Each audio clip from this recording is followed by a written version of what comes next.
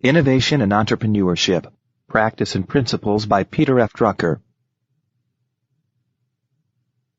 Preface. This book presents innovation and entrepreneurship as a practice and a discipline.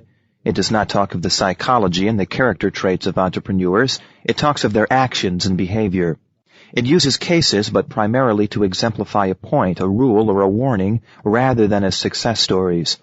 The work thus differs in both intention and execution from many of the books and articles on innovation and entrepreneurship that are being published today. It shares with them the belief in the importance of innovation and entrepreneurship. Indeed, it considers the emergence of a truly entrepreneurial economy in the United States during the last 10 to 15 years the most significant and hopeful event to have occurred in recent economic and social history.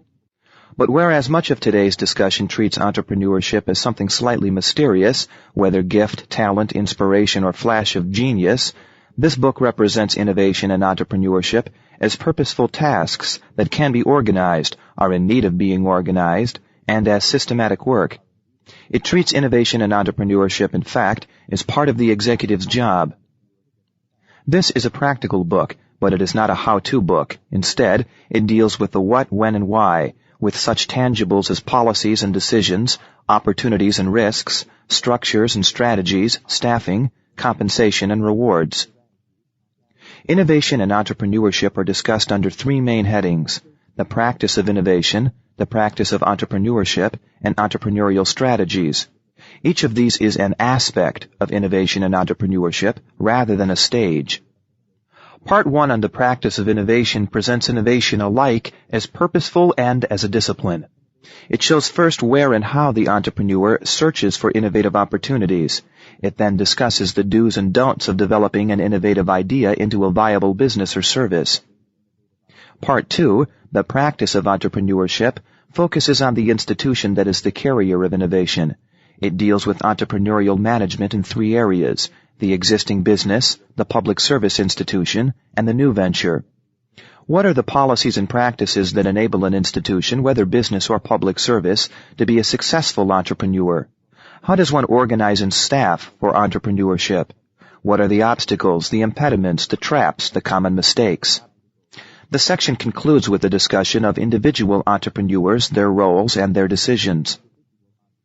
Finally, Part 3, Entrepreneurial Strategies, talks of bringing an innovation successfully to the market. The test of an innovation, after all, lies not in its novelty, its scientific content, or its cleverness. It lies in its success in the marketplace. These three parts are flanked by an introduction that relates innovation and entrepreneurship to the economy, and by a conclusion that relates them to society. Entrepreneurship is neither a science nor an art. It is a practice. It has a knowledge base, of course, which this book attempts to present in organized fashion. But as in all practices, medicine for instance, or engineering, knowledge in entrepreneurship is a means to an end. Indeed, what constitutes knowledge in practice is largely defined by the ends, that is, by the practice. Hence, a book like this should be backed by long years of practice. My work on innovation and entrepreneurship began 30 years ago in the mid-50s. For 2 years, then a small group, met under my leadership at the Graduate Business School of New York University every week for a long evening's seminar on innovation and entrepreneurship. The group included people who were just launching their own new ventures, most of them successfully. It included mid-career executives from a wide variety of established, mostly large organizations: 2 big hospitals, IBM and General Electric, 1 or 2 major banks, a brokerage house, magazine and book publishers, pharmaceuticals, a worldwide charitable organization, the Catholic Archdiocese of New York, and the Presbyterian Church, and so on. The concepts and ideas developed in this seminar were tested by its members week by week during those 2 years in their own work and their own institutions. Since then, they have been tested, validated, refined, and revised in more than 20 years of my own consulting work. Again, a wide variety of institutions has been involved. Some were businesses, including high-tech ones, such as pharmaceuticals and computer companies, no-tech ones, such as casualty insurance companies, world-class banks, both American and European, one-man startup ventures, regional wholesalers of building products, and Japanese multinationals. But a host of non-businesses also were included: several major labor unions, major community organizations such as Girl Scouts of the USA or CARE, the International Relief and Development Cooperative, quite a few hospitals, universities and research labs, and religious organizations from a diversity of denominations. Because this book distills years of observation, study, and practice, I was able to use actual mini-cases, examples and illustrations both of the right and the wrong policies and practices. Wherever the name of an institution is mentioned in the text, it has either never been a client of mine, for instance IBM, and the story is in the public domain, or the institution itself has disclosed the story. Otherwise, organizations with whom I have worked remain anonymous, as has been my practice in all my management books. But the cases themselves report actual events and deal with actual enterprises. Only in the last few years have writers on management begun to pay much attention to innovation and entrepreneurship. I have been discussing aspects of both in all my management books for decades. Yet this is the first work that attempts to present the subject in its entirety and in systematic form. This is surely a first book on a major topic, rather than the last word, but I do hope it will be accepted as a seminal work. Claremont, California, Christmas, 1984. Introduction. The Entrepreneurial Economy. 1. Since the mid-70s, such slogans as the no-growth economy, the deindustrialization of America, and a long-term Kondratiev stagnation of the economy have become popular and are invoked as if axioms. Yet the facts and figures belie every one of these slogans.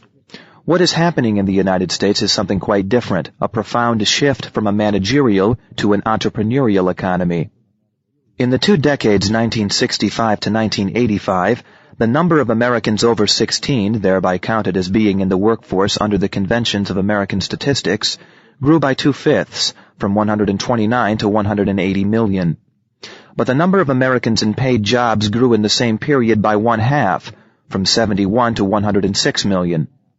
The labor force growth was fastest in the second decade of that period, the decade from 1974 to 1984, when total jobs in the American economy grew by a full 24 million. In no other peacetime period has the United States created as many new jobs, whether measured in percentages or in absolute numbers. And yet the 10 years that began with the oil shock in the late fall of 1973 were years of extreme turbulence, of energy crises, of the near collapse of the smokestack industries, and of 2 sizable recessions. The American development is unique. Nothing like it has happened yet in any other country. Western Europe during the period 1970 to 1984 actually lost jobs, 3 to 4 million of them. In 1970, Western Europe still had 20 million more jobs than the United States. In 1984, it had almost 10 million less. Even Japan did far less well in job creation than the United States. During the 12 years from 1970 through 1982, jobs in Japan grew by a mere 10%, that is, at less than half the U.S. rate. But America's performance in creating jobs during the 70s and early 80s also ran counter to what every expert had predicted 25 years ago. Then most labor force analysts expected the economy, even at its most rapid growth, to be unable to provide jobs for all the boys of the baby boom, who were going to reach working age in the 70s and early 80s, the first large cohorts of baby boom babies having been born in 1949 and 1950. Actually, the American economy had to absorb twice that number. For something nobody even dreamed of in 1970, married women began to rush into the labor force in the mid-70s.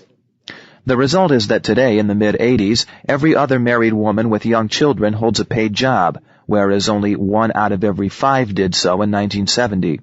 And the American economy found jobs for these too, in many cases far better jobs than women had ever held before. And yet everybody knows that the 70s and early 80s were periods of no growth, of stagnation and decline, of a deindustrializing America, because everybody still focuses on what were the growth areas in the 25 years after World War II, the years that came to an end around 1970. In those earlier years, America's economic dynamics centered in institutions that were already big and were getting bigger. The Fortune 500, that is, the country's largest businesses, governments, whether federal, state, or local, and large and super-large universities, the large consolidated high school with its 6,000 or more students, and the large and growing hospital. These institutions created practically all the new jobs provided in the American economy in the quarter century after World War II. and in every recession during this period, job loss and unemployment occurred predominantly in small institutions and of course mainly in small businesses. But since the late 1960s, job creation and job growth in the United States have shifted to a new sector. The old job creators have actually lost jobs in these last 20 years. Permanent jobs, not counting recession unemployment in the Fortune 500, have been shrinking steadily year by year since around 1970, at first slowly, but since 1977 or 1978 at a pretty fast clip.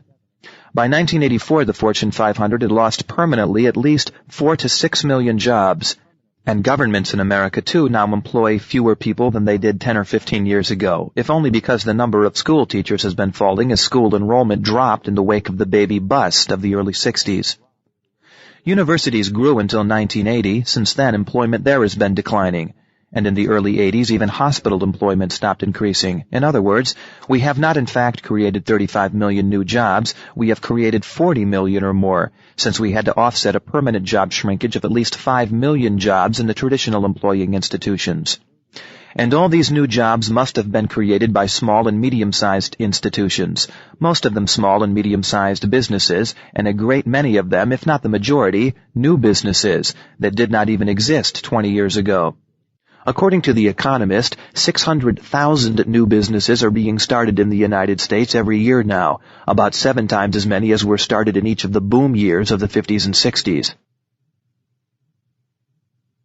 2. Ah, everybody will say immediately, high tech. But things are not quite that simple.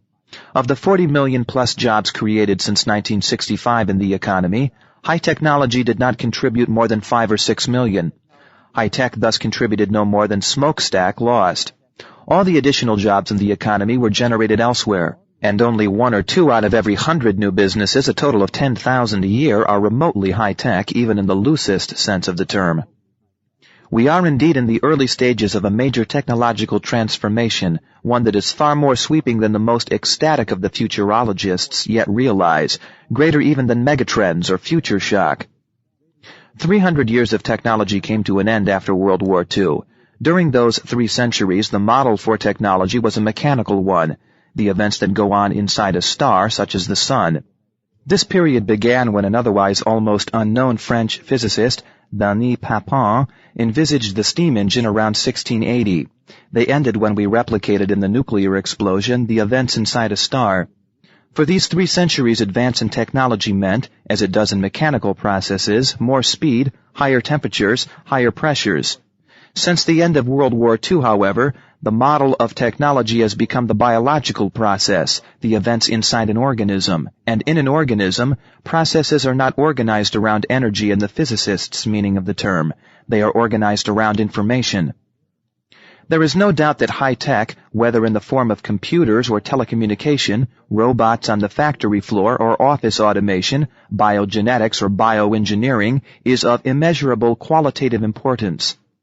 High-tech provides the excitement and the headlines. It creates the vision for entrepreneurship and innovation in the community and the receptivity for them.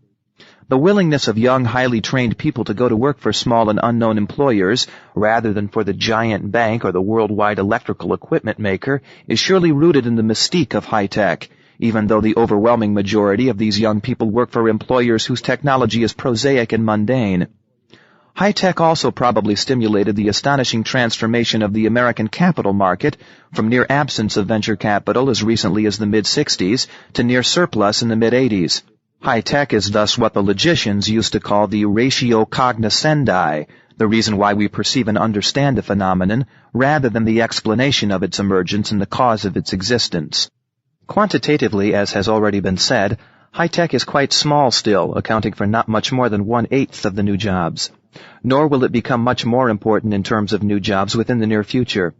Between now and the year 2000, no more than 1/6 of the jobs we can expect to create in the American economy will be high-tech jobs in all likelihood. In fact, if high-tech were, as most people think, the entrepreneurial sector of the U.S. economy, then we would indeed face a no-growth period, and a period of long-term stagnation in the trough of a Kondratiev wave. The Russian economist Nikolai Kondratiev was executed on Stalin's orders in the mid-1930s because his econometric model predicted, accurately as it turned out, that collectivization of Russian agriculture would lead to a sharp decline in farm production. The 50-year Kondratiev cycle was based on the inherent dynamics of technology. Every 50 years, so Kondratiev asserted, a long technological wave crests. For the last 20 years of this cycle, the growth industries of the last technological advance seem to be doing exceptionally well, but what look like record profits are actually repayments of capital, which is no longer needed in industries that have ceased to grow. This situation never lasts longer than 20 years. Then there is a sudden crisis, usually signaled by some sort of panic. There follow 20 years of stagnation during which the new emerging technologies cannot generate enough jobs to make the economy itself grow again, and no one, least of all government, can do much about this. Kondratiev's long wave cycle was popularized in the West by the Austro-American economist Joseph Schumpeter in his monumental book Business Cycles, 1939. Kondratiev's best-known, most serious, and most important disciple today, and also the most serious and most knowledgeable of the prophets of long-term stagnation, is the MIT scientist Jay Forrester. The industries that fueled the long economic expansion after World War II, automobiles, steel, rubber, electrical apparatus, consumer electronics, telephone, but also petroleum, perfectly fit the Kondratiev cycle. Footnote: petroleum, which, contrary to common belief, was the first one to start declining. In fact, petroleum ceased to be a growth industry around 1950. Since then, the incremental unit of petroleum needed for an additional unit of output, whether in manufacturing and transportation or in heating and air conditioning, has been falling, slowly at first, but rapidly since 1973. End of footnote. Technologically, all of them go back to the fourth quarter of the 19th century, or at the very latest, to before World War I. In none of them has there been a significant breakthrough since the 1920s, whether in technology or in business concepts. When the economic growth began after World War II, they were all thoroughly mature industries. They could expand and create jobs with relatively little new capital investment, which explains why they could pay skyrocketing wages and workers' benefits and simultaneously show record profits. Yet, as Kondratiev had predicted, these signs of robust health were as deceptive as the flush on a consumptive's cheek. The industries were corroding from within. They did not become stagnant or decline slowly. Rather, they collapsed as soon as the oil shocks of 1973 and 1979 dealt them the first blows. Within a few years, they went from record profits to near bankruptcy. As soon became abundantly clear, they will not be able to return to their earlier employment levels for a long time, if ever. The high-tech industries, too, fit Kondratiev's theory. As Kondratiev had predicted, they have so far not been able to generate more jobs than the old industries have been losing. All projections indicate that they will not do much more for long years to come, at least for the rest of the century. Despite the explosive growth of computers, for instance, data processing and information handling in all their phases, design and engineering of both hardware and software, production, sales and service, are not expected to add as many jobs to the American economy in the late 1980s and early 1990s as the steel and automotive industries are almost certain to lose. But the Kondratiev theory fails totally to account for the 40 million jobs which the American economy actually did create. Western Europe, to be sure, has so far been following the Kondratiev script, but not the United States, and perhaps not Japan either. Something in the United States offsets the Kondratiev long wave of technology. Something has already happened that is incompatible with the theory of long-term stagnation.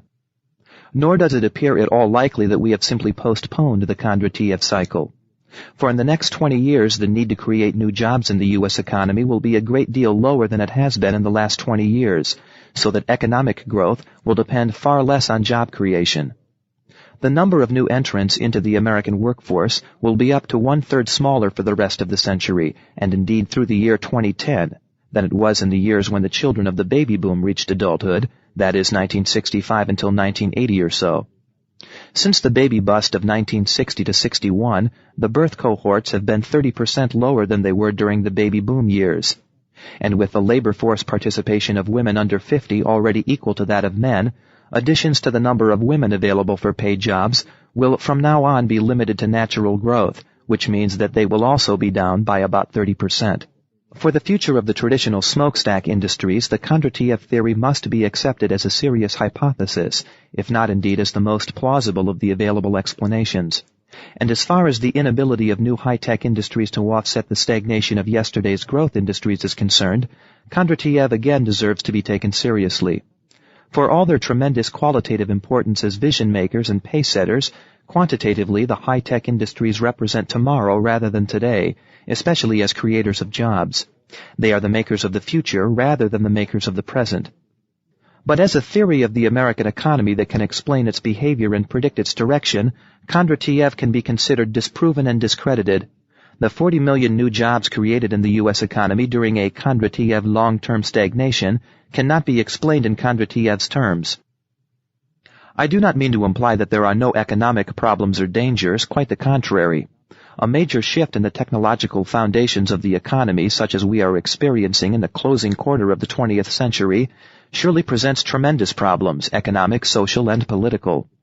We are also in the throes of a major political crisis, the crisis of that great 20th century success, the welfare state, with the attendant danger of an uncontrolled and seemingly uncontrollable but highly inflationary deficit. There is surely sufficient danger in the international economy with the world's rapidly industrializing nations, such as Brazil or Mexico, suspended between rapid economic takeoff and disastrous crash, to make possible a prolonged global depression of 1930 proportions. And then there is the frightening specter of the runaway armaments race. But at least one of the fears abroad these days, that of a Kondratiev stagnation, can be considered more a figment of the imagination than reality for the United States. There we have a new, an entrepreneurial economy. It is still too early to say whether the entrepreneurial economy will remain primarily an American phenomenon or whether it will emerge in other industrially developed countries. In Japan, there is good reason to believe that it is emerging, albeit in its own Japanese form. But whether the same shift to an entrepreneurial economy will occur in Western Europe, no one can yet say. Demographically, Western Europe lags some 10 to 15 years behind America. Both the baby boom and the baby bust came later in Europe than in the United States. Equally, the shift to much longer years of schooling started in Western Europe some 10 years later than in the United States or in Japan, and in Great Britain it has barely started yet. If, as is quite likely, demographics has been a factor in the emergence of the entrepreneurial economy in the United States, we could well see a similar development in Europe by 1990 or 1995. But this is speculation. So far, the entrepreneurial economy is purely an American phenomenon. 3. Where did all the new jobs come from? The answer is from anywhere and nowhere, in other words, from no one single source. The magazine Inc., published in Boston, has printed each year since 1982 a list of 100 fastest-growing publicly owned American companies more than 5 years and less than 15 years old. Being confined to publicly owned companies, the list is heavily biased toward high-tech, which has easy access to underwriters, to stock market money, and to being traded on one of the stock exchanges or over the counter. High-tech is fashionable.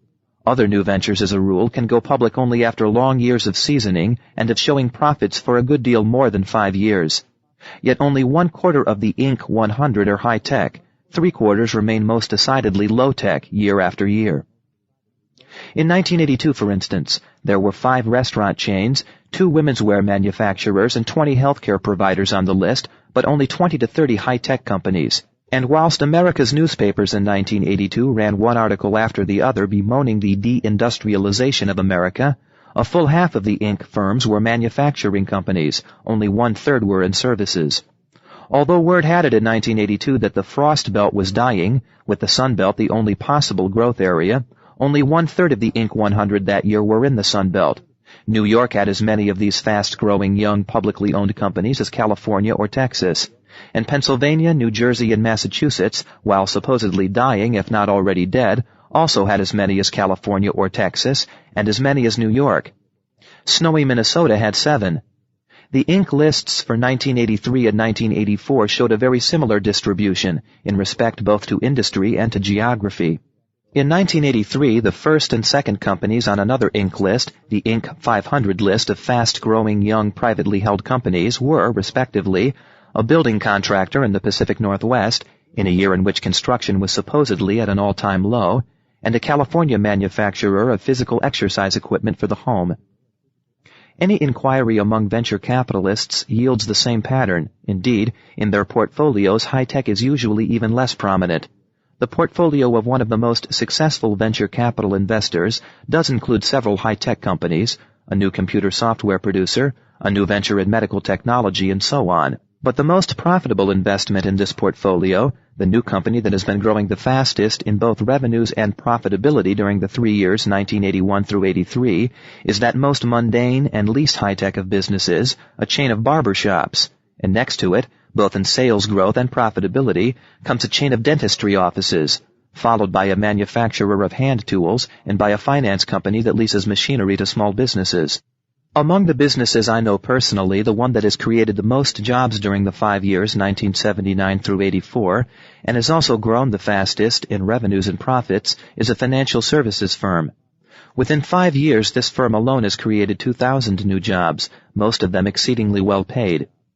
Though a member of the New York Stock Exchange, only about 1/8 of its business is in stocks. The rest is in annuities, tax-exempt bonds, money market funds and mutual funds, mortgage trust certificates, tax shelter partnerships, and a host of similar investments for what the firm calls the intelligent investor. Such investors are defined as the well-to-do but not rich professional, small businessman or farmer, in small towns or in suburbs, who makes more money than he spends and thus looks for places to put his savings, but who is also realistic enough not to expect to become rich through investment. The most revealing source of information about the growth sectors of the U.S. economy I have been able to find is a study of the 100 fastest-growing mid-size companies, that is, companies with revenues of between $25 million and $1 billion. This study was conducted during 1981 through 83 for the American Business Conference by 2 senior partners of McKinsey & Company, the consulting firm. It was published under the title Lessons from America's Mid-Sized Growth Companies by Richard E. Cavanaugh and Donald K. Clifford, Jr. in the autumn 1983 issue of the McKinsey Quarterly. These mid-sized growth companies grew at 3 times the rate of the Fortune 500 in sales and in profits. The Fortune 500 have been losing jobs steadily since 1970, but these mid-sized growth companies added jobs between 1970 and 1983 at 3 times the rate of job growth in the entire U.S. economy. Even in the Depression years 1981 through 82, when jobs in U.S. industry declined by almost 2%, the 100 mid-sized growth companies increased their employment by 1 full percentage point. The companies span the economic spectrum. There are high-tech ones among them, to be sure, but there are also financial services companies, the New York investment and brokerage firm of Donaldson, Lufkin, and Jenrette, for instance. One of the best performers in the group is a company making and selling living room furniture. Another one is making and marketing donuts. A third, high-quality chinaware. A fourth, writing instruments. A fifth, household paints. A sixth has expanded from printing and publishing local newspapers into consumer marketing services.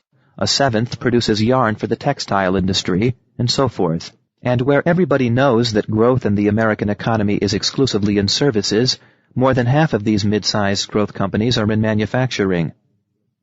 To make things more confusing still, the growth sector of the U.S. economy during the last 10 to 15 years, while entirely non-governmental, includes a fairly large and growing number of enterprises that are not normally considered businesses, though quite a few are now being organized as profit-making companies. The most visible of these are, of course, in the healthcare field. The traditional American community hospital is in deep trouble these days, but there are fast-growing and flourishing hospital chains, both profit and increasingly not-for-profit ones. Even faster-growing are the freestanding health facilities, such as hospices for the terminally ill, medical and diagnostic laboratories, freestanding surgery centers, freestanding maternity homes, psychiatric walk-in clinics, or centers for geriatric diagnosis and treatment. The public schools are shrinking in almost every American community, but despite the decline in the total number of children of school age as a result of the baby bust of the 1960s, a whole new species of non-profit but private schools is flourishing. In the small California city in which I live, a neighborhood babysitting cooperative founded around 1980 by a few mothers for their own children had by 1984 grown into a school with 200 students going on into the 4th grade, and a Christian school founded a few years ago by the local Baptists is taking over from the city of Claremont a junior high school built 15 years ago and left standing vacant for lack of pupils for the last 5 years. Continuing education of all kinds, whether in the form of executive management programs for mid-career managers or refresher courses for doctors, engineers, lawyers, and physical therapists, is booming.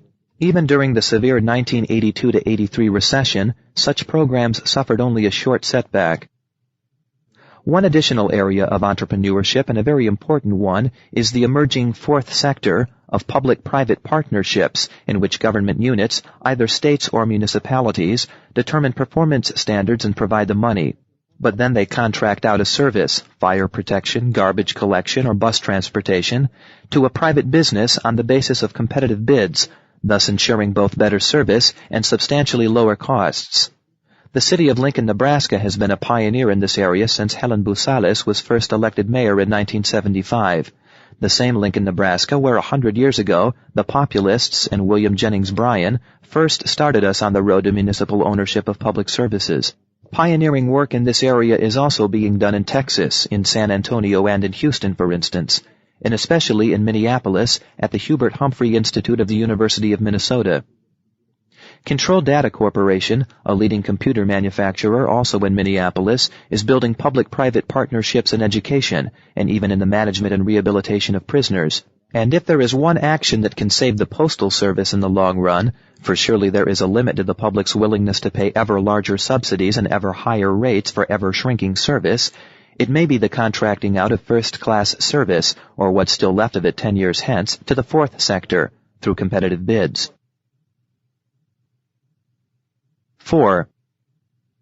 Is there anything at all that these growth enterprises have in common other than growth and defiance of the Kondratiev stagnation?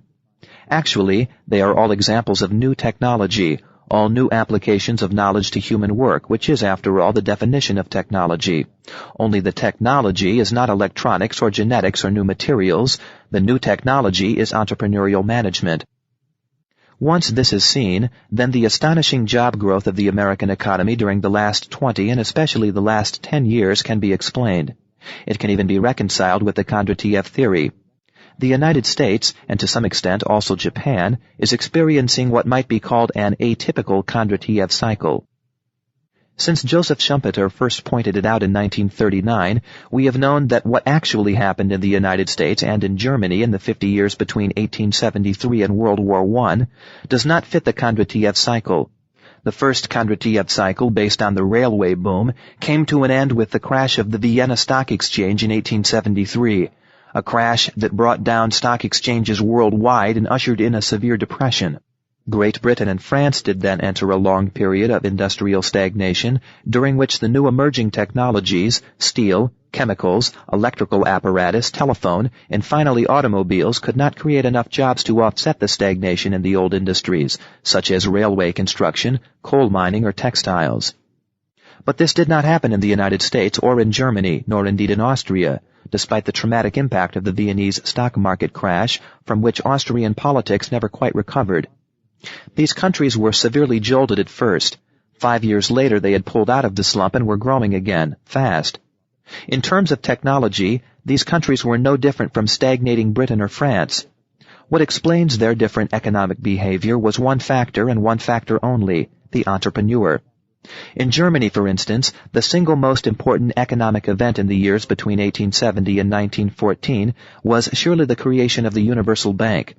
The first of these, the Deutsche Bank, was founded by George Siemens in 1870 with the specific mission of finding entrepreneurs, financing entrepreneurs, enforcing upon them organized, disciplined management. In the economic history of the United States, the entrepreneurial bankers such as J.P. Morgan in New York played a similar role. Today, something very similar seems to be happening in the United States and perhaps also to some extent in Japan. Indeed, high-tech is the one sector that is not part of this new technology, this entrepreneurial management. The Silicon Valley high-tech entrepreneurs still operate mainly in the 19th century mold. They still believe in Benjamin Franklin's dictum, if you invent a better mousetrap, the world will beat a path to your door. It does not yet occur to them to ask what makes a mousetrap better, or for whom. There are, of course, plenty of exceptions. high-tech companies that know well how to manage entrepreneurship and innovation. But then, there were exceptions during the 19th century too. There was the German, Werner Siemens, who founded and built the company that still bears his name. There was George Westinghouse, the American, a great inventor but also a great business builder, who left behind two companies that still bear his name. One, a leader in the field of transportation, the other a major force in the electrical apparatus industry. But for the high-tech entrepreneur, the archetype still seems to be Thomas Edison. Edison, the 19th century's most successful inventor, converted invention into the discipline we now call research. His real ambition, however, was to be a business builder and to become a tycoon. Yet he so totally mismanaged the businesses he started that he had to be removed from every one of them to save it. Much, if not most high-tech, is still being managed, or more accurately mismanaged, Edison's way. This explains first why the high-tech industries follow the traditional pattern of great excitement, rapid expansion, and then sudden shakeout and collapse, the pattern of from rags to riches and back to rags again in 5 years. Most of Silicon Valley, but most of the new biological high-tech companies as well, are still inventors rather than innovators, still speculators rather than entrepreneurs. And this too perhaps explains why high-tech so far conforms to the Kondratiev prediction and does not generate enough jobs to make the whole economy grow again. But the low-tech of systematic, purposeful, managed entrepreneurship does. 5. Of all the major modern economists, only Joseph Schumpeter concerned himself with the entrepreneur and his impact on the economy. Every economist knows that the entrepreneur is important and has impact, but for economists, entrepreneurship is a meta-economic event, something that profoundly influences and indeed shapes the economy without itself being part of it. And so too for economists is technology. Economists do not, in other words, have any explanation as to why entrepreneurship emerged as it did in the late 19th century and as it seems to be doing again today, nor why it is limited to one country or to one culture. Indeed, the events that explain why entrepreneurship becomes effective are probably not in themselves economic events. The causes are likely to lie in changes in values, perception, and attitude, changes perhaps in demographics, in institutions, such as the creation of entrepreneurial banks in Germany and the United States around 1870, perhaps changes in education as well. Something surely has happened to young Americans, and to fairly large numbers of them, to their attitudes, their values, their ambitions in the last 20 to 25 years. Only it is clearly not what anyone looking at the young Americans of the late 1960s could possibly have predicted. How do we explain, for instance, that all of a sudden there are such large numbers of people willing both to work like demons for long years and to choose grave risks, rather than big organization security? Where are the hedonists, the status seekers, the me-tooers, the conformists? Conversely, where are all the young people who we were told 15 years ago were turning their backs on material values, on money, goods, and worldly success, and were going to restore to America a laid-back, if not a pastoral greenness? Whatever the explanation, it does not fit in with what all the soothsayers of the last 30 years, David Reisman and the Lonely Crowd, William H. White and the Organization Man, Charles Reich and the Greening of America, or Herbert Marcuse predicted about the younger generation. Surely the emergence of the entrepreneurial economy is as much a cultural and psychological as it is an economic or technological event. Yet whatever the causes, the effects are above all economic ones. And the vehicle of this profound change in attitudes, values, and above all in behavior is a technology. It is called management. What has made possible the emergence of the entrepreneurial economy in America is new applications of management. 2 new enterprises, whether business or not, whereas most people until now have considered management applicable to existing enterprises only. 2 small enterprises, whereas most people were absolutely sure only a few years ago that management was for the big boys only. 2 non-businesses, healthcare, education, and so on, whereas most people still hear business when they encounter the word management. 2 activities that were simply not considered to be enterprises at all, such as local restaurants. And above all, to systematic innovation, to the search for and the exploitation of new opportunities for satisfying human wants and human needs. As a useful knowledge, a technique, management is the same age as the other major areas of knowledge that underlie today's high-tech industries, whether electronics, solid-state physics, genetics, or immunology. Management's roots lie in the time around World War I. Its early shoots came up in the mid-1920s. But management is a useful knowledge like engineering or medicine, and as such, it had to develop as a practice before it could become a discipline. By the late 1930s, there were a few major enterprises around, at that time mostly businesses, that practiced management in the United States. The DuPont Company and its half-brother, General Motors, but also a large retailer, Sears Roebuck.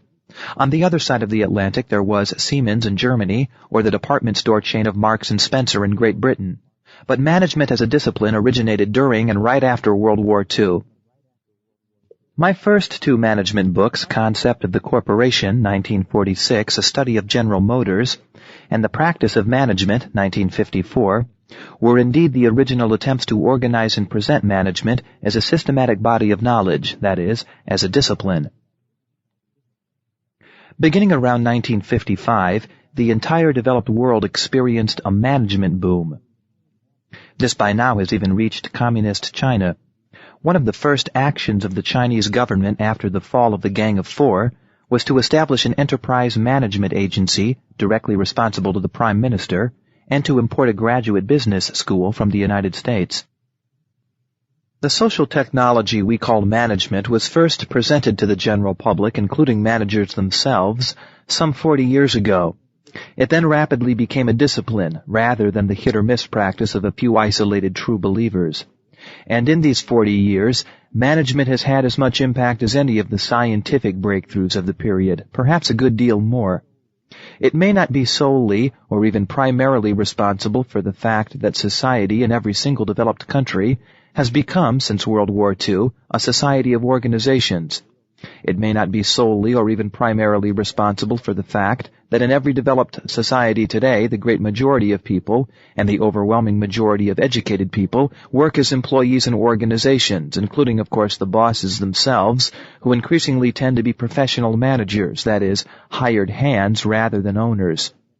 But surely if management had not emerged as a systematic discipline, we could not have organized what is now a social reality in every developed country, the Society of Organizations and the Employee Society. We still have quite a bit to learn about management, admittedly, and above all about the management of the knowledge worker, but the fundamentals are reasonably well known by now. Indeed, what was an esoteric cult only 40 years ago, when most executives, even in large companies, did not in fact realize that they practiced management, now has become commonplace. But by and large, management until recently was seen as being confined to business, and within business, to big business. The early 70s, when the American Management Association invited the heads of small businesses to its president's course in management, it was told again and again, "Management? That's not for me. That's only for big companies." Up to 1970 or 1975, American hospital administrators still rejected anything that was labeled management. "We're hospital people, not business people," they said. In the universities, the faculties are still saying the same thing, even though they will simultaneously complain how badly managed their institution is. And indeed, for a long time, from the end of World War II until 1970, progress meant building bigger institutions. This 25-year trend toward building bigger organizations in every social sphere, business, labor union, hospital, school, university, and so on, had many causes. But the belief that we knew how to manage bigness and did not really know how to manage small enterprises was surely a major factor. It had, for instance, a great deal to do with the rush toward the very large consolidated American high school. Education, it was argued, requires professional administration, and this in turn works only in large rather than small enterprises.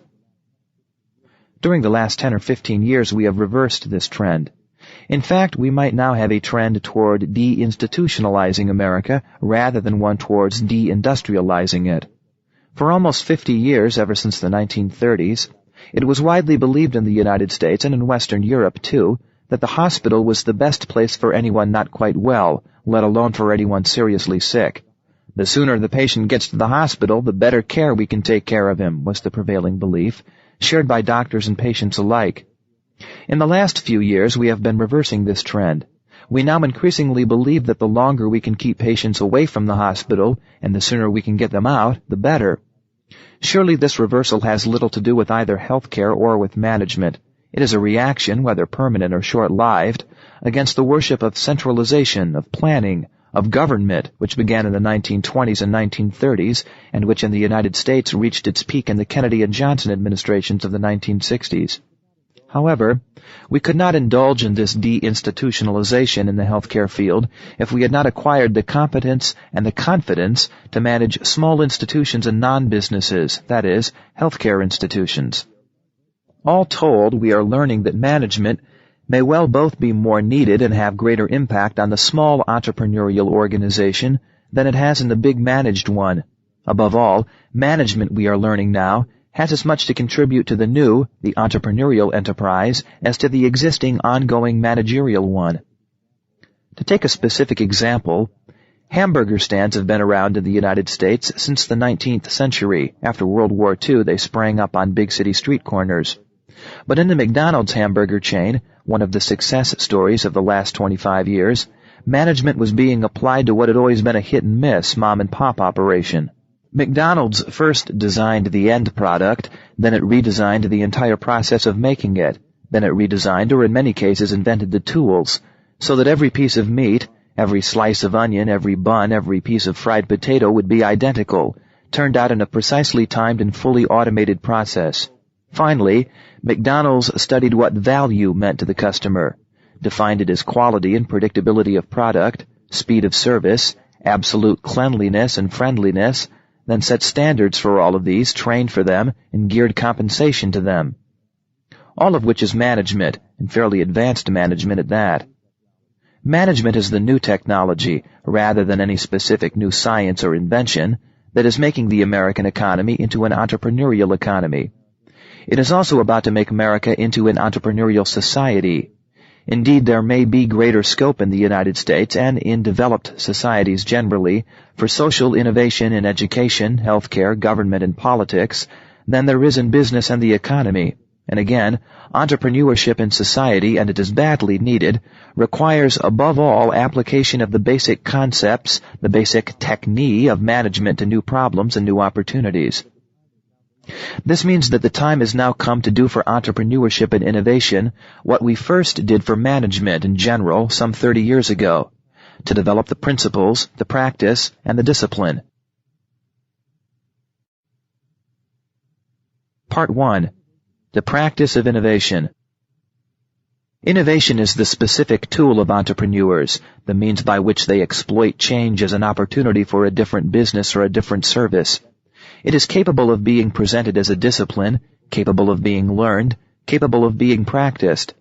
Entrepreneurs need to search purposefully for the sources of innovation, the changes and their symptoms that indicate opportunities for successful innovation, and they need to know and to apply the principles of successful innovation. Chapter 1. Systematic Entrepreneurship. 1. The entrepreneur, said the French economist J.B. Say around 1800, shifts economic resources out of an area of lower and into an area of higher productivity and greater yield. But Say's definition does not tell us who this entrepreneur is, and since Say coined the term almost 200 years ago, there has been total confusion over the definitions of entrepreneur and entrepreneurship.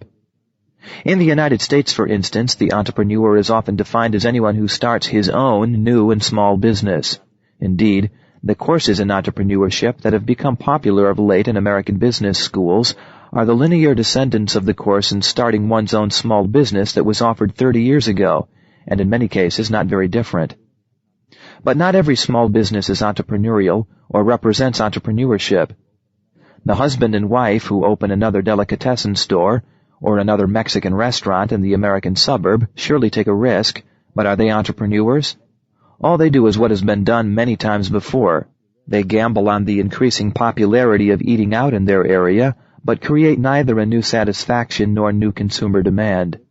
Seen under this perspective, they are surely not entrepreneurs, even though theirs is a new venture. McDonald's, however, was entrepreneurship. It did not invent anything, to be sure. Its final product was what any decent American restaurant had produced years ago. But by applying management concepts and management techniques, asking what is value to the customer, standardizing the product, designing process and tools, And by basing training on the analysis of the work to be done and then setting the standards it required, McDonald's both drastically upgraded the yield from resources and created a new market and a new customer.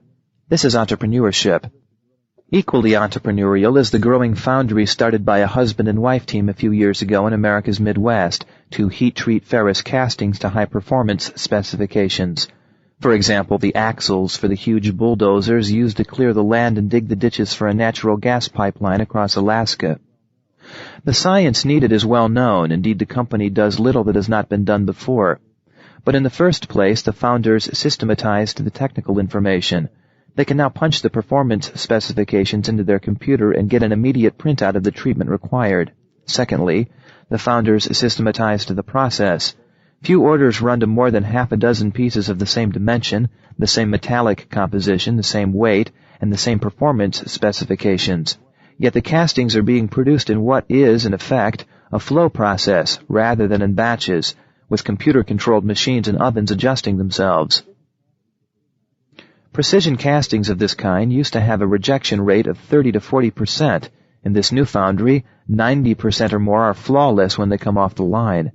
And the costs are less than two-thirds of those of the cheapest competitor, a Korean shipyard, even though the Midwestern foundry pays full American union wages and benefits. What is entrepreneurial in this business is not that it is new and still small, though growing rapidly. It is the realization that castings of this kind are distinct and separate, that demand for them has grown so big as to create a market niche, and that technology, especially computer technology, now makes possible the conversion of an art into a scientific process. Admittedly, all new small businesses have many factors in common, but to be entrepreneurial, an enterprise has to have special characteristics over and above being new and small. Indeed, entrepreneurs are a minority among new businesses. They create something new, something different. They change or transmute values. An enterprise also does not need to be small and new to be an entrepreneur. Indeed, entrepreneurship is being practiced by large and often old enterprises. The General Electric Company, GE, one of the world's biggest businesses and more than 100 years old, has a long history of starting new entrepreneurial businesses from scratch and raising them into sizable industries. And GE has not confined itself to entrepreneurship and manufacturing. Its financing arm, GE Credit Corporation, in large measure, triggered the upheaval that is transforming the American financial system and is now spreading rapidly to Great Britain and Western Europe as well. GE Credit in the 60s ran around the Maginot Line of the financial world when it discovered that commercial paper could be used to finance industry.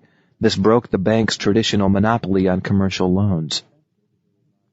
Marks & Spencer, the very large British retailer, has probably been more entrepreneurial and innovative than any other company in Western Europe these last 50 years, and may have had greater impact on the British economy and even on British society than any other change agent in Britain, and arguably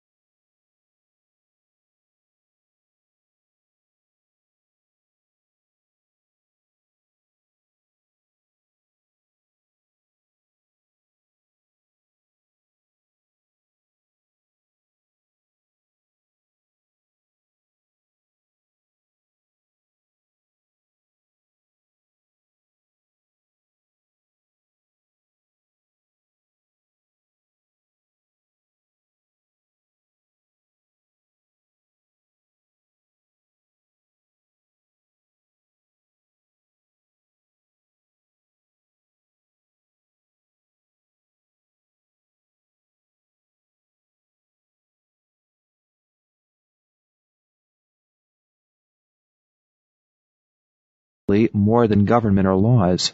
Again, GE and Marks & Spencer have many things in common with large and established businesses that are totally unentrepreneurial. What makes them entrepreneurial are specific characteristics other than size or growth. Finally, entrepreneurship is by no means confined solely to economic institutions. No better text for a history of entrepreneurship could be found than the creation and development of the modern university, and especially the modern American university. The modern university as we know it started out as the invention of a German diplomat and civil servant, Wilhelm von Humboldt, who in 1809 conceived and founded the University of Berlin with two clear objectives: to take intellectual and scientific leadership away from the French and give it to the Germans, and to capture the energies released by the French Revolution and turn them against the French themselves, especially Napoleon. 60 years later, around 1870, when the German university itself had peaked, Humboldt's idea of the university as a change agent was picked up across the Atlantic in the United States. There, by the end of the Civil War, the old colleges of the colonial period were dying of senility. In 1870, the United States had no more than half the college students it had had in 1830, even though the population had nearly tripled. But in the next 30 years, a galaxy of American university presidents created and built a new American university, both distinctly new and distinctly American, which then, after World War I, soon gained for the United States worldwide leadership in scholarship and research, just as Humboldt's university had gained worldwide leadership in scholarship and research for Germany a century earlier. See the section on the American University in my book Management, Tasks, Responsibilities, Practices, New York, Harper & Row, 1973, pages 150 through 152. After World War II, a new generation of American academic entrepreneurs innovated once again, building new private and metropolitan universities: Pace University, Farley Dickinson, and the New York Institute of Technology in the New York area, Northeastern in Boston, Santa Clara and Golden Gate on the West Coast, and so on. They have constituted a major growth sector in American higher education in the last 30 years. Most of these new schools seem to differ little from the older institutions in their curriculum, but they were deliberately designed for a new and different market, for people in mid-career rather than for youngsters fresh out of high school, for big city students commuting to the university at all hours of the day and night, rather than for students living on campus and going to school full-time 5 days a week from 9 to 5, and for students of widely diversified, indeed heterogeneous backgrounds, rather than for the college kid of the American tradition. They were a response to a major shift in the market, a shift in the status of the college degree from upper class to middle class, and to a major shift in what going to college means. They represent entrepreneurship. One could equally write a casebook on entrepreneurship based on the history of the hospital, from its first appearance of the modern hospital in the late 18th century in Edinburgh and Vienna, to the creation of the various forms of the community hospital in 19th century America, to the great specialized centers of the early 20th century, the Mayo Clinic or the Menninger Foundation, to the emergence of the hospital as healthcare center in the post-World War II period. And now new entrepreneurs are busily changing the hospital again into specialized treatment centers, ambulatory surgical clinics, freestanding maternity centers or psychiatric centers, where the emphasis is not, as in the traditional hospital, on caring for the patient, but on specialized needs. Again, not every non-business service institution is entrepreneurial, far from it, and the minority that is still has all the characteristics, all the problems, all the identifying marks of the service institution. On this, see the section Performance in the Service Institution, chapters 11 through 14 in Management, Tasks, Responsibilities, Practices, but also chapter 14 of this book, Entrepreneurship in the Service Institution. What makes these service institutions entrepreneurial is something different, something specific. Whereas English speakers identify entrepreneurship with the new small business, the Germans identify it with power and property, which is even more misleading. The Unternehmer, the literal translation into German of says entrepreneur, is the person who both owns and runs a business. The English term would be owner-manager, and the word is used primarily to distinguish the boss, who also owns the business, from the professional manager and from hired hands altogether. But the first attempts to create systematic entrepreneurship, the entrepreneurial bank founded in France in 1857 by the brothers Pereira in their Crédit Mobile, then perfected in 1870 across the Rhine by George Siemens in his Deutsche Bank, and brought across the Atlantic to New York at about the same time by the young J.P. Morgan, did not aim at ownership. The task of the banker as entrepreneur was to mobilize other people's money for allocations to areas of higher productivity and greater yield. The earlier bankers, the Rothschilds for example, became owners. Whenever they built a railroad, they financed it with their own money. The entrepreneurial banker, by contrast, never wanted to be an owner. He made his money by selling to the general public the shares of the enterprises he had financed in their infancy, and he got the money for his ventures by borrowing from the general public. Nor are entrepreneurs capitalists, although of course they need capital, as do all economic and most non-economic activities. They are not investors either. They take risks, of course, but so does anyone engaged in any kind of economic activity. The essence of economic activity is the commitment of present resources to future expectations, and that means to uncertainty and risk. The entrepreneur is also not an employer, but can be, and often is, an employee, or someone who works alone and entirely by himself or herself. Entrepreneurship is thus a distinct feature, whether of an individual or of an institution. It is not a personality trait. In 30 years I have seen people of the most diverse personalities and temperaments perform well in entrepreneurial challenges. To be sure, people who need certainty are unlikely to make good entrepreneurs, but such people are unlikely to do well in a host of other activities as well, in politics, for instance, or in command positions in a military service, or as the captain of an ocean liner. In all such pursuits, decisions have to be made, and the essence of any decision is uncertainty. But everyone who can face up to decision-making can learn to be an entrepreneur and to behave entrepreneurially. Entrepreneurship, then, is behavior rather than personality trait, and its foundation lies in concept and theory rather than in intuition. 2. Every practice rests on theory, even if the practitioners themselves are unaware of it. Entrepreneurship rests on a theory of economy and society. The theory sees change as normal and indeed as healthy, and it sees the major task in society, and especially in the economy, as doing something different rather than doing better what is already being done. This is basically what Say 200 years ago meant when he coined the term entrepreneur. It was intended as a manifesto and as a declaration of dissent. The entrepreneur upsets and disorganizes. As Joseph Schumpeter formulated it, his task is creative destruction. Say was an admirer of Adam Smith. He translated Smith's Wealth of Nations, 1776, into French, and tirelessly propagated throughout his life Smith's ideas and policies. But his own contribution to economic thought, the concept of the entrepreneur and of entrepreneurship, is independent of classical economics and indeed incompatible with it. Classical economics optimizes what already exists, as does mainstream economic theory to this day, including the Keynesians, the Friedmanites, and the supply-siders. It focuses on getting the most out of existing resources and aims at establishing equilibrium. It cannot handle the entrepreneur, but consigns him to the shadowy realm of external forces, together with climate and weather, government and politics, pestilence and war, but also technology. The traditional economist, regardless of school or ism, does not deny, of course, that these external forces exist or that they matter, but they are not part of his world, not accounted for in his model, his equations, or his predictions. And while Karl Marx had the keenest appreciation of technology, he was the first and is still one of the best historians of technology, he could not admit the entrepreneur and entrepreneurship into either his system or his economics.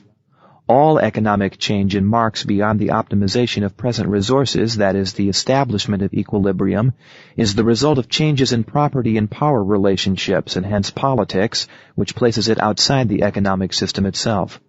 Joseph Schumpeter was the first major economist to go back to Say in his classic Die Theorie der wirtschaftlichen Entwicklung, The Theory of Economic Dynamics, published in 1911. Schumpeter broke with traditional economics far more radically than John Maynard Keynes was to do 20 years later. He postulated that dynamic disequilibrium brought on by the innovating entrepreneur rather than equilibrium and optimization is the norm of a healthy economy and the central reality for economic theory and economic practice. Say was primarily concerned with the economic sphere, but his definition only calls for the resources to be economic. The purpose to which these resources are dedicated need not be what is traditionally thought of as economic. Education is not normally considered economic, and certainly economic criteria are hardly appropriate to determine the yield of education, though no one knows what other criteria might pertain. But the resources of education are, of course, economic. They are in fact identical with those used for the most unambiguously economic purpose, such as making soap for sale. Indeed, the resources for all social activities of human beings are the same and are economic resources, capital. That is, the resources withheld from current consumption and allocated instead to future expectations. Physical resources, whether land, seed corn, copper, the classroom, or the hospital bed. Labor, management, and time. Hence, entrepreneurship is by no means limited to the economic sphere, although the term originated there. It pertains to all activities of human beings other than those one might term existential, rather than social. And we now know that there is little difference between entrepreneurship, whatever the sphere. The entrepreneur in education and the entrepreneur in healthcare, both have been fertile fields, do very much the same things, use very much the same tools, and encounter very much the same problems as the entrepreneur in a business or a labor union. Entrepreneurs see change as the norm and as healthy. Usually they do not bring about the change themselves, but, and this defines entrepreneur and entrepreneurship, the entrepreneur always searches for change, responds to it, and exploits it as an opportunity. 3. Entrepreneurship, it is commonly believed, is enormously risky, and indeed in such highly visible areas of innovation as high-tech, microcomputers for instance, or biogenetics, the casualty rate is high and the chances of success or even of survival seem to be quite low. But why should this be so? Entrepreneurs by definition shift resources from areas of low productivity and yield to areas of higher productivity and yield. Of course there is a risk they may not succeed, but if they are even moderately successful, the returns should be more than adequate to offset whatever risk there might be. One should thus expect entrepreneurship to be considerably less risky than optimization. Indeed, nothing could be as risky as optimizing resources in areas where the proper and profitable course is innovation, that is, where the opportunities for innovation already exist. Theoretically, entrepreneurship should be the least risky rather than the most risky course. In fact, there are plenty of entrepreneurial organizations around whose batting average is so high as to give the lie to the all but universal belief in the high risk of entrepreneurship and innovation. In the United States, for instance, there is Bell Lab, the innovative arm of the Bell telephone system. For more than 70 years, from the design of the first automatic switchboard around 1911 until the design of the optical fiber cable around 1980, including the invention of transistor and semiconductor, but also basic theoretical and engineering work on the computer, Bell Lab produced one winner after another. The Bell Lab record would indicate that even in the high-tech field, entrepreneurship and innovation can be low risk. IBM, in a fast-moving high-tech field, that of the computer, and in competition with the old pros in electricity and electronics, has so far not had one major failure. Nor, in a far more prosaic industry, has the most entrepreneurial of the world's major retailers, the British department store chain Marks & Spencer. The world's largest producer of brand and packaged consumer goods, Procter & Gamble, similarly has had a near-perfect record of successful innovations. And a middle-tech company, 3M in St. Paul, Minnesota, which has created around 100 new businesses or new major product lines in the last 60 years, has been successful 4 out of every 5 times in its ventures. This is only a small sample of the entrepreneurs who somehow innovate at low risk. Surely there are far too many of them for low-risk entrepreneurship to be a fluke, a special dispensation of the gods, an accident, or mere chance.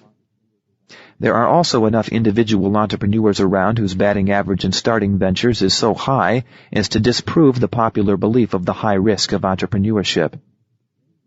Entrepreneurship is risky mainly because so few of the so-called entrepreneurs know what they are doing. They lack the methodology.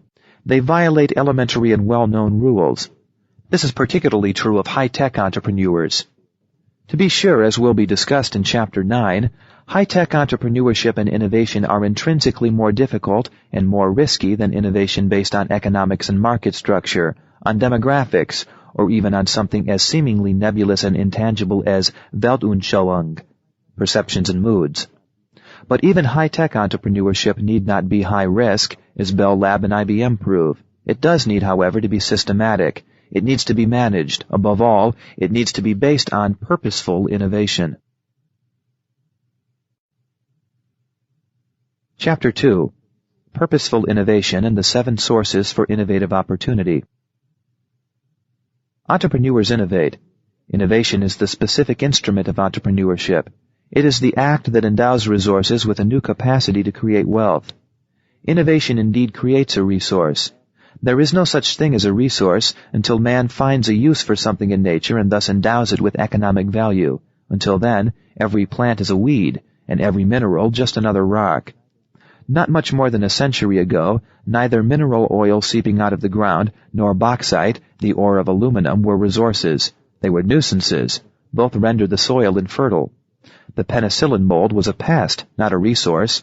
Bacteriologists went to great lengths to protect their bacterial cultures against contamination by it.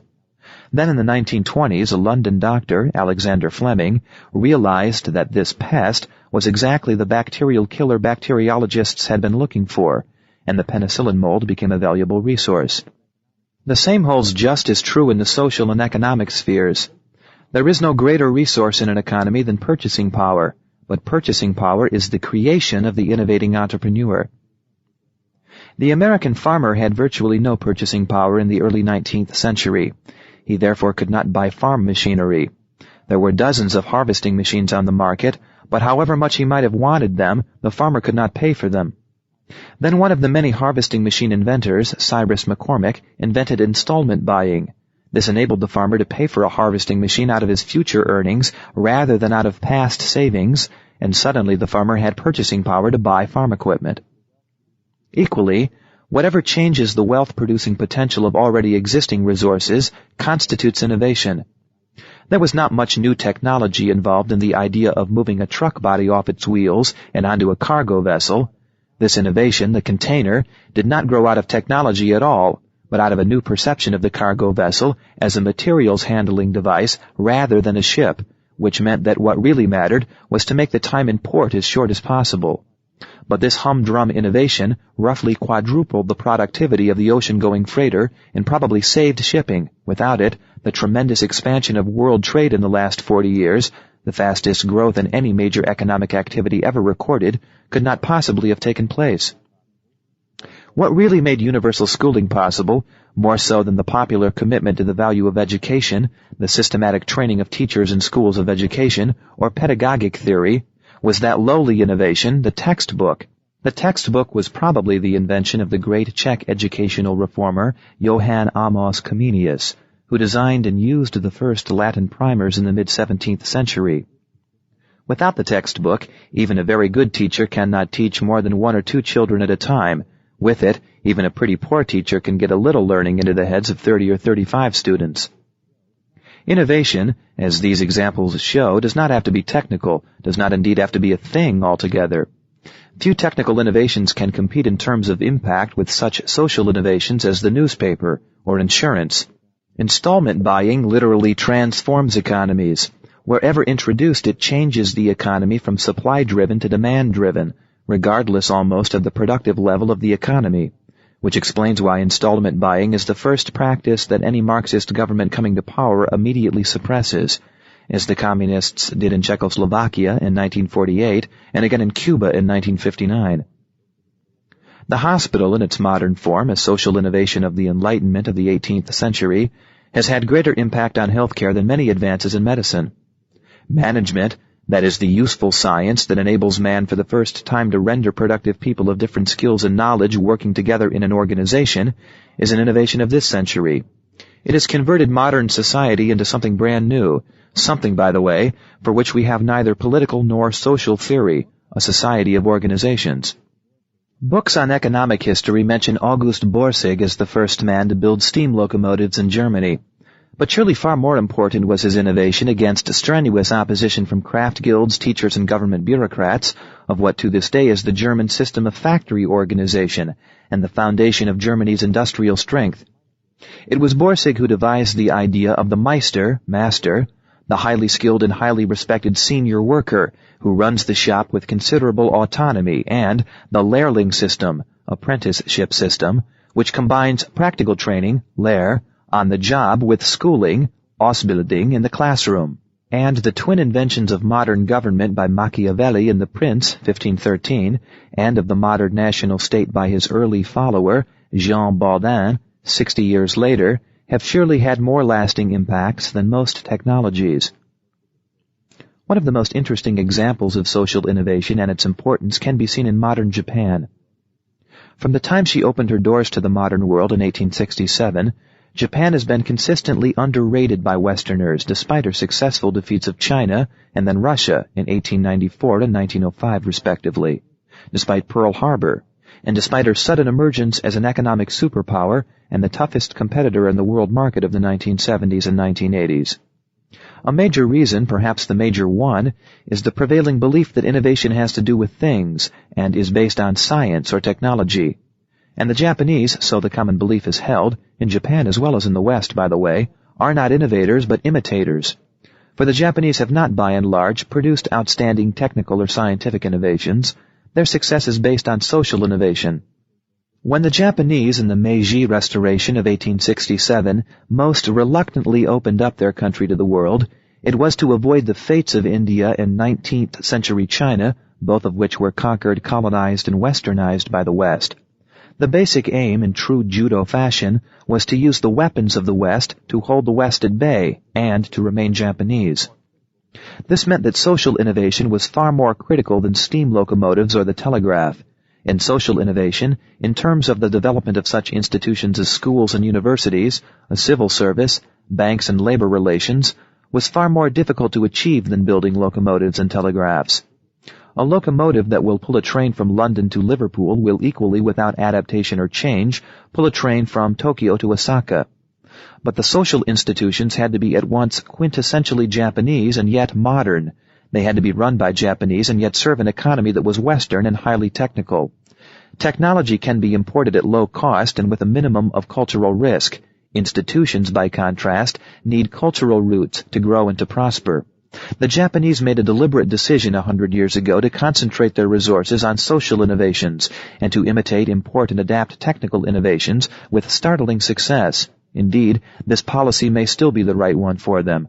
For as will be discussed in Chapter 17, what is sometimes half facetiously called creative imitation is a perfectly respectable and often very successful entrepreneurial strategy. Even if the Japanese now have to move beyond imitating, importing, and adapting other people's technology and learn to undertake genuine technical innovation of their own, it might be prudent not to underrate them. Scientific research is, in itself, a fairly recent social innovation, and the Japanese, whenever they have had to do so in the past, have always shown tremendous capacity for such innovation. Above all, they have shown a superior grasp of entrepreneurial strategies. Innovation, then, is an economic or social rather than a technical term. It can be defined the way J.B. Sett defined entrepreneurship, as changing the yield of resources. Or as a modern economist would tend to do, it can be defined in demand terms rather than in supply terms, that is, as changing the value and satisfaction obtained from resources by the consumer. Which of the two is more applicable depends, I would argue, on the specific case rather than on the theoretical model. The shift from the integrated steel mill to the mini-mill, which starts with steel scrap rather than iron ore and ends with one final product, for example beams and rods, rather than raw steel that then has to be fabricated, is best described and analyzed in supply terms. The end product, the end uses, and the customers are the same, though the costs are substantially lower. And the same supply definition probably fits the container. But the audio cassette or the video cassette, though equally technical, if not more so, are better described or analyzed in terms of consumer values and consumer satisfactions, as are such social innovations as the news magazines developed by Henry Luce of Time, Life, Fortune in the 1920s, or the money market fund of the late 1970s and early 1980s. We cannot yet develop a theory of innovation, but we already know enough to say when, where, and how one looks systematically for innovative opportunities and how one judges the chances for their success or the risks of their failure. We know enough to develop, though still only in outline form, the practice of innovation. It has become almost a cliché for historians of technology that one of the great achievements of the 19th century was the invention of invention. Before 1880 or so, invention was mysterious. Early 19th century books talk incessantly of the flash of genius. The inventor himself was a half-romantic, half-ridiculous figure, tinkering away in a lonely garret. By 1914, the time World War I broke out, invention had become research, a systematic, purposeful activity which is planned and organized with high predictability both of the results aimed at and likely to be achieved. Something similar now has to be done with respect to innovation. Entrepreneurs will have to learn to practice systematic innovation. Successful entrepreneurs do not wait until the muse kisses them and gives them a bright idea. They go to work. Altogether, they do not look for the biggie, the innovation that will revolutionize the industry, create a billion-dollar business, or make one rich overnight. Those entrepreneurs who start out with the idea that they'll make it big and in a hurry can be guaranteed failure. They are almost bound to do the wrong things. An innovation that looks very big may turn out to be nothing but technical virtuosity, and innovations with modest intellectual pretensions, McDonald's for instance, may turn into gigantic, highly profitable businesses. The same applies to non-business public service innovations. Successful entrepreneurs, whatever their individual motivation, be it money, power, curiosity, or the desire for fame and recognition, try to create value and to make a contribution. Still, successful entrepreneurs aim high. They are not content simply to improve on what already exists or to modify it.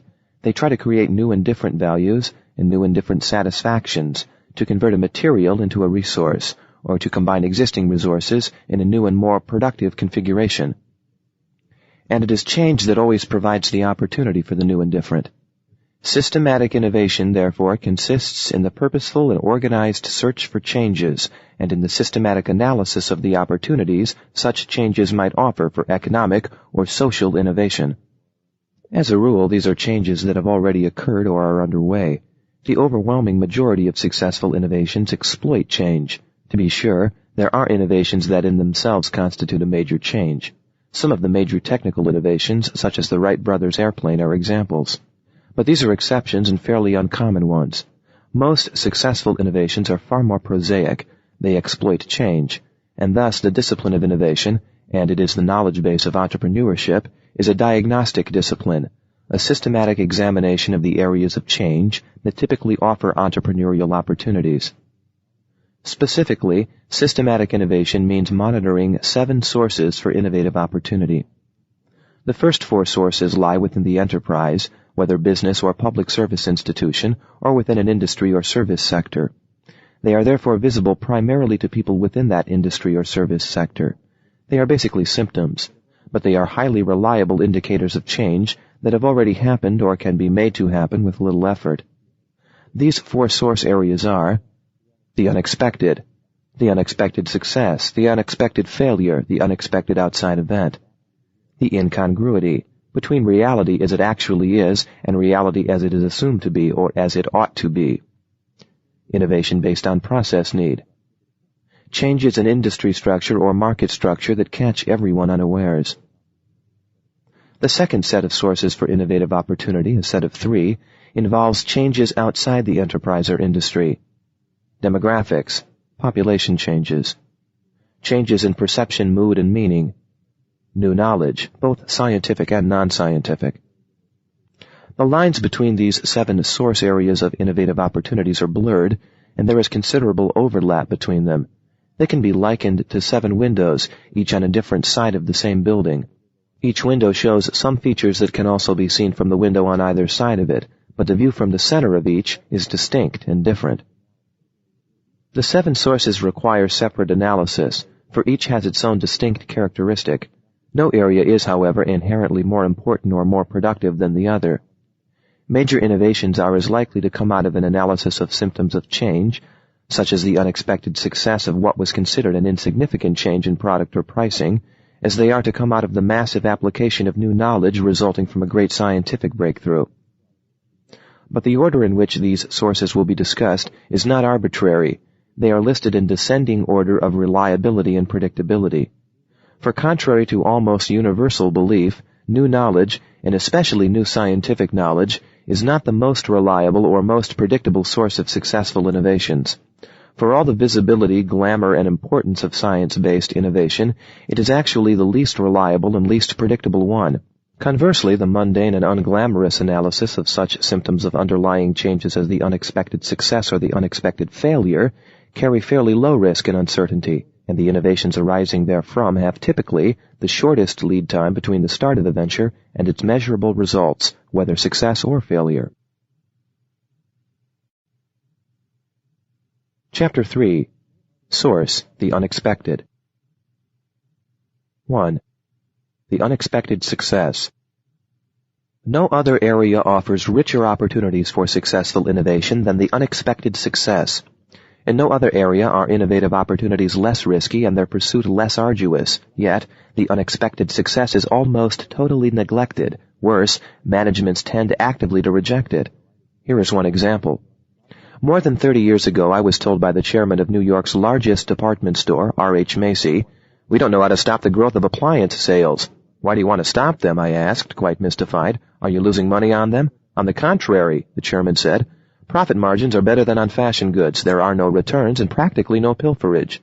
"Do the appliance customers keep away the fashion customers?" I asked. "Oh, no," was the answer. "Where we used to sell appliances primarily to people who came in to buy fashions, we now sell fashions very often to people who come in to buy appliances. But," the chairman continued, "in this kind of store it is normal and healthy for fashion to produce 70% of sales. Appliance sales have grown so fast that they now account for 3/5, and that's abnormal.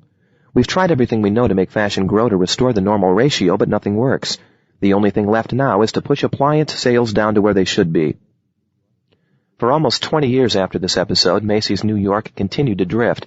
Any number of explanations were given for Macy's inability to exploit its dominant position in the New York retail market, the decay of the inner city, the poor economics of a store supposedly too big, and many others. Actually, once a new management came in after 1970, reversed the emphasis and accepted the contribution of appliances to sales, Macy's, despite inner-city decay, despite its high labor costs, and despite its enormous size, promptly began to prosper again. At the same time that Macy's rejected the unexpected success, another New York retail store, Bloomingdale's, used the identical unexpected success to propel itself into the number 2 spot in the New York market. Bloomingdale's, at best a weak number 4, had been even more of a fashion store than Macy's, but when appliance sales began to climb in the early 1950s, Bloomingdale's ran with the opportunity. It realized that something unexpected was happening and analyzed it. It then built a new position in the marketplace around its housewares department. It also refocused its fashion and apparel sales to reach a new customer, the customer of whose emergence the explosion in appliance sales was only a symptom. Macy's is still number 1 in New York in volume, but Bloomingdale's has become the smart New York store. And the stores that were contenders for this title 30 years ago, the stores that were then strong number 2s, the fashion leaders of 1950, such as Best, have disappeared. For additional examples, see Chapter 15. The Macy's story will be called extreme, but the only uncommon aspect about it is that the chairman was aware of what he was doing. Though not conscious of their folly, far too many managements act the way Macy's did. It is never easy for a management to accept the unexpected success. It takes determination, specific policies, a willingness to look at reality, and the humility to say, "We were wrong." One reason why it is difficult for management to accept unexpected success is that all of us tend to believe that anything that has lasted a fair amount of time must be normal and go on forever. Anything that contradicts what we have come to consider a law of nature is then rejected as unsound, unhealthy, and obviously abnormal. This explains, for instance, why one of the major U.S. steel companies around 1970 rejected the mini-mill. On the mini-mill, see Chapter 4. Management knew that its steel works were rapidly becoming obsolete and would need billions of dollars of investment to be modernized. It also knew that it could not obtain the necessary sums. A new, smaller mini-mill was the solution. Almost by accident, such a mini-mill was acquired. It soon began to grow rapidly and to generate cash in profits. Some of the younger men within the steel company therefore proposed that the available investment funds be used to acquire additional mini-mills and to build new ones. Within a few years, the mini-mills would then give the steel company several million tons of steel capacity based on modern technology, low labor costs, and pinpointed markets. Top management indignantly vetoed the proposal. Indeed, all the men who had been connected with it found themselves ex-employees within a few years. The integrated steel-making process is the only right one, top management argued. Everything else is cheating, a fad, unhealthy, and unlikely to endure. Needless to say, 10 years later, the only parts of the steel industry in America that were still healthy, growing, and reasonably prosperous were mini-mills. To a steelmaker who has spent his entire life working to perfect the integrated steel-making process, who is at home in the big steel mill, and who may himself be the son of a steel worker, as a great many American steel company executives have been, anything but big steel is strange and alien, indeed a threat. It takes an effort to perceive in the enemy one's own best opportunity. Top management people in most organizations, whether small or large, public service institution or business, have typically grown up in one function or one area. To them, this is the area in which they feel comfortable. When I sat down with the chairman of R.H. Macy, for instance, there was only one member of top management, the personnel vice president, who had not started as a fashion buyer and made his career in the fashion end of the business. Appliances to these men were something that other people dealt with. The unexpected success can be galling. Consider the company that has worked diligently on modifying and perfecting an old product, a product that has been the flagship of the company for years, the product that represents quality. At the same time, most reluctantly, the company puts through what everyone in the firm knows is a perfectly meaningless modification of an old, obsolete, and low-quality product. It is done only because one of the company's leading salesmen lobbied for it, or because a good customer asked for it and could not be turned down. But nobody expects it to sell. In fact, nobody wants it to sell. And then this dog runs away with the market and even takes the sales which plans and forecasts had promised for the prestige quality line. No wonder that everybody is appalled and considers the success a cuckoo in the nest, a term I have heard more than once. Everybody is likely to react precisely the way the chairman of R.H. Macy reacted when he saw the unwanted and unloved appliances overtake his beloved fashions, on which he himself had spent his working life and his energy. The unexpected success is a challenge to management's judgment. If the mini-mills were an opportunity, we surely would have seen it ourselves, the chairman of the big steel company is quoted as saying when he turned the mini-mill proposal down. Managements are paid for their judgment, but they are not being paid to be infallible. In fact, they are being paid to realize and admit that they have been wrong, especially when their admission opens up an opportunity. But this is by no means common. A Swiss pharmaceutical company today has world leadership in veterinary medicines, yet it has not itself developed one single veterinary drug. But the companies that developed these medicines refused to serve the veterinary market. The medicines, mostly antibiotics, were of course developed for treating human diseases. When the veterinarians discovered that they were just as effective for animals and began to send in their orders, the original manufacturers were far from pleased. In some cases, they refused to supply the veterinarians. In many others, they disliked having to reformulate the drugs for animal use, to repackage them, and so on. The medical director of a leading pharmaceutical company protested around 1953 that to apply a new antibiotic to the treatment of animals was a misuse of a noble medicine. Consequently, when the Swiss approached this manufacturer and several others, they obtained licenses for veterinary use without any difficulty and at low cost. Some of the manufacturers were only too happy to get rid of the embarrassing success. Human medications have since come under price pressure and are carefully scrutinized by regulatory authorities. This has made veterinary medicines the most profitable segment of the pharmaceutical industry. But the companies that developed the compounds in the first place are not the ones who get these profits. Far more often, the unexpected success is simply not seen at all. Nobody pays any attention to it, hence nobody exploits it, with the inevitable result that the competitor runs with it and reaps the rewards. A leading hospital supplier introduced a new line of instruments for biological and clinical tests. The new products were doing quite well. Then, suddenly, orders came in from industrial and university laboratories. Nobody was told about them. Nobody noticed them. Nobody realized that by pure accident, the company had developed products with more and better customers outside the market for which those products had been developed. No salesman was being sent out to call on these new customers. No service force was being set up. 5 or 8 years later, another company had taken over these new markets, and because of the volume of business these markets produced, the newcomer could soon invade the hospital market, offering lower prices and better services than the original market leader. One reason for this blindness to the unexpected success is that our existing reporting systems do not as a rule report it, let alone clamor for management's attention. Practically every company, but every public service institution as well, has a monthly or quarterly report. The first sheet lists the areas in which performance is below expectations. It lists the problems and the shortfalls. At the monthly meetings of the management group and the board of directors, everybody therefore focuses on the problem areas. No one even looks at the areas where the company has done better than expected. And if the unexpected success is not quantitative but qualitative, as in the case of the hospital instruments mentioned above, which opened up new major markets outside the company's traditional ones, the figures will not even show the unexpected success as a rule. To exploit the opportunity for innovation offered by unexpected success requires analysis. Unexpected success is a symptom, but a symptom of what? The underlying phenomenon may be nothing more than a limitation on our own vision, knowledge, and understanding. That the pharmaceutical companies, for instance, rejected the unexpected success of their new drugs in the animal market was a symptom of their own failure to know how big and how important livestock raising throughout the world is, of their blindness to the sharp increase in demand for animal proteins throughout the world after World War II, and to the tremendous changes in knowledge, sophistication, and management capacity of the world's farmers.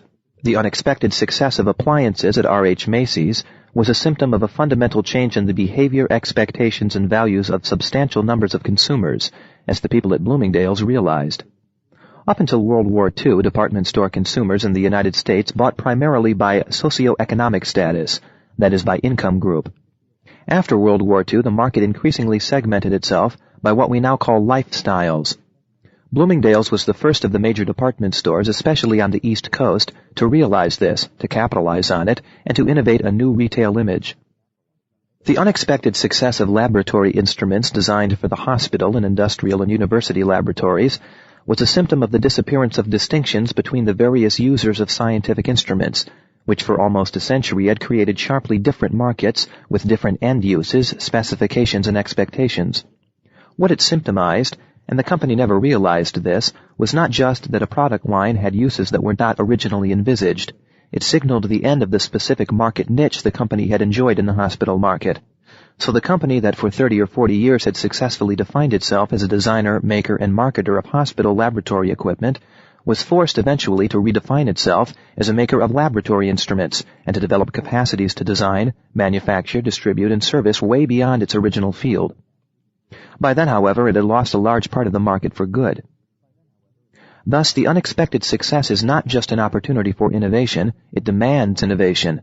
It forces us to ask, what basic changes are now appropriate for this organization in the way it defines its business, its technology, its markets?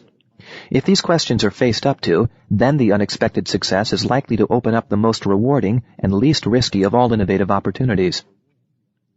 Two of the world's biggest businesses, DuPont, the world's largest chemical company, and IBM, the giant of the computer industry, owe their preeminence to their willingness to exploit the unexpected success as an innovative opportunity.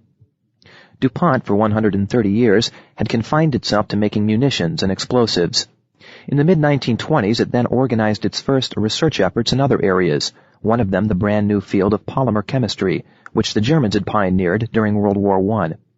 For several years there were no results at all. Then in 1928, an assistant left a burner on over the weekend. On Monday morning, Wallace H. Carruthers, the chemist in charge, found that the stuff in the kettle had congealed into fibers. It took another 10 years before DuPont found out how to make nylon intentionally. The point of the story is, however, that the same accident had occurred several times in the laboratories of the big German chemical companies with the same results, and much earlier. The Germans were, of course, looking for a polymerized fiber, and they could have had it along with world leadership in the chemical industry 10 years before DuPont had nylon. But, because they had not planned the experiment, they dismissed its results, poured out the accidentally produced fibers, and started all over again. The history of IBM equally shows what paying attention to the unexpected success can do. For IBM is largely the result of the willingness to exploit the unexpected success not once, but twice. In the early 1930s, IBM almost went under. It had spent its available money on designing the first electromechanical bookkeeping machine, meant for banks. But American banks did not buy new equipment in the Depression days of the early 30s. IBM even then had a policy of not laying off people, so it continued to manufacture the machines, which it had to put in storage. When IBM was at its lowest point, so the story goes, Thomas Watson Sr., the founder, found himself at a dinner party, sitting next to a lady. When she heard his name, she said, "Are you the Mr. Watson of IBM? Why does your sales manager refuse to demonstrate your machine to me?" What a lady would want with an accounting machine, Thomas Watson could not possibly figure out, nor did it help him much when she told him she was the director of the New York Public Library. It turned out he had never been in a public library, but next morning he appeared there as soon as its doors opened. In those days, libraries had fair amounts of government money. Watson walked out 2 hours later with enough of an order to cover next month's payroll, and, as he added with a chuckle whenever he told the story, "I invented a new policy on the spot. We get cash in advance before we deliver." 15 years later, IBM had one of the early computers. Like the other early American computers, the IBM computer was designed for scientific purposes only. Indeed, IBM got into computer work largely because of Watson's interest in astronomy. And when first demonstrated in IBM's show window on Madison Avenue, where it drew enormous crowds, IBM's computer was programmed to calculate all past, present, and future phases of the moon. But then businesses began to buy this scientific marvel for the most mundane of purposes, such as payroll. UNIVAC, which had the most advanced computer and the one most suitable for business uses, did not really want to demean its scientific miracle by supplying business. But IBM, though equally surprised by the business demand for computers, responded immediately. Indeed, it was willing to sacrifice its own computer design, which was not particularly suitable for accounting, and instead use what its rival and competitor, UNIVAC, had developed. Within 4 years, IBM had attained leadership in the computer market, even though for another decade its own computers were technically inferior to those produced by UNIVAC. IBM was willing to satisfy business and to satisfy it on business's terms, to train programmers for business, for instance. Similarly, Japan's foremost electronic company, Matsushita, better known by its brand names Panasonic and National, owes its rise to its willingness to run with unexpected success. Matsushita was a fairly small and undistinguished company in the early 1950s, outranked on every count by such older and deeply entrenched giants as Toshiba or Hitachi.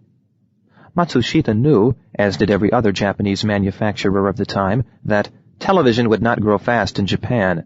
"Japan is much too poor to afford such a luxury," the chairman of Toshiba said at a New York meeting around 1954 or 1955. Matsushita, however, was intelligent enough to accept that the Japanese farmers apparently did not know that they were too poor for television. What they knew was that television offered them, for the first time, access to a big world. They could not afford television sets, but they were prepared to buy them anyhow and pay for them. Toshiba and Hitachi made better sets at the time, only they showed them on the Ginza in Tokyo and in the big city department stores, making it pretty clear that farmers were not particularly welcome in such elegant surroundings. Matsushita went to the farmers and sold its televisions door to door, something no one in Japan had ever done before for anything more expensive than cotton pants or aprons. Of course, it is not enough to depend on accidents, nor to wait for the lady at the dinner table to express unexpected interest in one's apparently failing product. The search has to be organized. The first thing is to ensure that the unexpected is being seen, indeed, that it clamors for attention. It must be properly featured in the information management obtains and studies. How to do this is described in some detail in Chapter 13. Managements must look at every unexpected success with the questions: 1. What would it mean to us if we exploited it? 2. Where could it lead us? 3. To get a padlock that could not easily be opened without a key, the improved padlock my employer had worked so hard to perfect without additional cost, was thus not a boon, but a disaster. A small but rapidly growing middle-class minority in the cities, however, needed a real lock. That it was not sturdy enough for their needs was the main reason why the old lock had begun to lose sales and market. But for them, the redesigned product was still inadequate. My employer's competitor broke down the padlock into 2 separate products, one without lock and key, with only a simple trigger release, and selling for 1/3 less than the old padlock, but with twice its profit margin, and the other with a good sturdy lock and 3 keys, selling at twice the price of the old product, and also with a substantially larger profit margin. Both lines immediately began to sell. Within 2 years, the competitor had become the largest European hardware exporter to India. He maintained this position for 10 years, until World War II put an end to European exports to India altogether. A quaint tale from horse and buggy days, some might say. Surely we have become more sophisticated in this age of computers, of market research, and of business school MBAs. But here is another case. Half a century later, and from a very sophisticated industry, yet it teaches exactly the same lesson.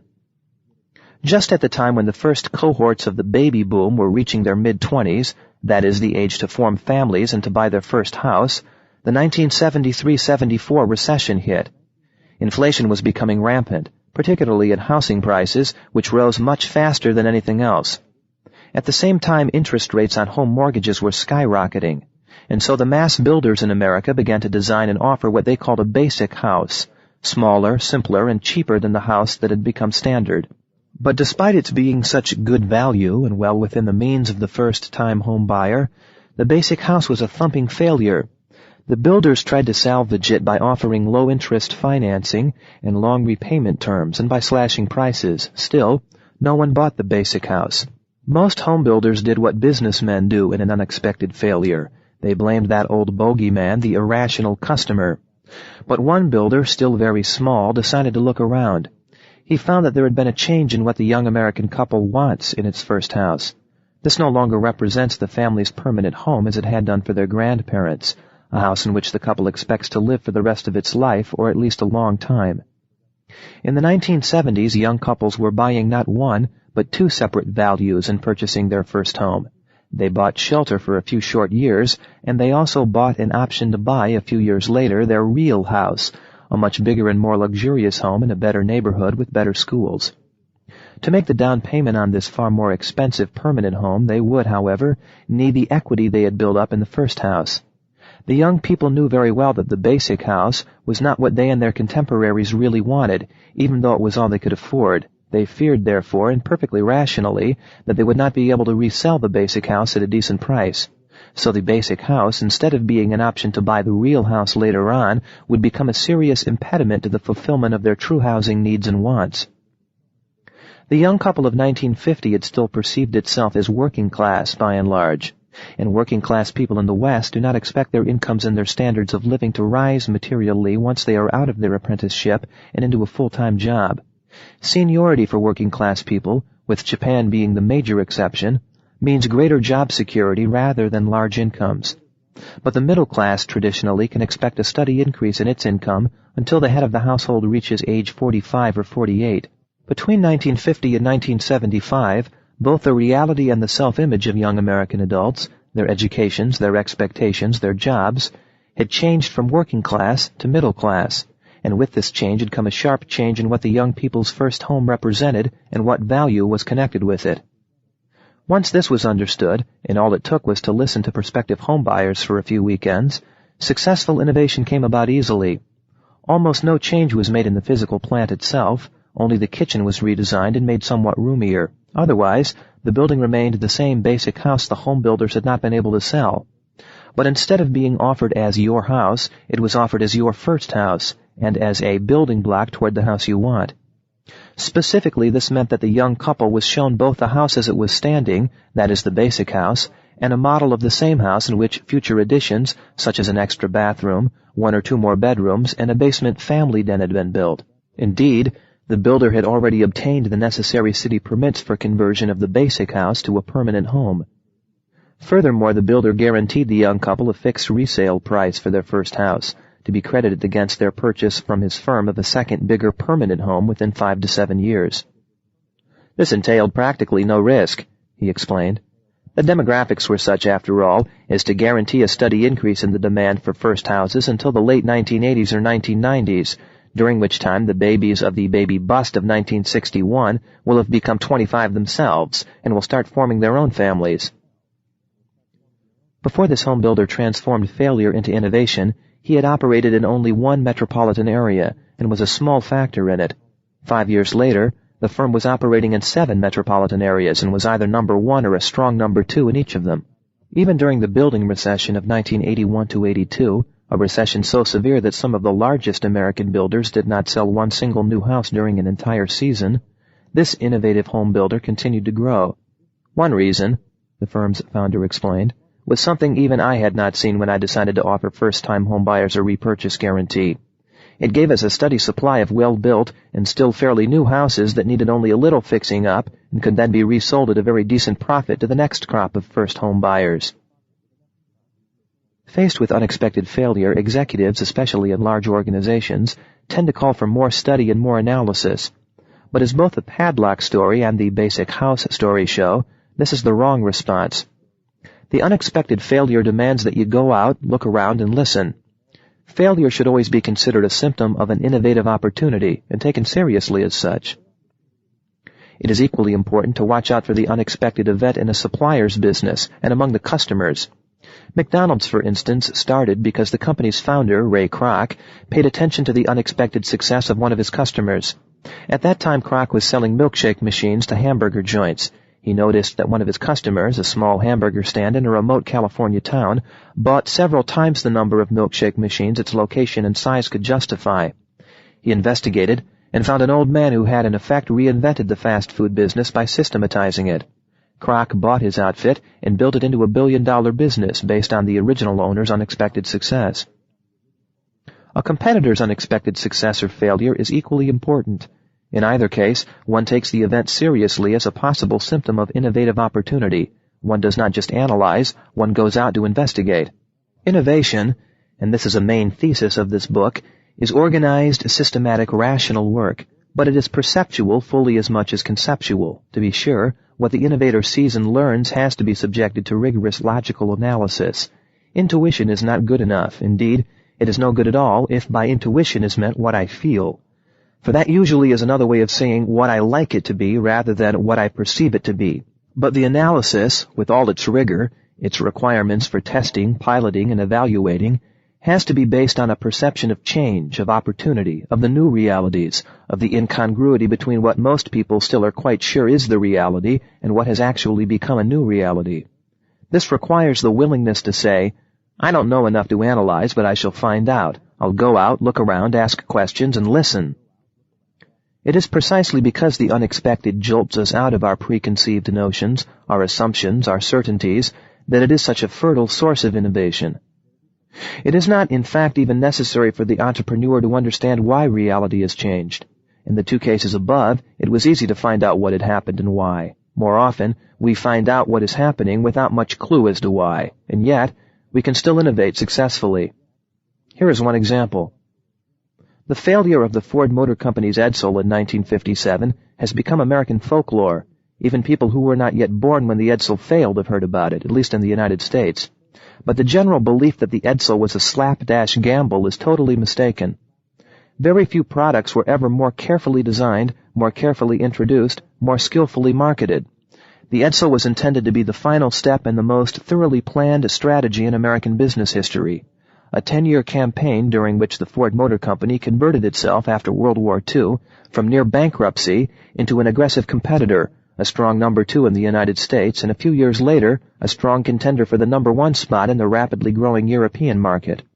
By 1957, Ford had already successfully re-established itself as a strong competitor in 3 of the 4 main American automobile markets: the standard one with the Ford nameplate, the lower middle one with Mercury, and the upper one with the Continental. The Edsel was then designed for the only remaining segment, the upper middle one, the one for which Ford's big rival, General Motors, produced the Buick and the Oldsmobile. This upper middle segment was, in the period after World War II, the fastest growing part of the automobile market, and yet the one for which the third automobile producer, Chrysler, did not have a strong entry, thereby leaving the door wide open for Ford. Ford went to extreme lengths to plan and design the Edsel, embodying in its design the best information from market research, the best information about customer preferences in appearance and styling, and the highest standards of quality control. Yet the Edsel became a total failure right away. The reaction of the Ford Motor Company was very revealing. Instead of blaming the irrational consumer, the Ford people decided there was something happening that did not jibe with the assumptions about reality everyone in the automobile industry had been making about consumer behavior, and for so long that they had become unquestioned axioms. The result of Ford's decision to go out and investigate was the one genuine innovation in the American automobile industry since Alfred P. Sloan in the 1920s had defined the socio-economic segmentation of the American market into low, lower middle, and upper segments, the insight on which he then built the General Motors Company. When the Ford people went out, they discovered that this segmentation was rapidly being replaced, or at least paralleled, by another quite different one, the one we would now call lifestyle segmentation. The result, within a short period after the Edsels failure, was the appearance of Ford's Thunderbird, the greatest success of any American car since Henry Ford Sr. had introduced his Model T in 1908.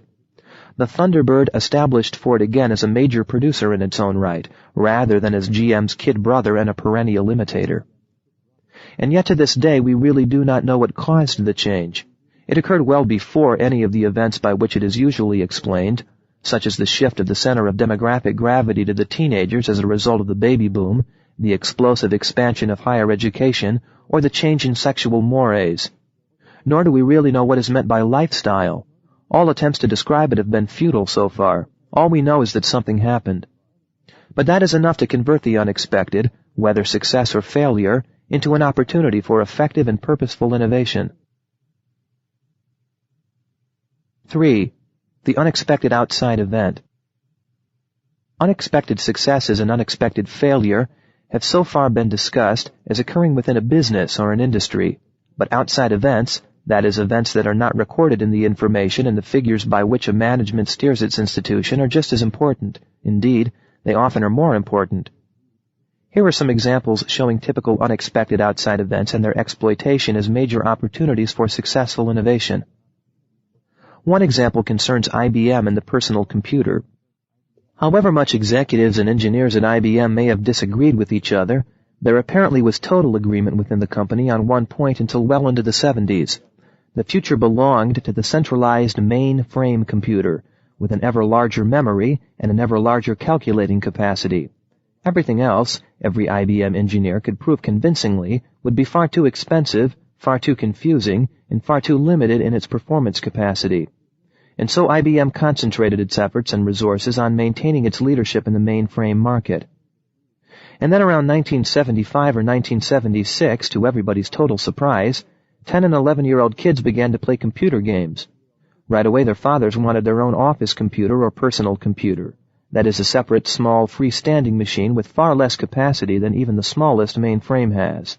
All the dire things the IBM people had predicted actually did happen. The freestanding machines cost many times what a plug-in terminal costs, and they have far less capacity. There is such a proliferation of them and their programs, and so few of them are truly compatible with one another, that the whole field has become chaotic, with service and repairs in shambles. But this does not seem to bother the customers. On the contrary, in the U.S. market, the personal computers, in 5 short years, from 1979 to 1984, reached the annual sales volume it had taken the mainframes 30 years to reach, that is, $15 to $16 billion. IBM could have been expected to dismiss this development. Instead, as early as 1977, when personal computer sales worldwide were still less than $200 million, as against mainframe sales of $7 billion for the same year, IBM set up task forces in competition with one another to develop personal computers for the company. As a result, IBM produced its own personal computer in 1980, just when the market was exploding. 3 years later, in 1983, IBM had become the world's leading personal computer producer, with nearly as much of a leadership position in the new field as it had in the mainframes. Also in 1983, IBM then introduced its own very small home computer, the Peanut. When I discuss all this with the IBM people, I always ask the same question. What explains that IBM, of all people, saw this change as an opportunity, when everybody at IBM was so totally sure that it couldn't happen and made no sense? And I always get the same answer. Precisely because we knew that this couldn't happen, and that it would make no sense at all, the development came as a profound shock to us. We realized that everything we'd assumed, everything we were so absolutely certain of, was suddenly being thrown into a cocked hat, and that we had to go out and organize ourselves to take advantage of a development we knew couldn't happen, but which then did happen. The second example is far more mundane, but it is no less instructive despite its lack of glamour. The United States has never been a book-buying country, in part because of the ubiquitous free public library. When TV appeared in the early 50s and more Americans began to spend more and more of their time in front of the tube, particularly people in their prime book-reading years, that is, people of high school and college age, everyone knew that book sales would drop drastically. Book publishers frantically began to diversify into high-tech media, educational movies, or computer programs, in most cases with total lack of success. But instead of collapsing, book sales in the United States have soared since TV first came in. They have grown several times as fast as every indicator had predicted, whether family incomes, total population in the book-reading years, or even people with higher degrees. No one knows why this happened. Indeed, no one knows quite what really happened. Books are still as rare in the typical American home as before. This is also true of Japan, the country that per capita buys more books than any other and twice as many as the United States. Where then do all these books go? That we have no answer to this question does not alter the fact that books are being bought and paid for in increasing numbers. Both the publishers and the existing bookstores knew, of course, all along that book sales were soaring. Neither, however, did anything about it. The unexpected event was exploited instead by a few mass retailers, such as department stores in Minneapolis and Los Angeles. None of these people had ever had anything to do with books, but they knew the retail business.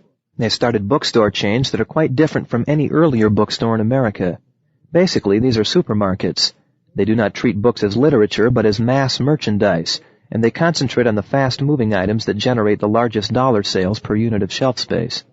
They are located in shopping centers with high rents, but also with high traffic, whereas everybody in the book business had known all along that a bookstore has to be in a low-rent location, preferably near a university. Traditionally, booksellers were themselves literary types and tried to hire people who love books. The managers of the new bookstores are former cosmetics salespeople. The standing joke among them is that any salesperson who wants to read anything besides the price tag on the book is hopelessly overqualified. For 10 years now, these new bookstore chains have been among the most successful and fastest-growing segments in American retailing, and among the fastest-growing new businesses in this country altogether. Each of these cases represents genuine innovation, but not one of them represents diversification. IBM stayed in the computer business, and the chain bookstores are run by people who all along have been in retailing and shopping centers or managing boutiques. It is a condition of success in exploiting the unexpected outside event that it must fit the knowledge and expertise of one's own business. Companies, even large companies that went into the new book market or into mass merchandising without the retail expertise, have uniformly come to grief. The unexpected outside event may thus be, above all, an opportunity to apply already existing expertise to a new application, but to an application that does not change the nature of the business we are in. It may be extension rather than diversification. Yet as the above examples show, it also demands innovation in product and often in service and distribution channels. The second point about these cases is that they all are big company cases. Of course, a good many of the cases in this book, as in any management book, have to be big company cases.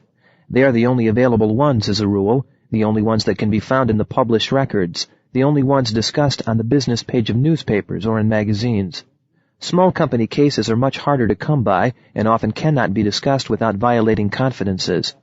But exploiting the unexpected outside event appears to be something that particularly fits the existing enterprise, and a fairly sizable one at that. I know of few small companies that have successfully exploited the unexpected outside event, nor does any other student of entrepreneurship and innovation whom I could consult. This may be coincidence, but perhaps the existing large enterprise is more likely to see the big picture. It is the large retailer in the United States who is used to looking at figures that show where and how consumers spend retail dollars. The large retailer also knows about shopping center locations and how to get the good ones. And could a small company have done what IBM did and detach 4 task forces of first-rate designers and engineers to work on new product lines? Smaller high-tech companies in a rapidly growing industry usually do not have enough of such people even for their existing work. It may well be that the unexpected outside event is the innovative area that offers the large enterprise the greatest opportunity along with the lowest risk. It may be the area that is particularly suited for innovation by the large and established enterprise. It may be the area in which expertise matters the most, and in which the ability to mobilize substantial resources fast makes the greatest difference. But as these cases also show, being big and established does not guarantee that an enterprise will perceive the unexpected event and successfully organize itself to exploit it. IBM's American competitors are all big businesses with sales in the billions. Not one of them exploited the personal computer. They were all too busy fighting IBM. And not one of the old large bookstore chains in the United States, Brentano's in New York, for instance, exploited the new book market. The opportunity is there, in other words. It is a major opportunity occurring frequently, and when it occurs, it holds out great promise, particularly for existing and sizable enterprises. But such opportunities require more than mere luck or intuition. They demand that the enterprise search for innovation, be organized for it, and be managed so as to exploit it. Chapter 4. Source: Incongruities. An incongruity is a discrepancy, a dissonance between what is and what ought to be, or between what is and what everybody assumes it to be. We may not understand the reason for it, indeed we often cannot figure it out. Still, an incongruity is a symptom of an opportunity to innovate. It bespeaks an underlying fault, to use the geologist's term. Such a fault is an invitation to innovate. It creates an instability in which quite minor efforts can move large masses and bring about a restructuring of the economic or social configuration. Incongruities do not, however, usually manifest themselves in the figures or reports executives receive and pay attention to. They are qualitative rather than quantitative. Like the unexpected event, whether success or failure, incongruity is a symptom of change, either change that has already occurred or change that can be made to happen. Like the changes that underlie the unexpected event, the changes that underlie incongruity are changes within an industry, a market, a process. The incongruity is thus clearly visible to the people within or close to the industry, market, or process. It is directly in front of their eyes. Yet it is often overlooked by the insiders who tend to take it for granted. This is the way it's always been, they say, even though always may be a very recent development. There are several kinds of incongruity. An incongruity between the economic realities of an industry or of a public service area. An incongruity between the reality of an industry or of a public service area and the assumptions about it. An incongruity between the efforts of an industry or a public service area and the values and expectations of its customers. An internal incongruity within the rhythm or logic of a process. 1. Incongruous economic realities. If the demand for a product or a service is growing steadily, its economic performance should steadily improve too. It should be easy to be profitable in an industry with steadily rising demand. The tide carries it. A lack of profitability and results in such an industry bespeaks an incongruity between economic realities. Typically, these incongruities are macro phenomena, which occur within a whole industry or a whole service sector. The major opportunities for innovation exist, however, normally for the small and highly focused new enterprise, new process, or new service. And usually the innovator who exploits this incongruity can count on being left alone for a long time before the existing businesses or suppliers wake up to the fact that they have new and dangerous competition. For they are so busy trying to bridge the gap between rising demand and lagging results that they barely even notice somebody is doing something different, something that produces results, that exploits the rising demand. Sometimes we understand what is going on, but sometimes it is impossible to figure out why rising demand does not result in better performance. The innovator, therefore, need not always try to understand why things do not work as they should. He should ask instead, what would exploit this incongruity? What would convert it into an opportunity? What can be done? Incongruity between economic realities is a call to action. Sometimes the action to be taken is rather obvious, even though the problem itself is quite obscure, and sometimes we understand the problem thoroughly and yet cannot figure out what to do about it. The steel mini-mill is a good example of an innovation that successfully exploited incongruity. For more than 50 years, since the end of World War I, the large integrated steel mill in developed countries did well only in wartime. In times of peace, its results were consistently disappointing, even though the demand for steel appeared to be going up steadily, at least until 1973. The explanation of this incongruity has long been known. The minimum incremental unit needed to satisfy additional demand in an integrated steel mill is a very big investment and adds substantially to capacity. Any expansion to an existing steel mill is thus likely to operate for a good many years at a low utilization rate until demand, which always goes up in small incremental steps except in wartime, reaches the new capacity level. But not to expand when demand creeps up means losing market share, and permanently. No company can afford to take that risk. The industry can therefore only be profitable for a few short years between the time when everybody begins to build new capacity and the time when all this new capacity comes on stream. Further, the steel-making process invented in the 1870s is fundamentally uneconomical, as also has been known for many years. It tries to defy the laws of physics, and that means violating the laws of economics. Nothing in physics requires as much work as the creation of temperatures, whether hot or cold, unless it is working against the laws of gravity and of inertia. The integrated steel process creates very high temperatures 4 times, only to quench them again, and it lifts heavy masses of hot materials and then moves them over considerable distances.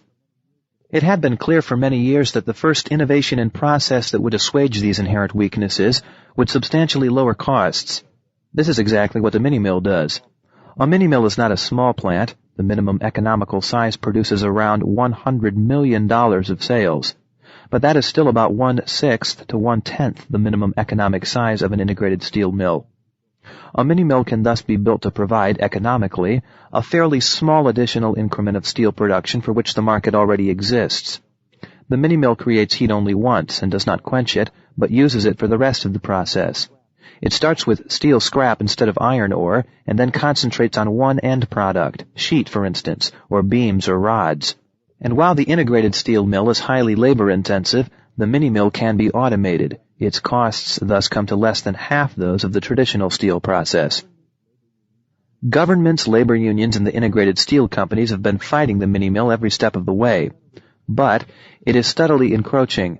By the year 2000, 50% or more of the steel used in the United States is likely to come out of mini-mills, while the large integrated steel mills will be in irreversible decline. There is a catch, however, and it is an important one. A similar incongruity between the economic reality of demand and the economic reality of the process exists in the paper industry. Only in this case, we do not know how to convert it into innovation and opportunity. Despite the constant efforts of the governments of all developed and most developing countries to increase the demand for paper, perhaps the only objective on which the governments of all countries agree, the paper industry has not been doing well. 3 years of record profits are invariably followed by 5 years of excess capacity and losses. Yet we do not so far have anything like a mini-mill process for paper. For 80 or 90 years it has been known that wood fiber is a monomer, and it should not be too difficult, one would say, to find a plasticizer that converts it into a polymer.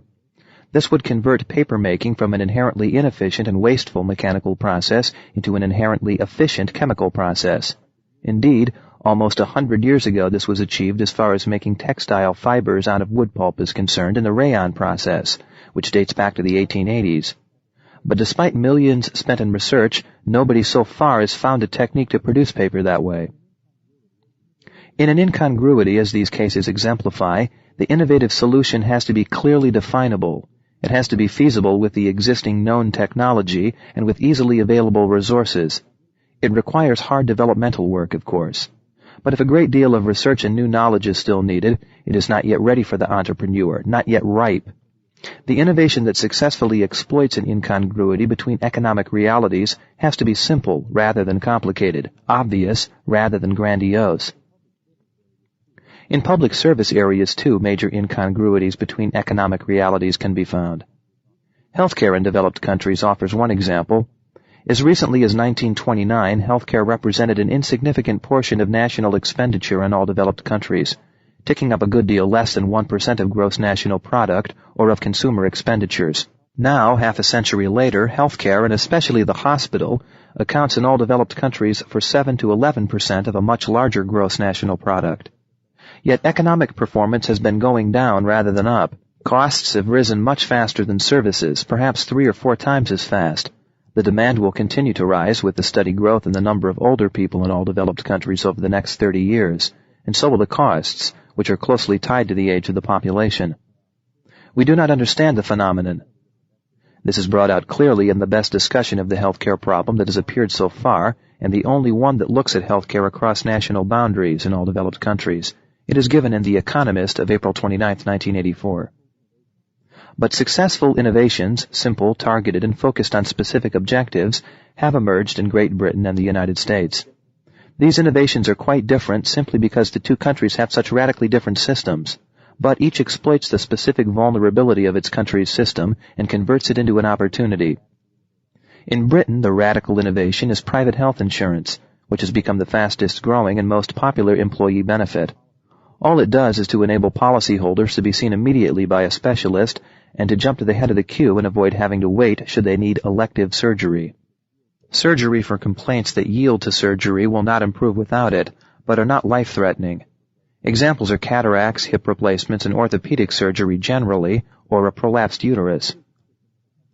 For the British system has attempted to keep healthcare costs down by triage, which in effect reserves immediate attention and treatment to routine illnesses on the one hand and to life-threatening ailments on the other, but puts everything else, and especially elective surgery, on hold, with waiting periods now running into years. For example, for replacing a hip destroyed by arthritis. Health insurance policyholders, however, are operated on right away. In contrast to Great Britain, the United States has so far tried to satisfy all demands of healthcare regardless of cost. As a result, hospital costs in America have exploded. This created a different innovative opportunity to unbundle, that is, to move out of the hospital into separate locations a host of services that do not require such high-cost hospital facilities as a body scanner or a cobalt X-ray to treat cancers, the highly instrumented and automated medical laboratory, or physical rehabilitation. Each of these innovative responses is small and specific. A freestanding maternity center which basically offers motel facilities for mother and new baby. A freestanding ambulatory surgical center for surgery that does not require a hospital stay and postoperative care. A psychiatric diagnostic and referral center, geriatric centers of a similar nature, and so on. These new facilities do not substitute for the hospital. What they do in effect is to push the American hospital toward the same role the British have assigned to their hospitals, as a place for emergencies, for life-threatening diseases, and for intensive and acute sickness care.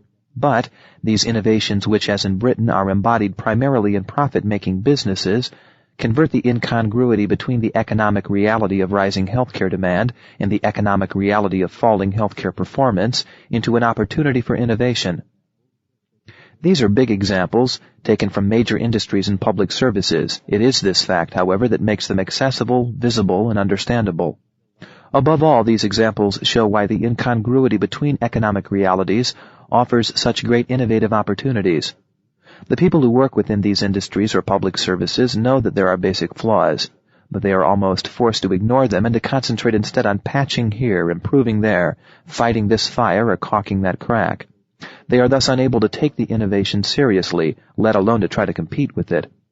They do not, as a rule, even notice it until it has grown so big as to encroach on their industry or service, by which time it has become irreversible. In the meantime, the innovators have the field to themselves. 2. The incongruity between reality and the assumptions about it.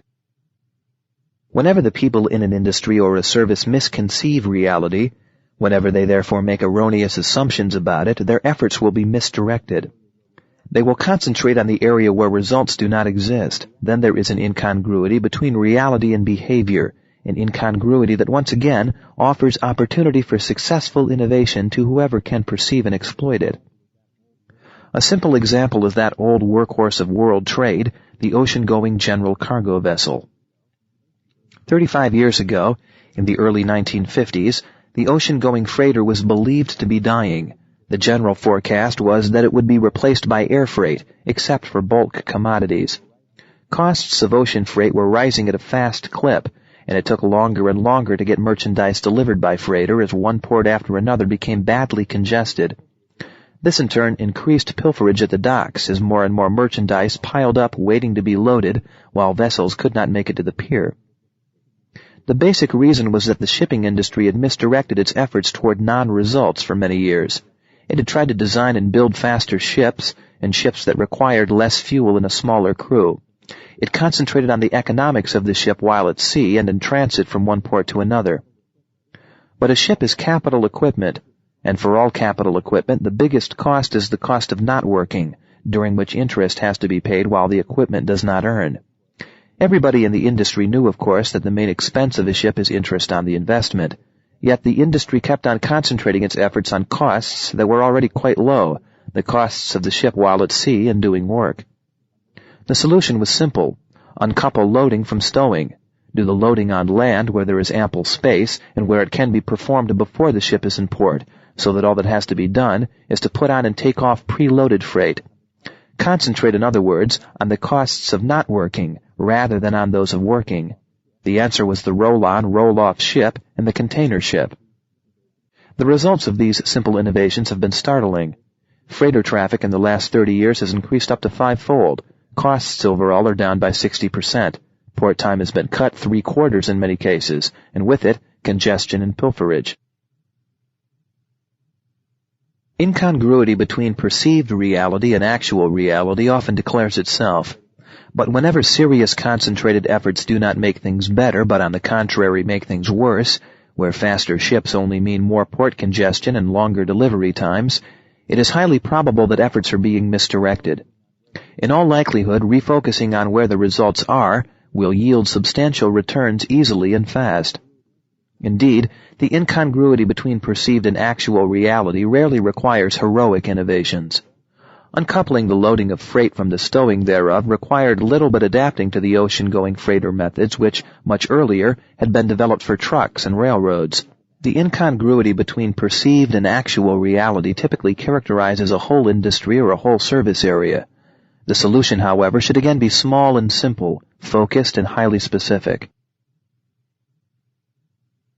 3. The incongruity between perceived and actual customer values and expectations. In Chapter 3, I mentioned the case of television in Japan as an example of the unexpected success. It is also a good example of the incongruity between actual and perceived customer values and customer expectations. Long before the Japanese industrialist told his American audience that the poor in his country would not buy a TV set because they could not afford it, the poor in the United States and in Europe had already shown that TV satisfies expectations which have little to do with traditional economics. But this highly intelligent Japanese simply could not conceive that for customers, and especially for poor customers, the TV set is not just a thing. It represents access to a new world, access perhaps to a whole new life. Similarly, Khrushchev could not conceive that the automobile is not a thing when he said on his visit to the United States in 1956 that Russians will never want to own automobiles. Cheap taxis make much more sense. Any teenager could have told him that wheels are not mere transportation but freedom, mobility, power, romance, and Khrushchev's misperception created one of the wildest entrepreneurial opportunities. The shortage of automobiles in Russia has brought forth the biggest and liveliest black market. These, it will be said, are again cosmic examples, not much use to a businessman or to an executive in a hospital, a university, or a trade association. But they are examples of a common phenomenon. What follows is a different case, in its own way equally cosmic, but very definitely of operational significance. One of the fastest-growing American financial institutions for the last several years has been a securities firm located not in New York, but in a suburb of a Midwestern city.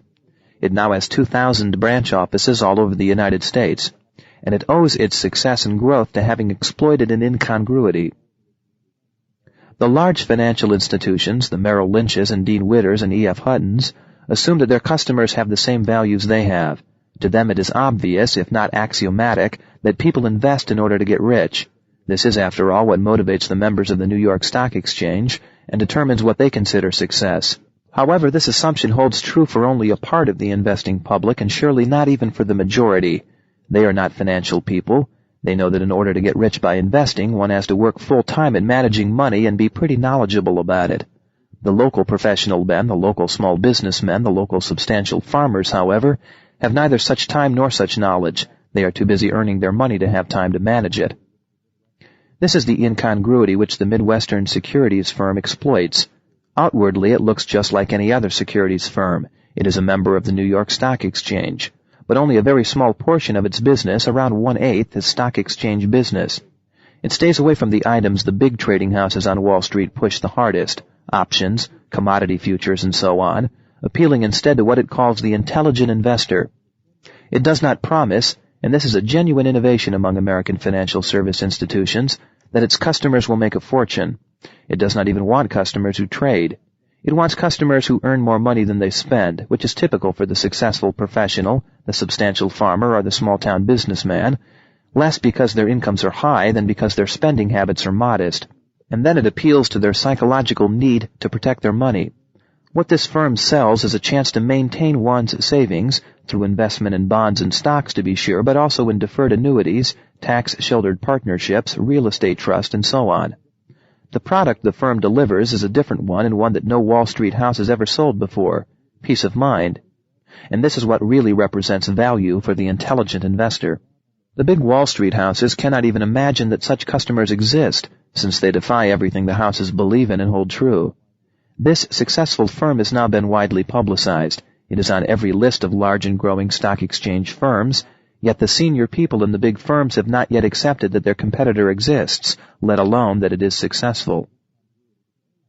Behind the incongruity between actual and perceived reality, there always lies an element of intellectual arrogance, of intellectual rigor and dogmatism. It is I, not they, who know what poor people can afford, the Japanese industrialist in effect asserted. People behave according to economic rationality, as every good Marxist knows, as Khrushchev implied. This explains why the incongruity is so easily exploited by innovators. They are left alone and undisturbed. Of all incongruities, that between perceived and actual reality may be the most common. Producers and suppliers almost always misconceive what it is the customer actually buys. They must assume that what represents value to the producer and supplier is equally value to the customer. To succeed in doing a job, any job, one has to believe in it and take it seriously. People who make cosmetics must believe in them, otherwise they turn out shoddy products and soon lose their customers. People who run a hospital must believe in health care as an absolute good, or the quality of medical and patient care will deteriorate fast. And yet no customer ever perceives himself as buying what the producer or supplier delivers. Their expectations and values are always different.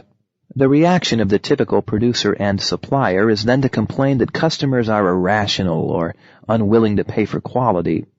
Whenever such a complaint is heard, there is reason to assume that the values and expectations the producer or supplier holds to be real are incongruous with the actual values and expectations of customers and clients. Then there is reason to look for an opportunity for innovation that is highly specific and carries a good chance of success. 4. Incongruity within the rhythm or logic of a process. 25 years or so ago, during the late 1950s, a pharmaceutical company salesman decided that he wanted to go into business for himself. He therefore looked for an incongruity within a process in medical practice. He found one almost immediately. One of the most common surgical operations is the operation for senile cataract in the eye. Over the years, the procedure had become refined, routinized, and instrumented to the point where it was conducted with the rhythm of a perfectly rehearsed dance, and with total control. But there was one point in this operation that was out of character and out of rhythm. At one phase, the eye surgeon had to cut a ligament to tie blood vessels and so risk bleeding, which then endangered the eye. This procedure was done successfully in more than 99% of all operations. Indeed, it was not very difficult, but it greatly bothered the surgeons. It forced them to change their rhythm and induced anxiety in them. Eye surgeons, no matter how often they had done the operation, dreaded this one quick procedure. The pharmaceutical company salesman, his name is William Connor, found out without much research that an enzyme had been isolated in the 1890s which almost instantaneously dissolves this particular ligament. Only nobody then, 60 years earlier, had been able to store this enzyme, even under refrigeration, for more than a few short hours. Preservation techniques have, however, made quite a bit of progress since 1890, and so Connor, within a few months, was able by trial and error to find a preservative that gives the enzyme substantial shelf life without destroying its potency. Within a few years, every eye surgeon in the world was using Connor's patented compound. 20 years later, he sold his company, Alcon Laboratories, to one of the multinationals for a very large amount. And another telling example. O.M. Scott & Company is the leader among American producers of lawn care products, grass seed, fertilizers, pesticides, and so on. Though it is now a subsidiary of a large corporation, ITT, it attained leadership while a small independent company in fierce competition with firms many times its size, ranging from Sears Roebuck to Dow Chemicals. Its products are good, but so are those of the competition. Its leadership rests on a simple mechanical gadget called a spreader, a small lightweight wheelbarrow with holes that can be set to allow the proper quantities of Scott's products to pass through in an even flow. Products for the lawn all claim to be scientific and are compounded on the basis of extensive tests. All prescribe in meticulous detail how much of the stuff should be applied, given the soil conditions and temperatures.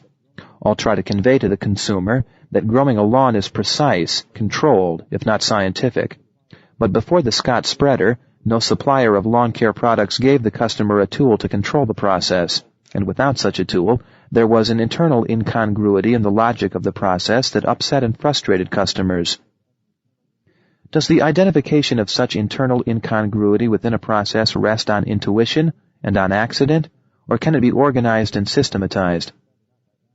William Connor is said to have started out by asking surgeons where they felt uncomfortable about their work.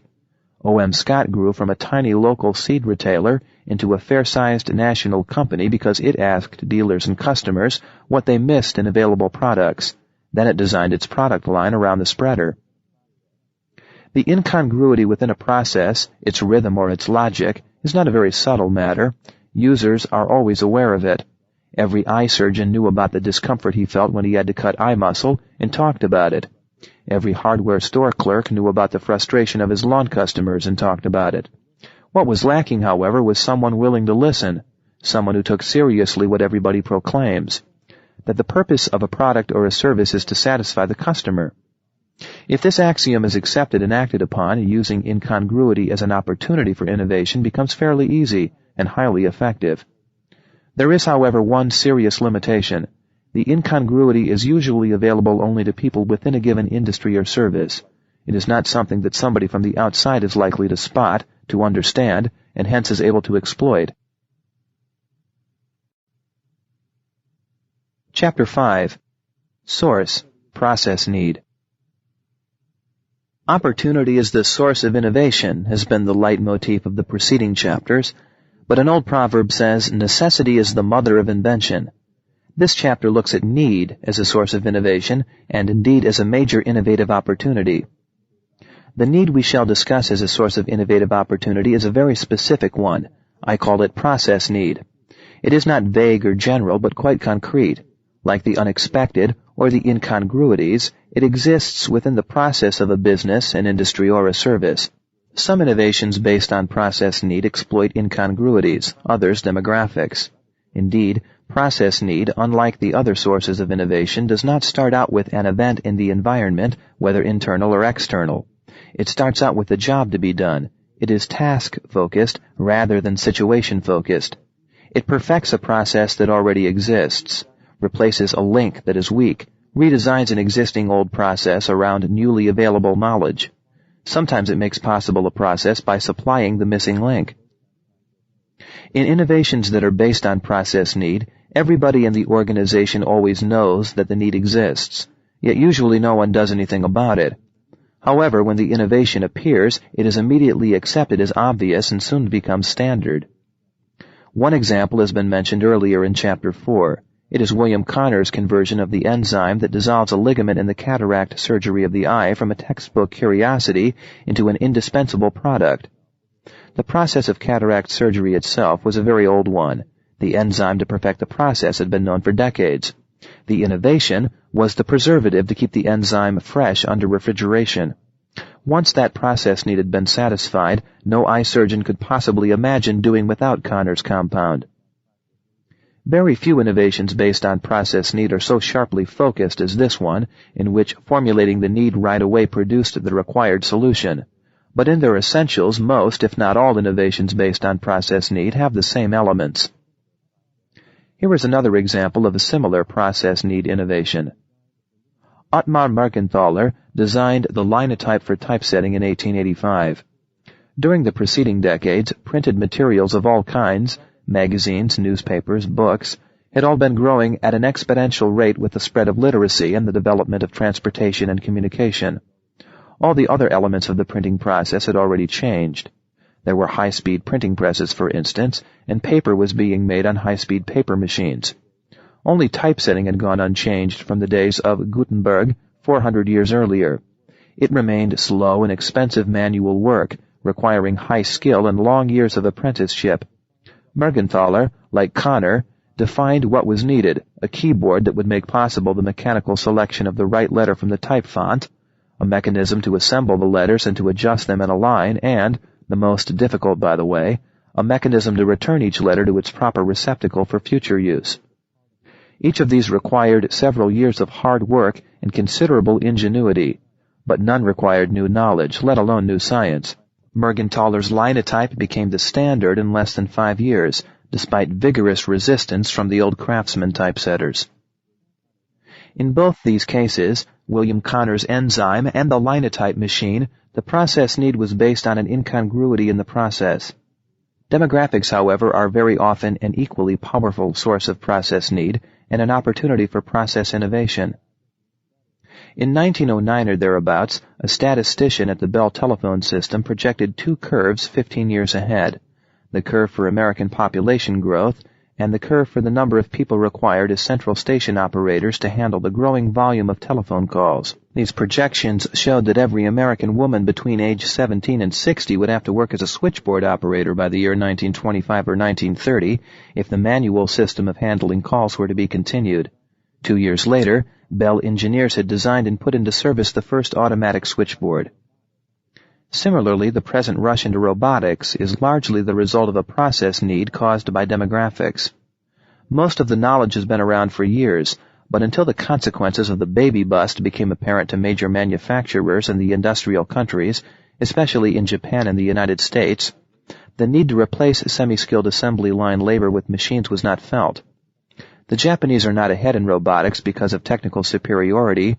Their designs have mostly come from the United States. But the Japanese had their baby bust 4 or 5 years earlier than America and almost 10 years earlier than West Germany. It took the Japanese just as long as it did the Americans or the Germans, 10 years, to realize that they were facing a labor shortage. But these 10 years started in Japan a good deal sooner than in the United States, and in West Germany the 10 years are still not quite over as these lines are being written. Mergenthaler's linotype was also in large measure the result of demographic pressures. With the demand for printed materials exploding, the supply of typesetters requiring an apprenticeship of 6 to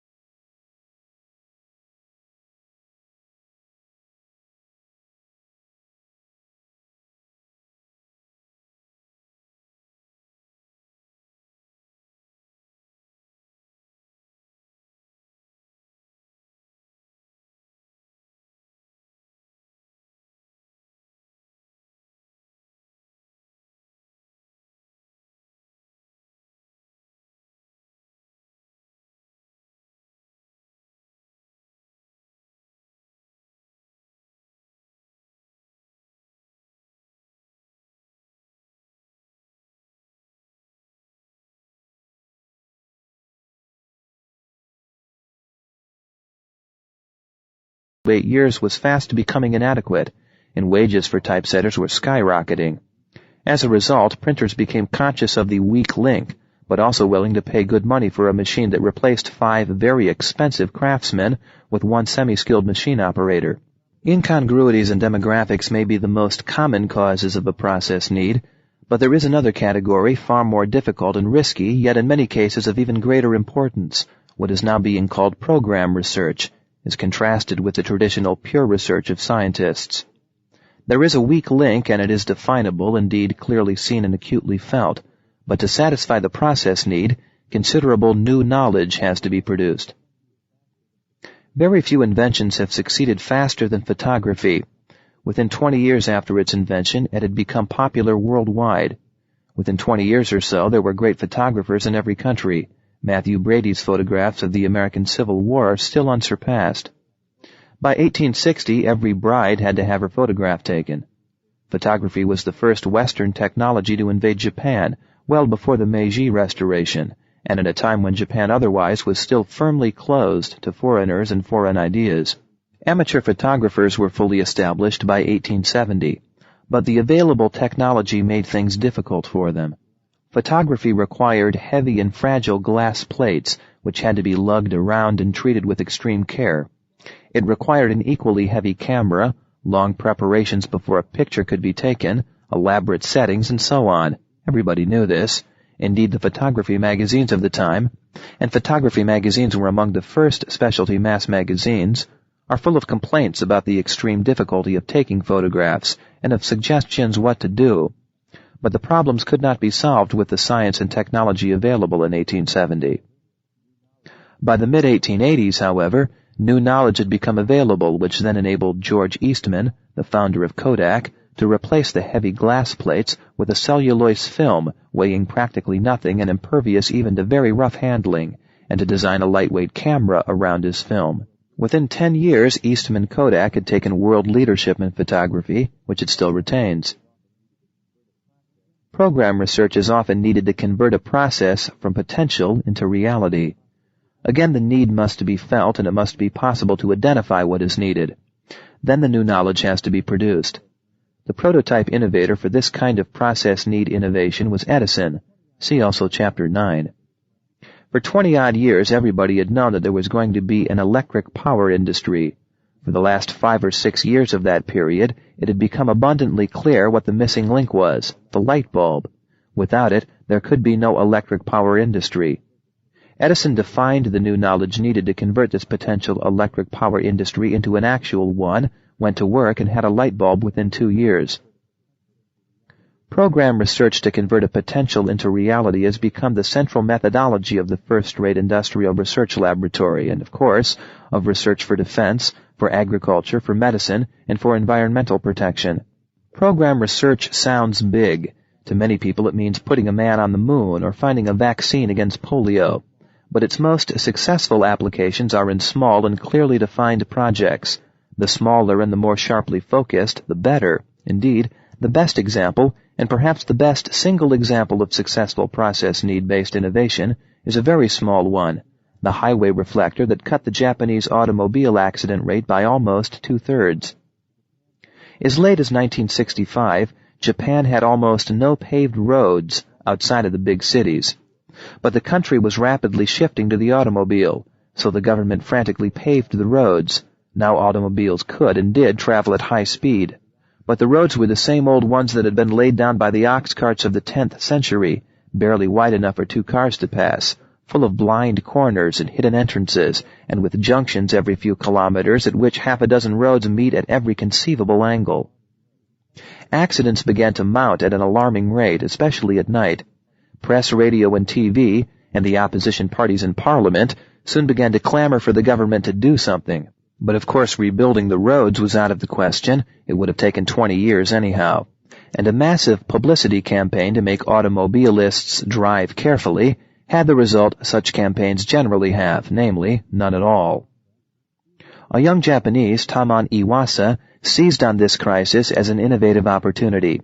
He redesigned the traditional highway reflector so that the little glass beads that serve as its mirrors could be adjusted to reflect the headlights of oncoming cars from any direction onto any direction. The government rushed to install Iwasa reflectors by the hundreds of thousands, and the accident rate plummeted. To take another example, World War I had created a public in the United States for national and international news. Everybody was aware of this. Indeed, the newspapers and magazines of those early post-World War I years are full of discussions as to how this need could be satisfied. But the local newspaper could not do the job. Several leading publishers tried, among them the New York Times. None of them succeeded. Then Henry Luce identified the process need and defined what was required to satisfy it.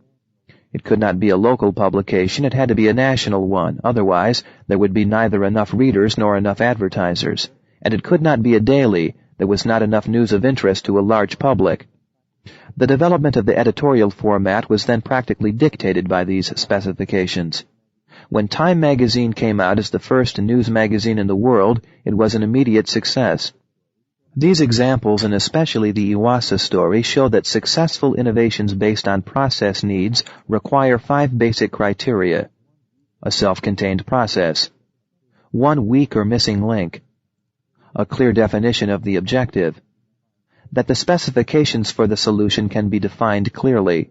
Widespread realization that there ought to be a better way, that is, high receptivity. There are, however, some important caveats. 1. The need must be understood. It is not enough for it to be felt, otherwise one cannot define the specifications for the solution. We have known, for instance, for several hundred years that mathematics is a problem subject in school. A small minority of students, certainly no more than 1/5, seem to have no difficulty with mathematics and learn it easily. The rest never really learn it. It is possible, of course, to drill a much larger percentage to pass mathematics tests. The Japanese do this through heavy emphasis on the subject. But that does not mean that Japanese children learn mathematics. They learn to pass the tests and then immediately forget mathematics. 10 years later, by the time they are in their late 20s, Japanese do just as poorly on mathematics tests as do Westerners. In every generation, there is a mathematics teacher of genius who somehow can make even the untalented learn, or at least learn a good deal better. But nobody has ever been able, then, to replicate what this one person does. The need is acutely felt, but we do not understand the problem.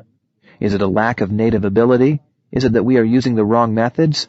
Are there psychological and emotional problems?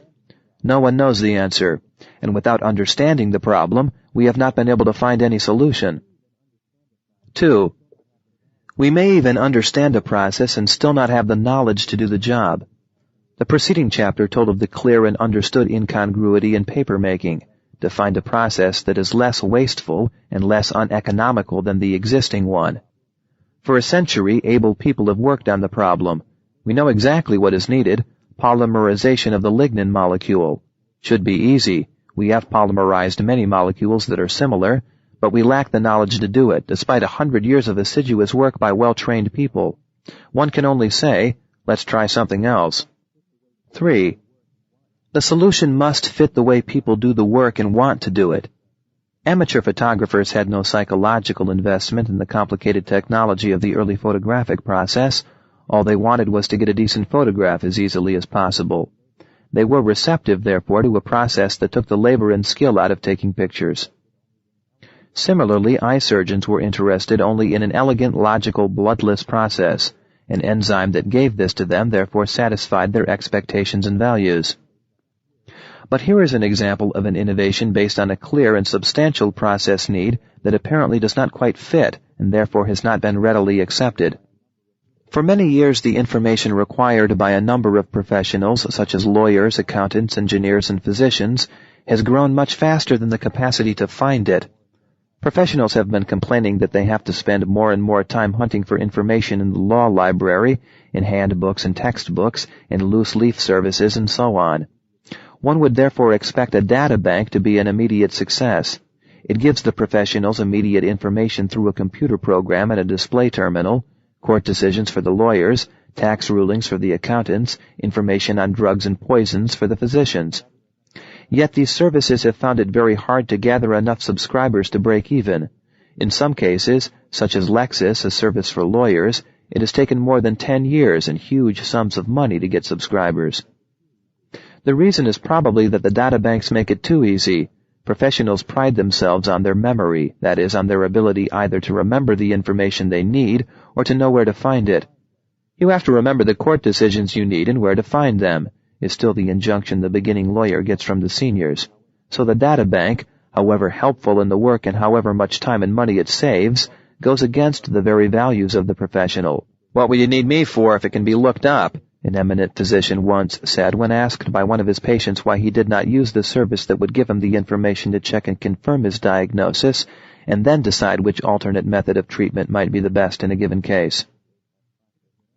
Opportunities for innovation based on process need can be found systematically. This is what Edison did for electricity and electronics.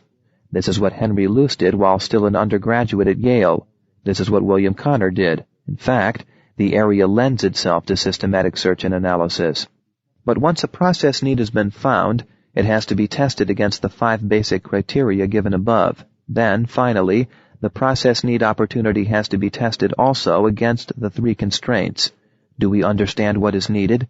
Is the knowledge available or can it be procured within the state of the art?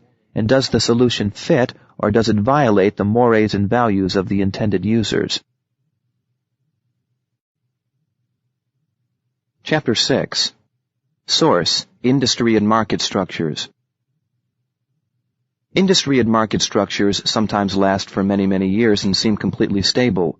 The world aluminum industry, for instance, after 1 century is still led by the Pittsburgh-based Aluminum Company of America, which held the original patents, and by its Canadian offspring, Alcan of Montreal. There has only been one major newcomer in the world's cigarette industry since the 1920s, the South African Rembrandt Group. And in an entire century, only 2 newcomers have emerged as leading electrical apparatus manufacturers in the world, Philips in Holland and Hitachi in Japan. Similarly, no major new retail chain emerged in the United States for 40 years, between the early 20s when Sears Roebuck began to move from mail order into retail stores, and the mid-60s when an old dime store chain, Kresge, launched the Kmart discount stores. Indeed, industry and market structures appear so solid that the people in an industry are likely to consider them foreordained, part of the order of nature, and certain to endure forever. Actually, market and industry structures are quite brittle. One small scratch and they disintegrate, often fast. When this happens, every member of the industry has to act. To continue to do business as before is almost a guarantee of disaster, and might well condemn a company to extinction. At the very least, the company will lose its leadership position, and once lost, such leadership is almost never regained. But a change in market or industry structure is also a major opportunity for innovation. In industry structure, a change requires entrepreneurship from every member of the industry. It requires that each one ask anew, "What is our business?" And each of the members will have to give a different, but above all a new, answer to that question. 1. The automobile story. The automobile industry in the early years of this century grew so fast that its markets changed drastically. There were 4 different responses to this change, all of them successful. The early industry through 1900 had basically been a provider of a luxury product for the very rich. By then, however, it was outgrowing this narrow market with a rate of growth that doubled the industry's sales volume every 3 years. Yet the existing companies all still concentrated on the carriage trade. One response to this was the British company Rolls-Royce, founded in 1904. The founders realized that automobiles were growing so plentiful as to become common, and set out to build and sell an automobile which, as an early Rolls-Royce prospectus put it, would have the cachet of royalty. They deliberately went back to earlier, already obsolete manufacturing methods in which each car was machined by a skilled mechanic and assembled individually with hand tools. And then they promised that the car would never wear out. They designed it to be driven by a professional chauffeur trained by Rolls-Royce for the job. They restricted sales to customers of whom they approved, preferably titled ones, of course. And to make sure that no riffraff bought their car, they priced the Rolls-Royce as high as a small yacht, at about 40 times the annual income of a skilled mechanic or prosperous tradesman. A few years later in Detroit, the young Henry Ford also saw that the market structure was changing and that automobiles in America were no longer a rich man's toy. His response was to design a car that could be totally mass-produced, largely by semi-skilled labor, and that could be driven by the owner and repaired by him. Contrary to legend, the 1908 Model T was not cheap. It was priced at a little over what the world's highest-priced skilled mechanic, the American one, earned in a full year. These days, the cheapest new car on the American market costs about 1/10 of what an unskilled assembly line worker gets in wages and benefits in a year. But the Model T cost 1/5 of the cheapest model then on the market and was infinitely easier to drive and to maintain.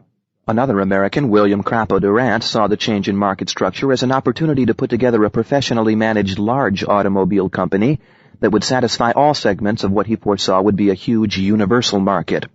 He founded General Motors in 1905, began to buy existing automobile companies, and integrated them into a large modern business. A little earlier, in 1899, the young Italian Giovanni Agnelli had seen that the automobile would become a military necessity, especially as a staff car for officers. He founded Fiat in Turin, which within a few years became the leading supplier of staff cars to the Italian, Russian, and Austro-Hungarian armies. Market structures in the world automobile industry changed once again between 1960 and 1980. For 40 years after World War I, the automobile industry had consisted of national suppliers dominating national markets. All one saw on Italy's roads and parking lots were Fiats and a few Alfa Romeos and Lancias. Outside of Italy, these makes were fairly rare. In France, there were Renaults, Peugeots, and Citroëns. In Germany, Mercedes, Opels, and the German Fords. In the United States, GM cars, Fords, and Chryslers. Then around 1960, the automobile industry all of a sudden became a global industry. Different companies reacted quite differently. The Japanese, who had remained the most insular and had barely exported their cars, decided to become world exporters. Their first attempt at the U.S. market in the late 60s was a fiasco. They regrouped, thought through again what their policy should be, and redefined it as offering an American-type car with American styling, American comfort, and American performance characteristics, but smaller, with better fuel consumption, much more rigorous quality control, and above all, better customer service. And when they got a second chance with the petroleum panic of 1979, they succeeded brilliantly. The Ford Motor Company, too, decided to go global through a European strategy. 10 years later, in the mid-70s, Ford had become a strong contender for the #1 spot in Europe. Fiat decided to become a European rather than merely an Italian company, aiming to be a strong #2 in every important European country, while retaining its primary position in Italy. General Motors at first decided to remain American and to retain its traditional 50% share of the American market, but in such a way as to reap something like 70% of all profits from automobile sales in North America. And it succeeded. 10 years later, in the mid-70s, GM shifted gears and decided to contend with Ford and Fiat for leadership in Europe, and again it succeeded. In 1983 through 84, GM, it would seem, decided finally to become a truly global company and to link up with a number of Japanese, first with 2 smaller companies, and in the end with Toyota. And Mercedes in West Germany decided on yet another strategy, again a global one, where it limited itself to narrow segments of the world market, to luxury cars, taxicabs, and buses. All these strategies worked reasonably well. Indeed, it is impossible to say which one worked better than another. But the companies that refused to make hard choices or refused to admit that anything much was happening fared badly. If they survive, it is only because their respective governments will not let them go under. One example is, of course, Chrysler. The people at Chrysler knew what was happening, everybody in the industry did, but they ducked instead of deciding. Chrysler might have chosen an American strategy and put all its resources into strengthening its position within the United States, still the world's largest automobile market. Or it might have merged with a strong European firm and aimed at taking third place in the world's most important automobile markets, the United States and Europe. It is known that Mercedes was seriously interested, but Chrysler was not. Instead, Chrysler frittered away its resources on make-believe. It acquired defeated also-rans in Europe to make itself look multinational. But this, while giving Chrysler no additional strength, drained its resources and left no money for the investment needed to give Chrysler a chance in the American market. When the day of reckoning came after the petroleum shock of 1979, Chrysler had nothing in Europe and not much more in the United States. Only the U.S. government saved it. The story is not much different for British Leyland, once Britain's largest automobile company and a strong contender for leadership in Europe, nor for the big French automobile company Peugeot. Both refused to face up to the fact that a decision was needed. As a result, they rapidly lost both market position and profitability. Today all three, Chrysler, British Leyland, and Peugeot, have become more or less marginal. But the most interesting and important examples are those of much smaller companies. Every one of the world's automobile manufacturers, large or small, has had to act or face permanent eclipse. However, three small and quite marginal companies saw in this a major opportunity to innovate: Volvo, BMW, and Porsche. Around 1930, when the automobile industry market suddenly changed, the informed betting was heavily on the disappearance of all these companies during the coming shakeout. Instead, all three have done well and have created for themselves market niches in which they are the leaders. They have done so through an innovative strategy which in effect has reshaped them into different businesses. Volvo in 1965 was small, struggling, and barely breaking even. For a few critical years it did lose large amounts of money, but Volvo went to work reinventing itself, so to speak. It became an aggressive worldwide marketer, especially strong in the United States, of what one might call the sensible car, not very luxurious, far from low-priced, not at all fashionable, but sturdy and radiating common sense and better value. Volvo has marketed itself as the car for professionals who do not need to demonstrate how successful they are through the car they drive, but who value being known for their good judgment. BMW, equally marginal in 1960, if not more so, has been equally successful, especially in countries like Italy and France. It has marketed itself as the car for young comers, for people who want to be taken as young, but who already have attained substantial success in their work and profession, people who want to demonstrate that they know the difference and are willing to pay for it. BMW is unashamedly a luxury car for the well-to-do, but it appeals to those among the affluent who want to appear non-establishment. Whereas Mercedes and Cadillac are the cars for company presidents and for heads of states, BMW is muy macho and bills itself as the ultimate driving machine. Finally, Porsche, originally a Volkswagen with extra styling, repositioned itself as the sports car, the one and only car for those who still do not want transportation, but excitement in an automobile. But those smaller automobile manufacturers who did not innovate and present themselves differently in what is, in effect, a different business, those who continued their established ways, have become casualties. The British MG, for instance, was 30 years ago what Porsche has now become, the sports car par excellence. It is almost extinct by now. And where is the Citroën? 30 years ago it was the car that had the solid, innovative engineering, the sturdy construction, the middle-class reliability. Citroën would have seemed to be ideally positioned for the market niche Volvo has taken over, but Citroën failed to think through its business and to innovate. As a result, it has neither product nor strategy. 2. The opportunity. A change in industry structure offers exceptional opportunities, highly visible and quite predictable to outsiders, but the insiders perceive these same changes primarily as threats. The outsiders who innovate can thus become a major factor in an important industry or area quite fast and at relatively low risk. Here are some examples. In the late 1950s, three young men met almost by accident in New York City. Each of them worked for financial institutions, mostly Wall Street houses. They found themselves in agreement on one point. The securities business, unchanged since the Depression 20 years earlier, was poised for rapid structural change. They decided that this change had to offer opportunities, so they systematically studied the financial industry and the financial markets to find an opportunity for newcomers with limited capital resources and practically no connections. The result was a new firm, Donaldson, Lufkin, and Jennerette. 5 years after it had been started in 1959, it had become a major force on Wall Street. What these three young men found was that a whole new group of customers was emerging fast, the pension fund administrators. These new customers did not need anything that was particularly difficult to supply, but they needed something different, and no existing firm had organized itself to give it to them. Donaldson, Lufkin, and Jennerette established a brokerage firm to focus on these new customers and to give them the research they needed. About the same time, another young man in the securities business also realized that the industry was in the throes of structural change and that this could offer him an opportunity to build a different securities business of his own. The opportunity he found was the intelligent investor mentioned earlier. On this, he then built what is now a big and still fast-growing firm. During the earlier mid-60s, the structure of American healthcare began to change fast. Three young people, the oldest not quite 30, then working as junior managers in a large Midwestern hospital, decided that this offered them an opportunity to start their own innovative business.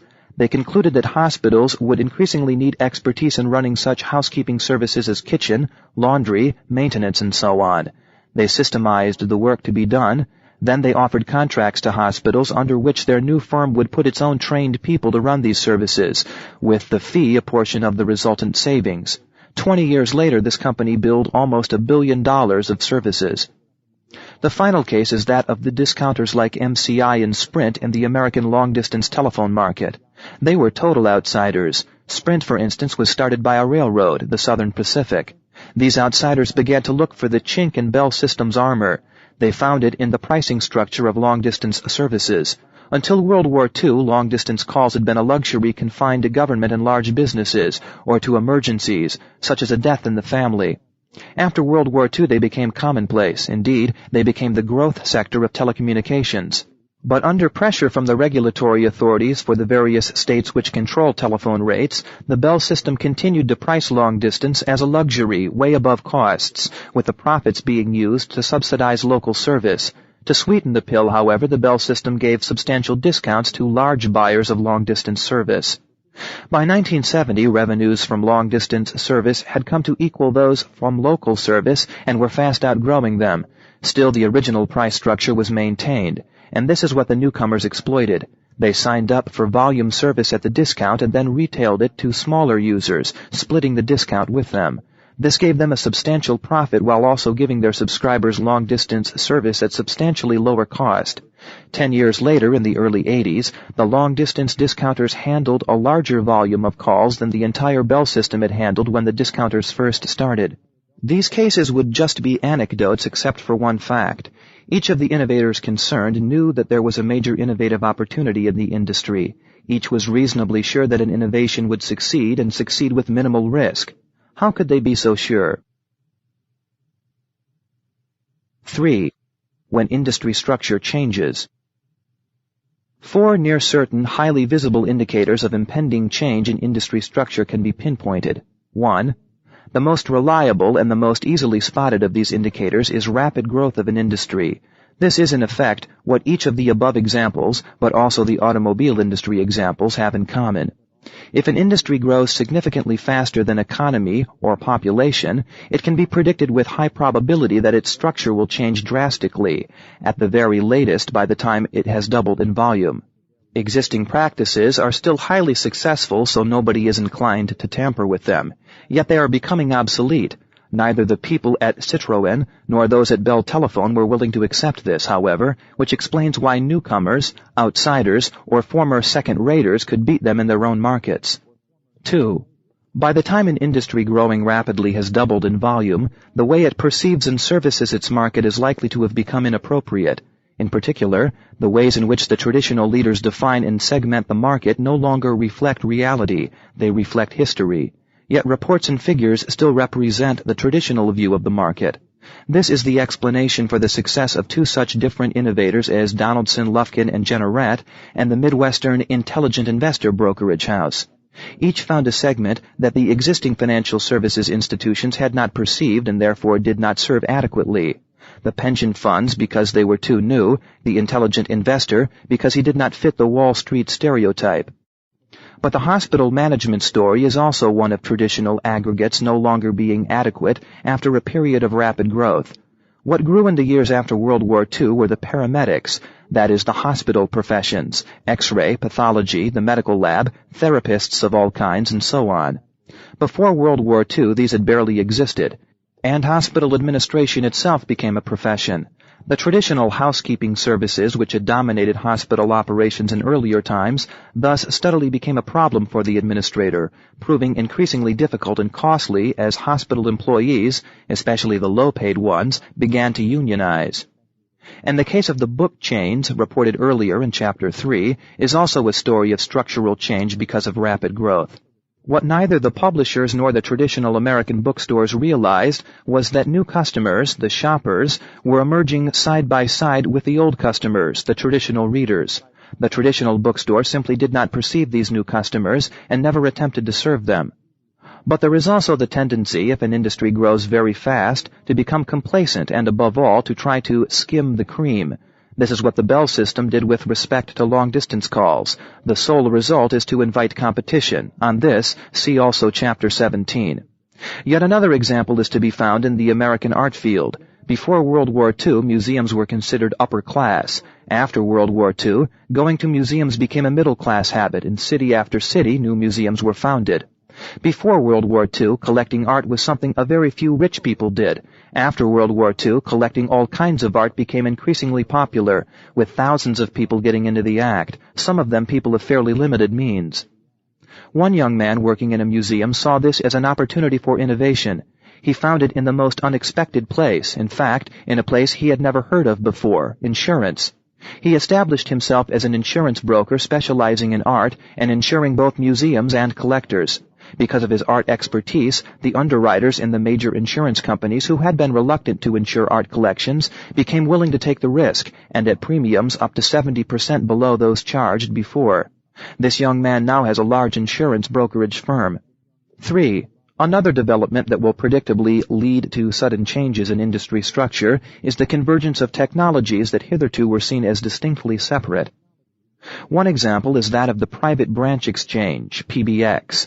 That is, the switchboard for offices and other large telephone users. Basically, all the scientific and technical work on this in the United States has been done by Bell Labs, the research arm of the Bell system. But the main beneficiaries have been a few newcomers such as ROLM Corporation. In the new PBX, two different technologies converge, telephone technology and computer technology. The PBX can be seen as a telecommunications instrument that uses a computer or as a computer that is being used in telecommunications. Technically, the Bell system would have been perfectly capable of handling this. In fact, it has all along been a computer pioneer. In its view of the market, however, and of the user, Bell System saw the computer as something totally different and far away. While it designed and actually introduced a computer-type PBX, it never pushed it. As a result, a total newcomer has become a major competitor. In fact, ROLM, started by 4 young engineers, was founded to build a small computer for fighter aircraft, and only stumbled by accident into the telephone business. The Bell System now has not much more than 1/3 of that market, despite its technical leadership. 4. An industry is ripe for basic structural change if the way in which it does business is changing rapidly. 30 years ago, the overwhelming majority of American physicians practiced on their own. By 1980, only 60% were doing so. Now, 40%, and 75% of the younger ones practice in a group, either in a partnership or as employees of a health maintenance organization or a hospital. A few people who saw what was happening early on, around 1970, realized that it offered an opportunity for innovation. A service company could design the group's office, tell the physicians what equipment they needed, and either manage their group practice for them or train their managers. Innovations that exploit changes in industry structure are particularly effective if the industry and its markets are dominated by one very large manufacturer or supplier, or by a very few. Even if there is no true monopoly, these large dominant producers and suppliers, having been successful and unchallenged for many years, tend to be arrogant. At first they dismiss the newcomer as insignificant and indeed amateurish. But even when the newcomer takes a larger and larger share of their business, they find it hard to mobilize themselves for counteraction. It took the Bell System almost 10 years before it responded to the long-distance discounters and to the challenge from the PBX manufacturers. Equally sluggish, however, was the response of the American producers of aspirin when the non-aspirin aspirins, Tylenol and Datril, first appeared. On this, see also Chapter 17. Again, the innovators diagnosed an opportunity because of an impending change in industry structure based very largely on rapid growth. There was no reason whatever why the existing aspirin manufacturers, a very small number of very large companies, could not have brought out non-aspirin aspirin and sold it effectively. After all, the dangers and limitations of aspirin were no secret. Medical literature was full of them. Yet for the first 5 or 8 years, the newcomers had the market to themselves. Similarly, the United States Postal Service did not react for many years to innovators who took away larger and larger chunks of the most profitable services. First, United Parcel Service took away ordinary parcel post, then Emory Air Freight and Federal Express took away the even more profitable delivery of urgent or high-value merchandise and letters. What made the Postal Service so vulnerable was its rapid growth. Volume grew so fast that it neglected what seemed to be minor categories and thus practically delivered an invitation to the innovators.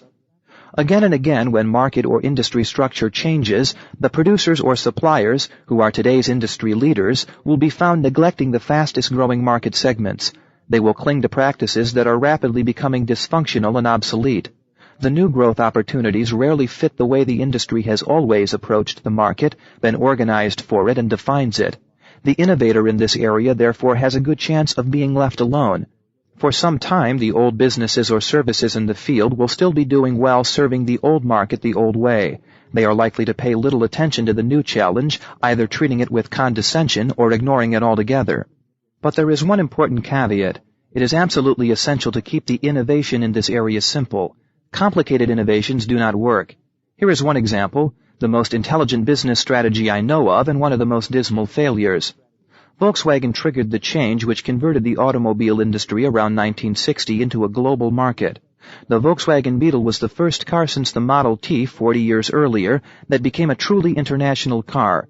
It was as ubiquitous in the United States as it was in its native Germany, and as familiar in Tanganyika as it was in the Solomon Islands, and yet Volkswagen missed the opportunity it had created itself, primarily by being too clever. By 1970, 10 years after its breakthrough into the world market, the Beetle was becoming obsolete in Europe. In the United States, the Beetle's second-best market, it still sold moderately well, and in Brazil, the Beetle's third-largest market, it apparently still had substantial growth ahead. Obviously, new strategy was called for.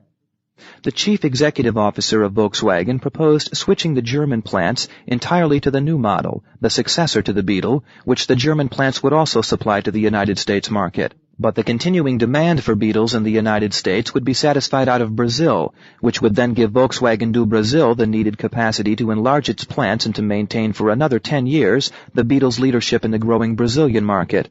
To assure the American customers of the German quality that was one of the Beetle's main attractions, the critical parts, such as engines and transmissions for all cars sold in North America would, however, still be made in Germany, with the finished car for the North American market then assembled in the United States. In its way, this was the first genuinely global strategy, with different parts to be made in different countries and assembled in different places according to the needs of different markets. Had it worked, it would have been the right strategy and a highly innovative one at that. It was killed primarily by the German labor unions. Assembling Beetles in the United States means exporting German jobs, they said, and we won't stand for it. But the American dealers were also doubtful about a car that was made in Brazil, even though the critical parts would still be made in Germany, and so Volkswagen had to give up its brilliant plan. The result has been the loss of Volkswagen's second market, the United States. Volkswagen, and not the Japanese, should have had the small car market when small cars became all the rage after the fall of the Shah of Iran triggered the second petroleum panic. Only the Germans had no product. And when a few years later Brazil went into a severe economic crisis and automobile sales dropped, Volkswagen do Brasil got into difficulties. There were no export customers for the capacity it had had to build there during the 70s. The specific reasons why Volkswagen's brilliant strategy failed, to the point where the long-term future of the company may have become problematical, are secondary. The moral of the story is that a clever, innovative strategy always fails, particularly if it is aimed at exploiting an opportunity created by a change in industry structure. Then only the very simple, specific strategy has a chance of succeeding. Chapter 7. Source: Demographics. The unexpected, incongruities, changes in market and industry structure, and process needs. The sources of innovative opportunity discussed so far in chapters 3 through 6 manifest themselves within a business, an industry, or a market. They may actually be symptoms of changes outside, in the economy, in society, and in knowledge, but they show up internally. The remaining sources of innovative opportunity, demographics, changes in perception, meaning, and mood, new knowledge, are external. They are changes in the social, philosophical, political, and intellectual environment. 1. Of all external changes, demographics, defined as changes in population, its size, age structure, composition, employment, educational status, and income, are the clearest. They are unambiguous. They have the most predictable consequences. They also have known and almost certain lead times. Anyone in the American labor force in the year 2000 is alive by now, though not necessarily living in the United States. A good many of America's workers 15 years hence may now be children in a Mexican pueblo, for example. All people reaching retirement age in 2030 in the developed countries are already in the labor force and in many cases in the occupational group in which they will stay until they retire or die. And the educational attainment of the people now in their early or mid-20s will largely determine their career paths for another 40 years. Demographics have major impact on what will be bought, by whom, and in what quantities. American teenagers, for instance, buy a good many pairs of cheap shoes a year. They buy for fashion, not durability, and their purses are limited. The same people 10 years later will buy very few pairs of shoes a year, a sixth as many as they bought when they were 17, but they will buy them for comfort and durability first and for fashion second. People in their 60s and 70s in the developed countries, that is, people in their early retirement years, form the prime travel and vacation market. 10 years later, the same people are customers for retirement communities, nursing homes, and extended and expensive medical care. Two-earner families have more money than they have time and spend accordingly. People who have acquired extensive schooling in their younger years, especially professional or technical schooling, will, 10 to 20 years later, become customers for advanced professional training. But people with extensive schooling are also available primarily for employment as knowledge workers. Even without competition from low-wage countries with tremendous surpluses of young people trained only for unskilled or semi-skilled manual jobs, the surge of young people in the third world countries resulting from the drop in infant mortality after 1955, the industrially developed countries of the West and of Japan would have had to automate.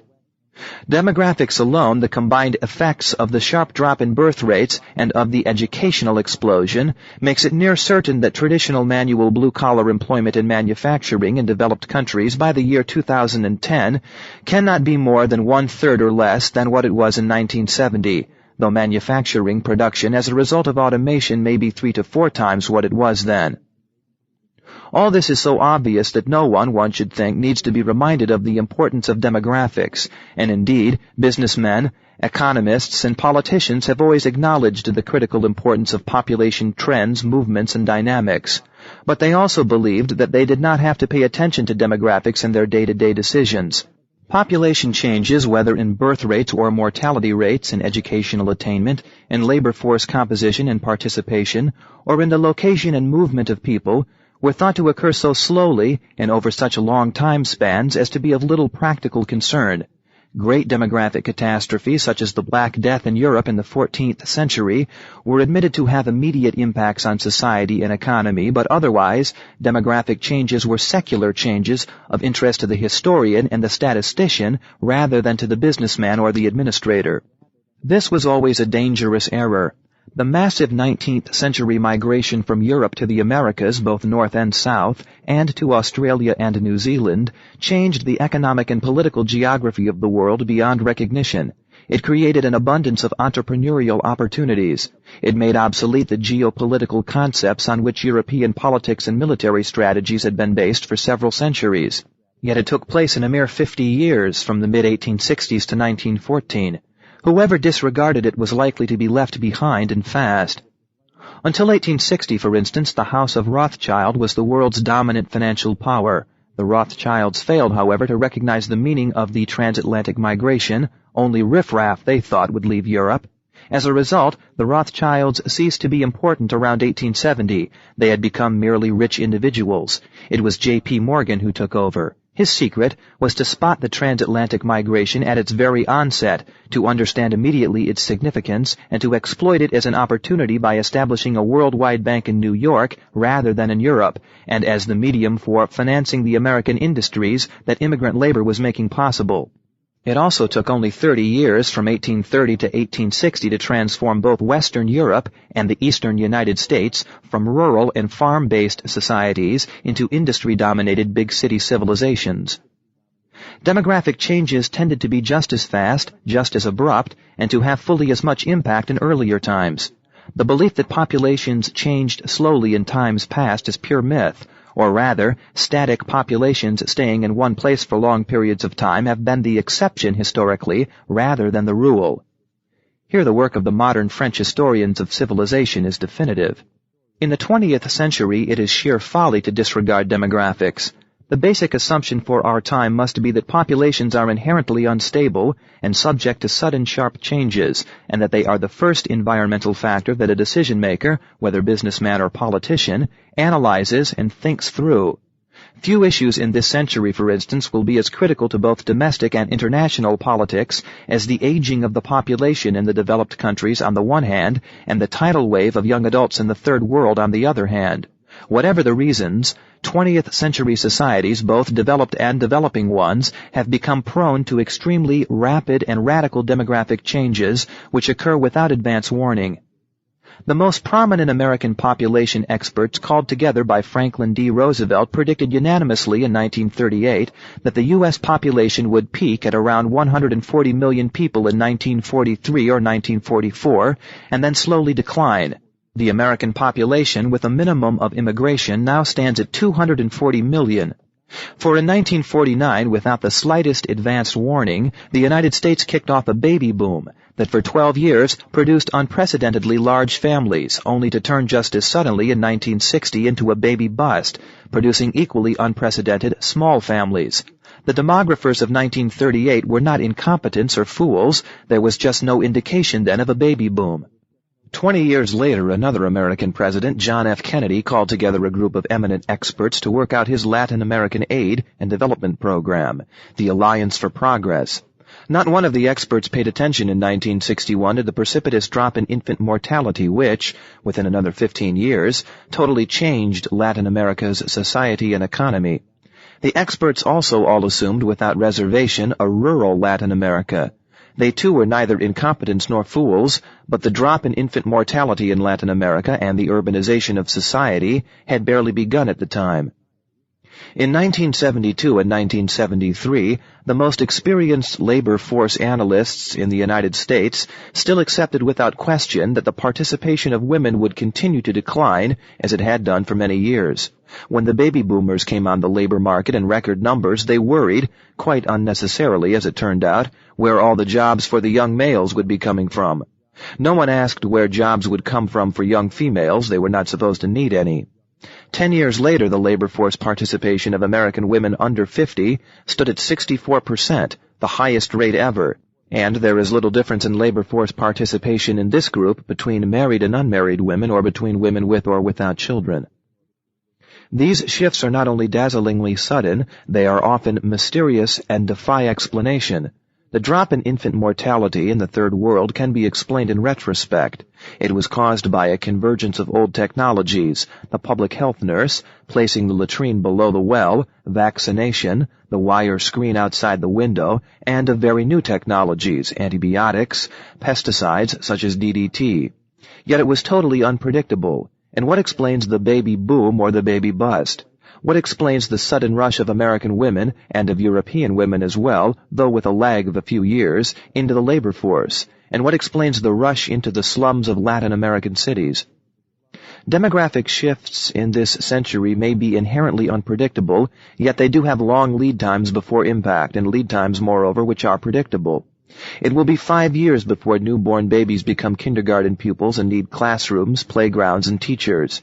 It will be 15 years before they become important as customers, and 19 to 20 years before they join the labor force as adults.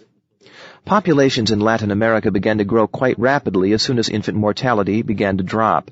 Still, the babies who did not die did not become school children for 5 or 6 years, nor adolescents looking for work for 15 or 16 years. And it takes at least 10 years, usually 15, before any change in educational attainments translates itself into labor force composition and available skills.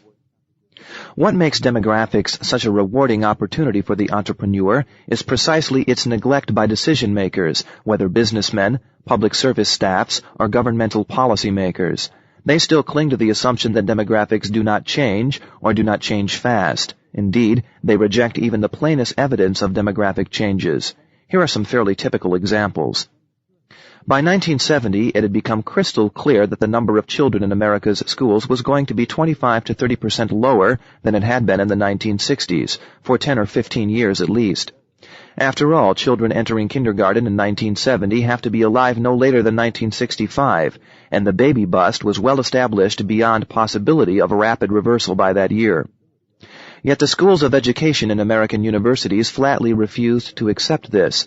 They considered it a law of nature, it seems, that the number of children of school age must go up year after year, and so they stepped up their efforts to recruit students, causing substantial unemployment for graduates a few years later, severe pressure on teachers' salaries, and massive closings of schools of education.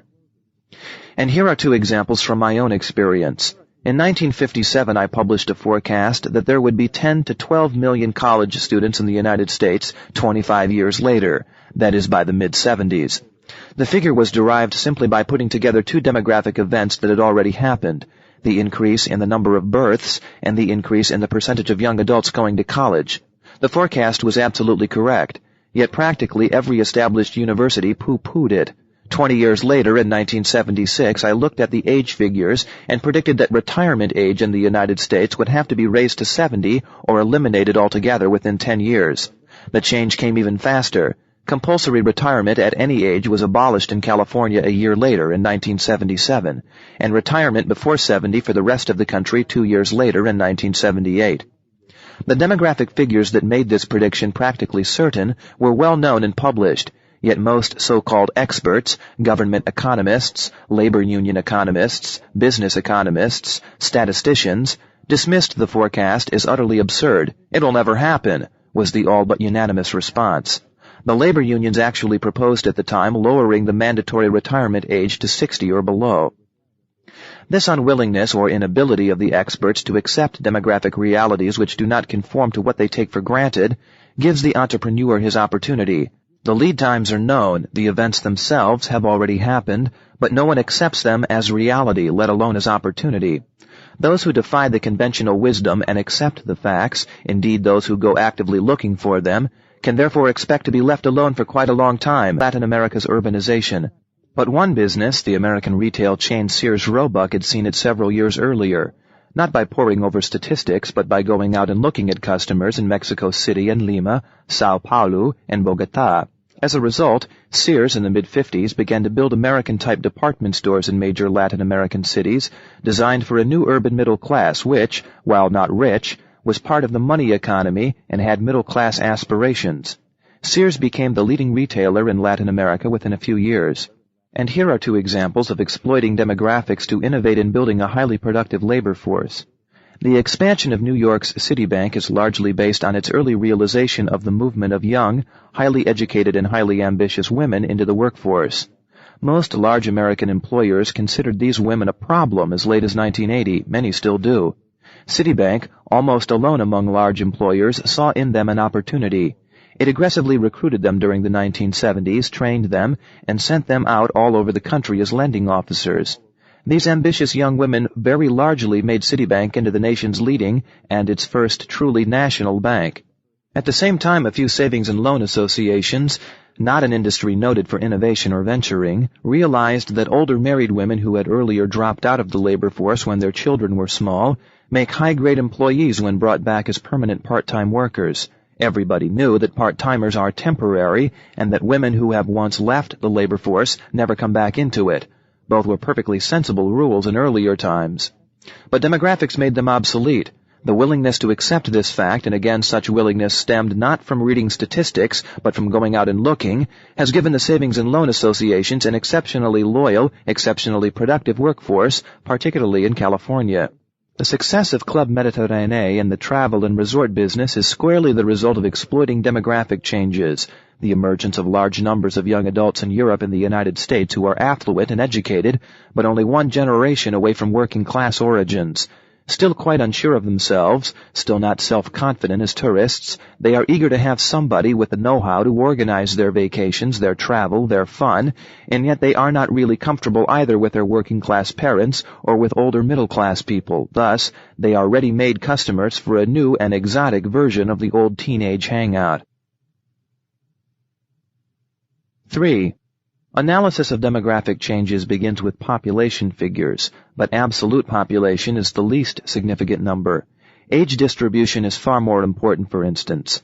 In the 1960s, it was the rapid increase in the number of young people in most non-communist developed countries that proved significant. The one notable exception was Great Britain, where the baby boom was short-lived. In the 1980s and even more in the 1990s, it will be the drop in the number of young people, the steady increase in the number of early middle-aged people, up to 40, and the very rapid increase in the number of old people, 70 and over. What opportunities do these developments offer? What are the values and the expectations, the needs and wants of these various age groups? The number of traditional college students cannot increase. The most one can hope for is that it will not fall, that the percentage of 18 and 19-year-olds who stay in school beyond secondary education will increase sufficiently to offset the decline in the total number. But with the increase in the number of people in their mid-30s and 40s who have received a college degree earlier, there are going to be large numbers of highly schooled people who want advanced professional training and retraining, whether as doctors, lawyers, architects, engineers, executives, or teachers. What do these people look for? What do they need? How can they pay? What does the traditional university have to do to attract and satisfy such very different students? And finally, what are the wants, needs, values of the elderly? Is there indeed any one older group, or are there rather several, each with different expectations, needs, values, satisfactions? Particularly important in age distribution, and with the highest predictive value, are changes in the center of population gravity, that is, in the age group which at any given time constitutes both the largest and the fastest growing age cohort in the population. At the end of the Eisenhower presidency in the late 50s, the center of population gravity in the United States was at its highest point in history, but a violent shift within a few years was bound to take place. As a result of the baby boom, the center of American population gravity was going to drop so sharply by 1965 as to bring it to the lowest point since the early days of the Republic, to around 16 or 17. It was predictable, and indeed predicted by anyone who took demographics seriously and looked at the figures, that there would be a drastic change in mood and values. The youth rebellion of the 60s was mainly a shift of the spotlight to what has always been typical adolescent behavior. In earlier days, with the center of population gravity in the late 20s or early 30s, age groups that are notoriously ultra-conservative, adolescent behavior was dismissed as boys will be boys and girls will be girls. In the 60s, it suddenly became the representative behavior. When everybody was talking of a permanent shift in values or of a greening of America, the age pendulum had already swung back, and violently so. By 1969, the first effects of the baby bust were already discernible, and not only in the statistics. 1974 or 1975 would be the last year in which the 16 and 17-year-olds would constitute the center of population gravity. After that, the center would rapidly move up. By the early 1980s, it would be in the high 20s again. And with this shift would come a change in what would be considered representative behavior. The teenagers would of course continue to behave like teenagers, but that would again be dismissed as the way teenagers behave rather than as the constitutive values and behavior of society.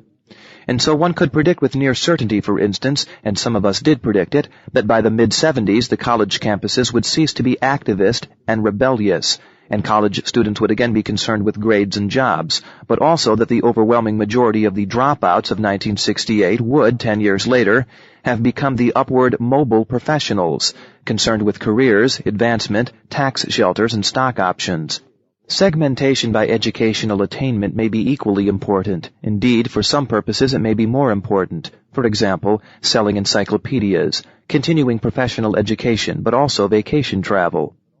Then there is labor force participation and occupational segmentation. Finally, there is income distribution, and especially distribution of disposable and discretionary income. What happens, for instance, to the propensity to save in the two-earner family? Actually, most of the answers are available. They are the stuff of market research. All that is needed is the willingness to ask the questions. But more than poring over statistics is involved. To be sure, statistics are the starting point. They were what got Melville to ask what opportunities the jump in teenagers offered a fashion retailer, or what got the top management at Sears Roebuck to look upon Latin America as a potential market. But then the managements of these companies, or the administrators of metropolitan big city universities, such as Pace in New York and Golden Gate in San Francisco, went out into the field to look and listen. This is literally how Sears Roebuck decided to go into Latin America. Sears chairman Robert E. Wood read in the early 1950s that Mexico City and Sao Paulo were expected to outgrow all U.S. cities by the year 1975. This so intrigued him that he went himself to look at the major cities in Latin America. He spent a week in each of them: Mexico City, Guadalajara, Bogota, Lima, Santiago, Rio, Sao Paulo. Walking around looking at stores, he was appalled by what he saw, and studying traffic patterns. Then he knew what customers to aim at, what kind of stores to build, where to put the stores, and what merchandise to stock them with. Similarly, the founders of Club Mediterranee looked at the customers of package tours, talked to them and listened to them before they built their first vacation resort. And the two young men who turned Melville Shoe from a dowdy, undistinguished shoe chain, one among many, into the fastest-growing popular fashion retailer in America, similarly spent weeks and months in shopping centers, looking at customers, listening to them, exploring their values. They studied the way young people shopped, what kind of environment they liked. Do teenage boys and girls, for instance, shop in the same place for shoes, or do they want to have separate stores? And what they considered value in the merchandise they bought. Thus, for those genuinely willing to go out into the field, to look and to listen, changing demographics is both a highly productive and a highly dependable, innovative opportunity. Chapter 8. Source: Changes in Perception. 1. The glass is half full.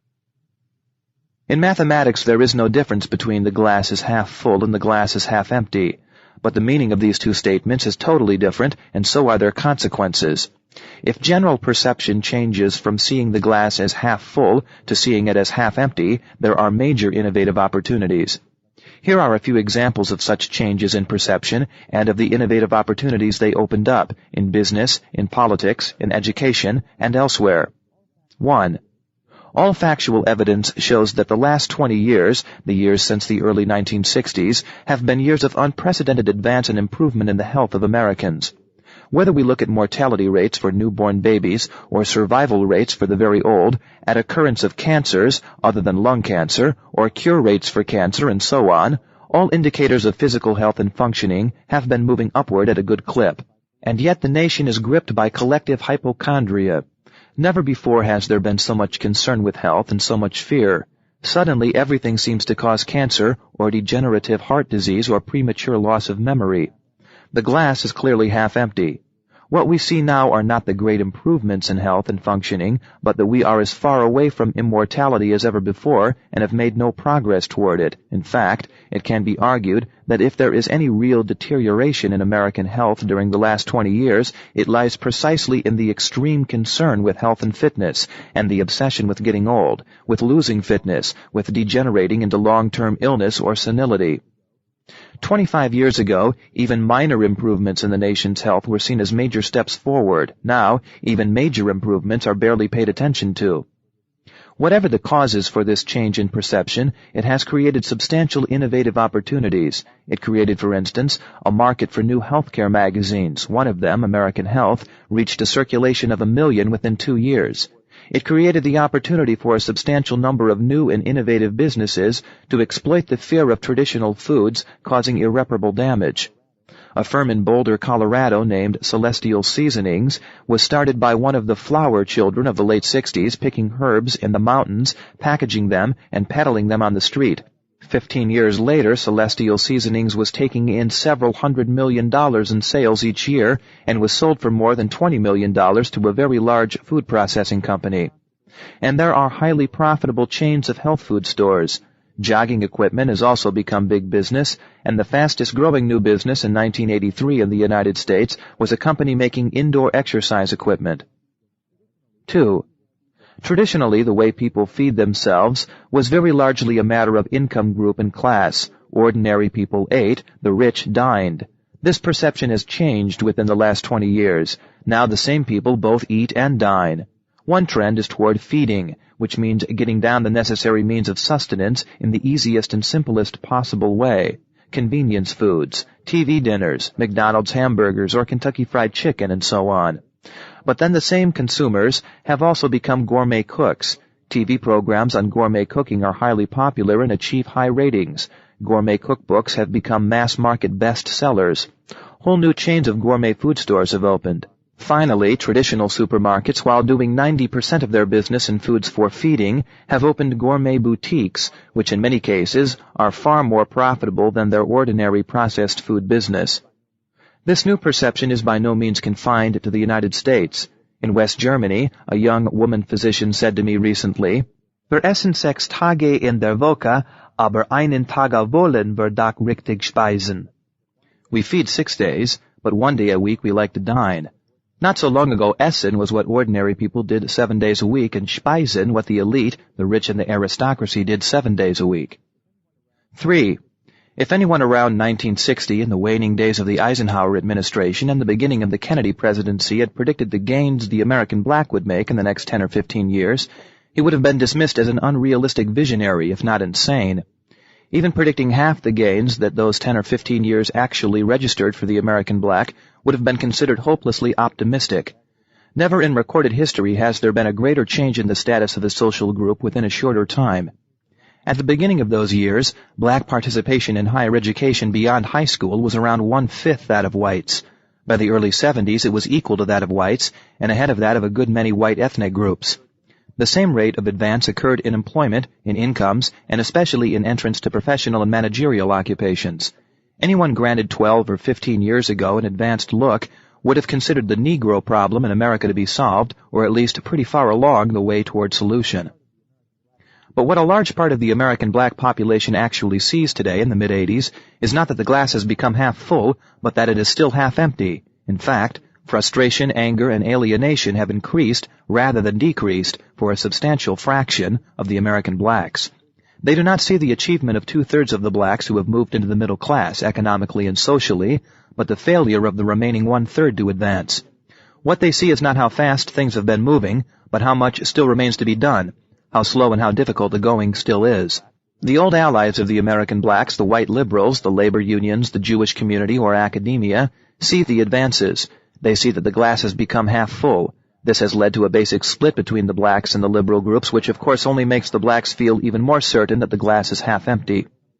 The white liberal, however, has come to feel that the blacks increasingly are no longer deprived, no longer entitled to special treatment such as reverse discrimination, no longer in need of special allowances and priority in employment, in promotion, and so on. This became the opportunity for a new kind of black leader, the Reverend Jesse Jackson. Historically, for almost 100 years, from Booker T. Washington around the turn of the century, through Walter White in the New Deal days, until Martin Luther King Jr. during the presidencies of John Kennedy and Lyndon Johnson, a black could become leader of his community only by proving his ability to get the support of white liberals. It was the only way to obtain enough political strength to make significant gains for American blacks. Jesse Jackson saw that the change in perception that now divides American blacks from their old allies and comrades in arms, white liberals, is an innovative opportunity to create a totally different kind of black leadership, one based on vocal enmity to the white liberals and even all-out attack on them.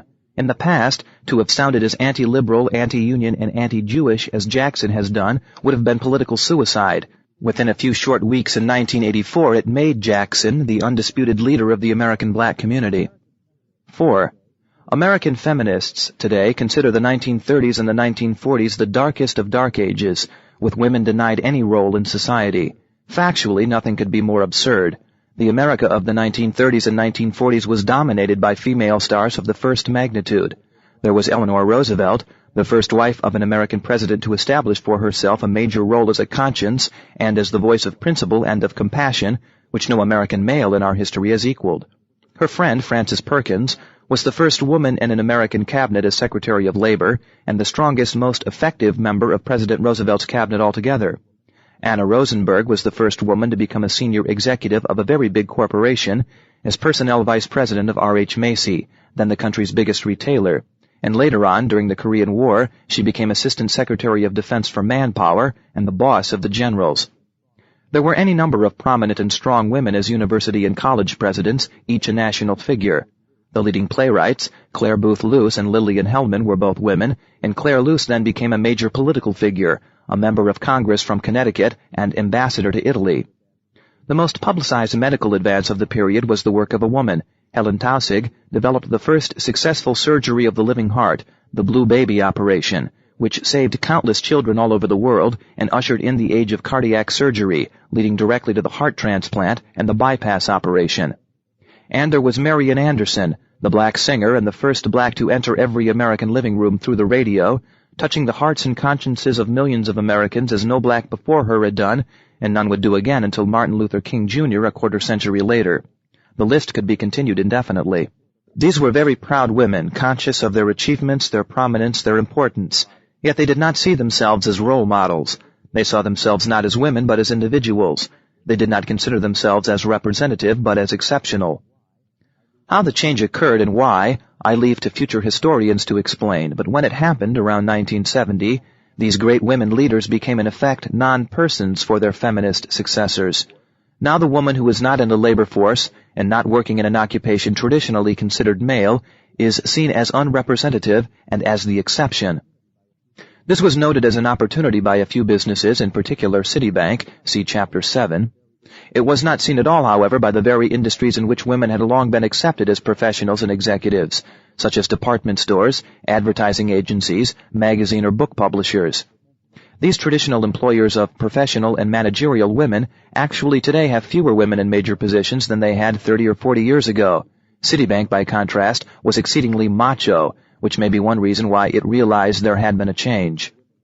It saw in the new perception women had of themselves a major opportunity to court exceptionally able, exceptionally ambitious, exceptionally striving women, to recruit them and to hold them. And it could do so without competition from the traditional recruiters of career women. In exploiting a change in perception, innovators, as we have seen, can usually count on having the field to themselves for quite a long time. 5. A much older case, one from the early 1950s, shows a similar exploitation of a change in perception.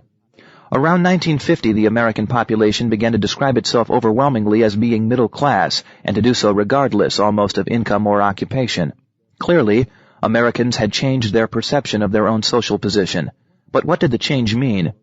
One advertising executive, William Benton, later senator from Connecticut, went out and asked people what the words middle class meant to them. The results were unambiguous. Middle class, in contrast to working class, means believing in the ability of one's children to rise through performance in school. Benton thereupon bought up the Encyclopedia Britannica Company and started peddling the encyclopedia, mostly through high school teachers to parents whose children were the first generation in the family to attend high school.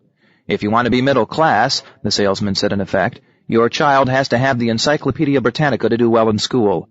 Within 3 years, Benton had turned the almost dying company around, and 10 years later the company began to apply exactly the same strategy in Japan for the same reasons and with the same success. 6. Unexpected success or unexpected failure is often an indication of a change in perception and meaning. Chapter 3 told how the phoenix of the Thunderbird rose from the ashes of the Edsel.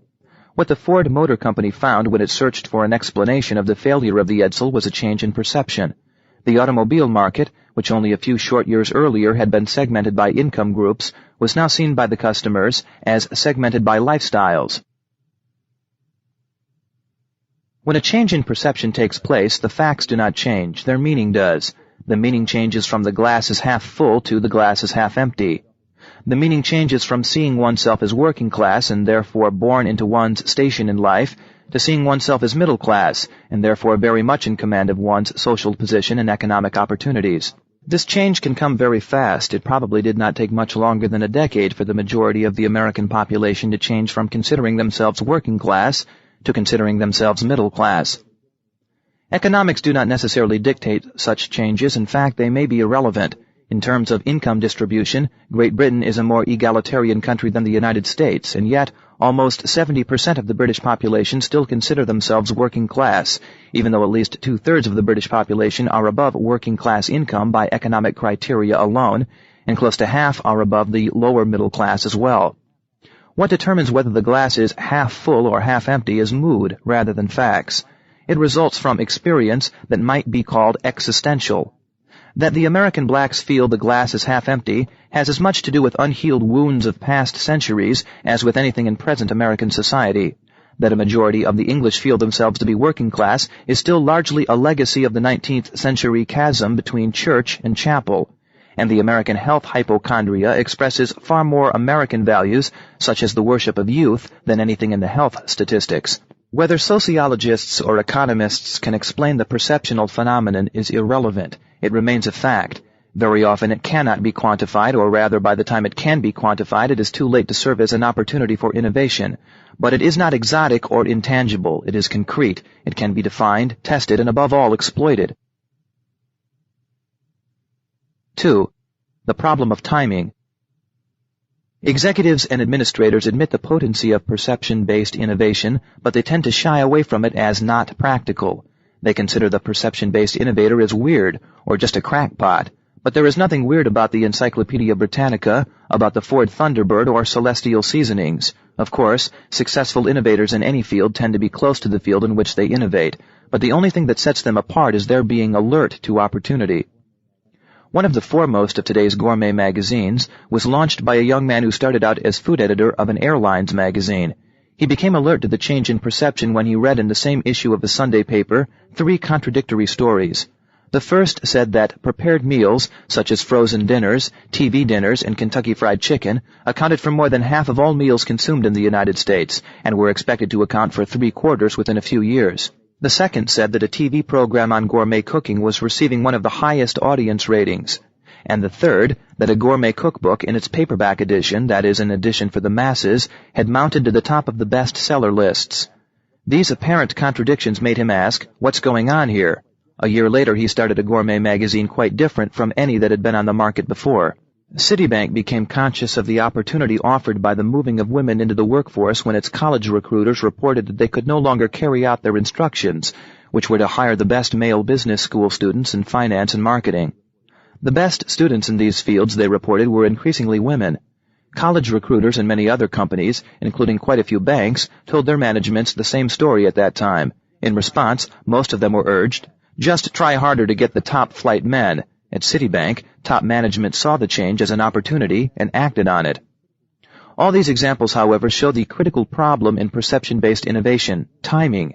If Ford had waited only 1 year after the fiasco of the Edsel, it might have lost the lifestyle market to GM's Pontiac. If Citibank had not been the first one to recruit women MBAs, it would not have become the preferred employer for the best and most ambitious of the young women aiming to make a career in business.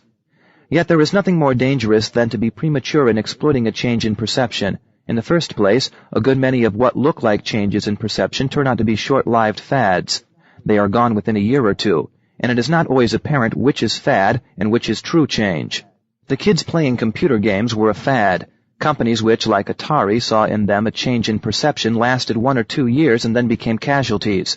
Their fathers going in for home computers represented a genuine change, however.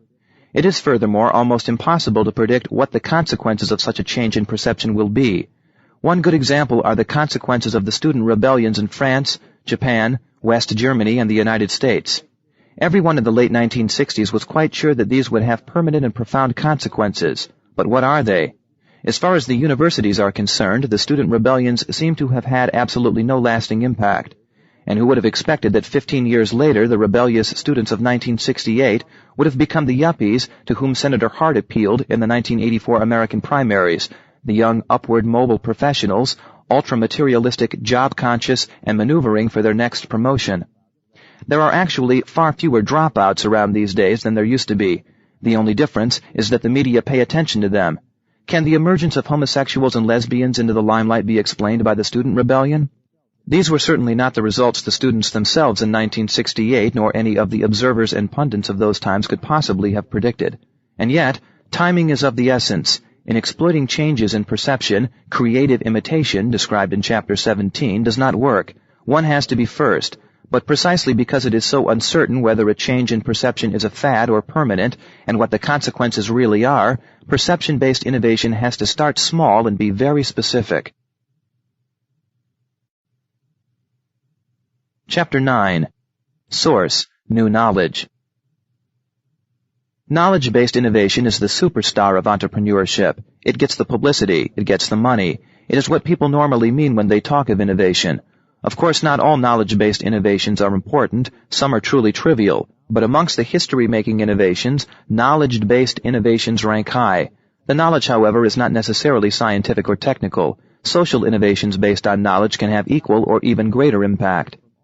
Knowledge-based innovation differs from all other innovations in its basic characteristics, time span, casualty rate, predictability, and in the challenges it poses to the entrepreneur, and like most superstars, knowledge-based innovation is temperamental, capricious, and hard to manage. 1. The characteristics of knowledge-based innovation.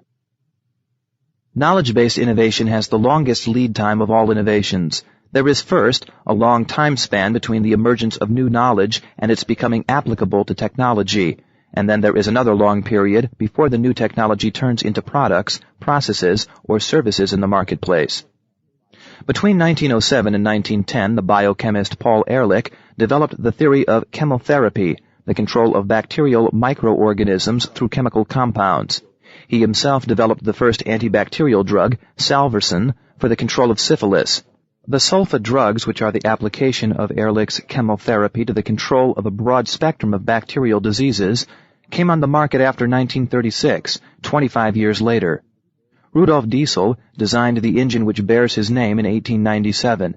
Everyone at once realized that it was a major innovation, yet for many years there were few practical applications. Then in 1935, an American, Charles Kettering, totally redesigned Diesel's engine, rendering it capable of being used as the propulsion unit in a wide variety of ships, in locomotives, in trucks, buses, and passenger cars. A number of knowledges came together to make possible the computer. The earliest was the binary theorem, a mathematical theory going back to the 17th century that enables all numbers to be expressed by two numbers only, 1 and 0. It was applied to a calculating machine by Charles Babbage in the first half of the 19th century. In 1890, Hermann Hollerith invented the punch card, going back to an invention by the early 19th century Frenchman J.M. Jacquard. The punch card makes it possible to convert numbers into instructions. In 1906, an American, Lee De Forest, invented the Audion tube, and with it created electronics. Then, between 1910 and 1913, Bertrand Russell and Alfred North Whitehead in their Principia Mathematica created symbolic logic, which enables us to express all logical concepts as numbers. Finally, during World War I, the concepts of programming and feedback were developed, primarily for the purposes of anti-aircraft gunnery. By 1918, in other words, all the knowledge needed to develop the computer was available. The first computer became operational in 1946. A Ford Motor Company manufacturing executive coined the word automation in 1951 and described in detail the entire manufacturing process automation would require. Robotics and factory automation were widely talked about for 25 years, but nothing really happened for a long time. Nissan and Toyota in Japan did not introduce robots into their plants until 1978. In the early 80s, General Electric built an automated locomotive plant in Erie, Pennsylvania. General Motors then began to automate several of its engine and accessory plants. Early in 1985, Volkswagen began to operate its Hall 54 as an almost completely automated manufacturing installation. Buckminster Fuller, who called himself a geometer and who was part mathematician and part philosopher, applied the mathematics of topology to the design of what he called the Dymaxion house, a term he chose because he liked the sound of it. The Dymaxion house combines the greatest possible living space with the smallest possible surface. It therefore has optimal insulation, optimal heating and cooling, and superb acoustics. It can also be built with lightweight materials, requires no foundation and a minimum of suspension, and can still withstand an earthquake or the fiercest gale. Around 1940, Fuller put a Dymaxion house on the campus of a small New England college, and there it stayed.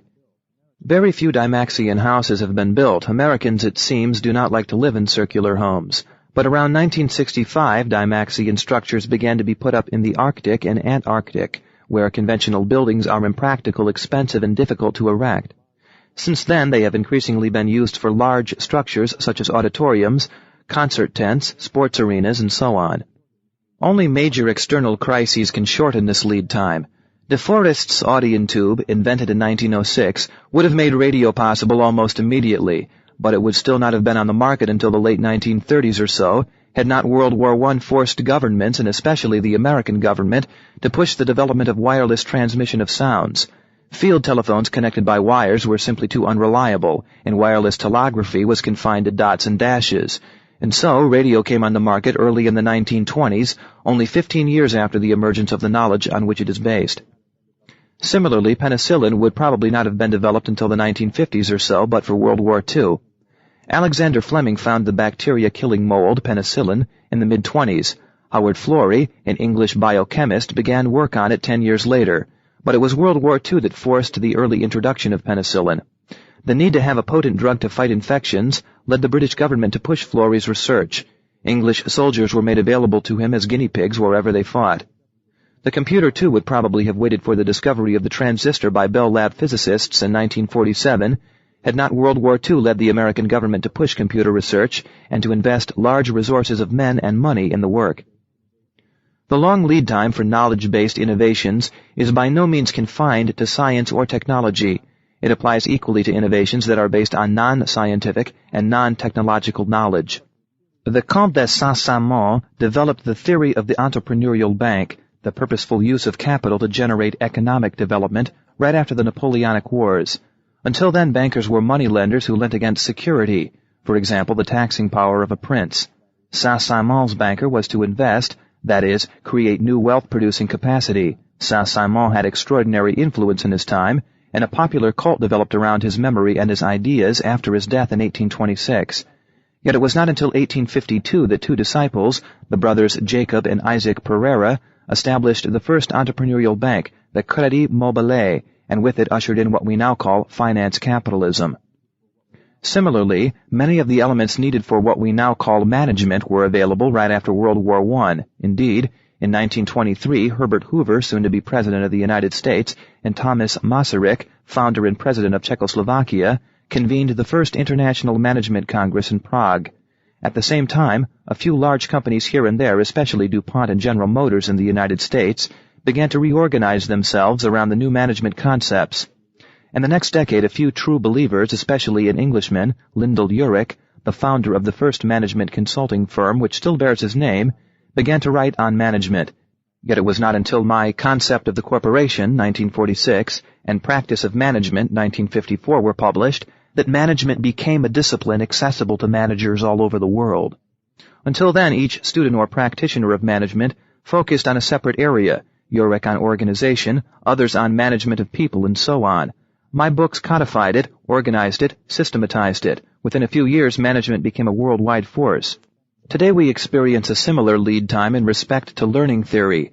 The scientific study of learning began around 1890 with Wilhelm Wundt in Germany and William James in the United States. After World War II, two Americans, B.F. Skinner and Jerome Brunner, both at Harvard, developed and tested basic theories of learning. Skinner specializing in behavior and Brunner in cognition. Yet only now is learning theory beginning to become a factor in our schools. Perhaps the time has come for an entrepreneur to start schools based on what we know about learning, rather than on the old wives' tales about it that have been handed down through the ages. In other words, the lead time for education to become applicable technology and begin to be accepted on the market is between 25 and 35 years. This has not changed much throughout recorded history. It is widely believed that scientific discoveries turn much faster in our day than ever before into technology products and processes, but this is largely illusion. Around 1250, the Englishman Roger Bacon, a Franciscan monk, showed that refraction defects of the eye could be corrected with eyeglasses. This was incompatible with what everybody then knew. The infallible authority of the Middle Ages Galen, the great medical scientist, had proven conclusively that it could not be done.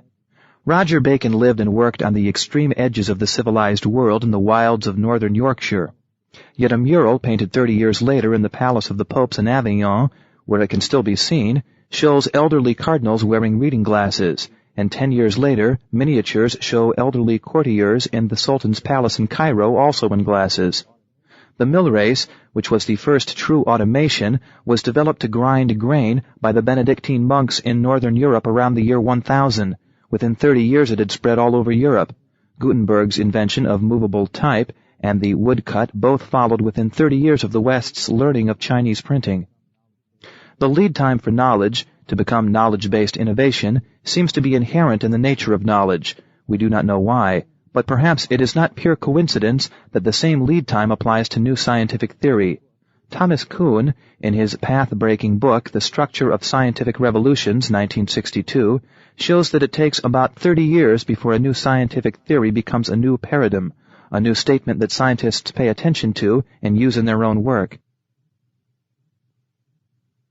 Convergences.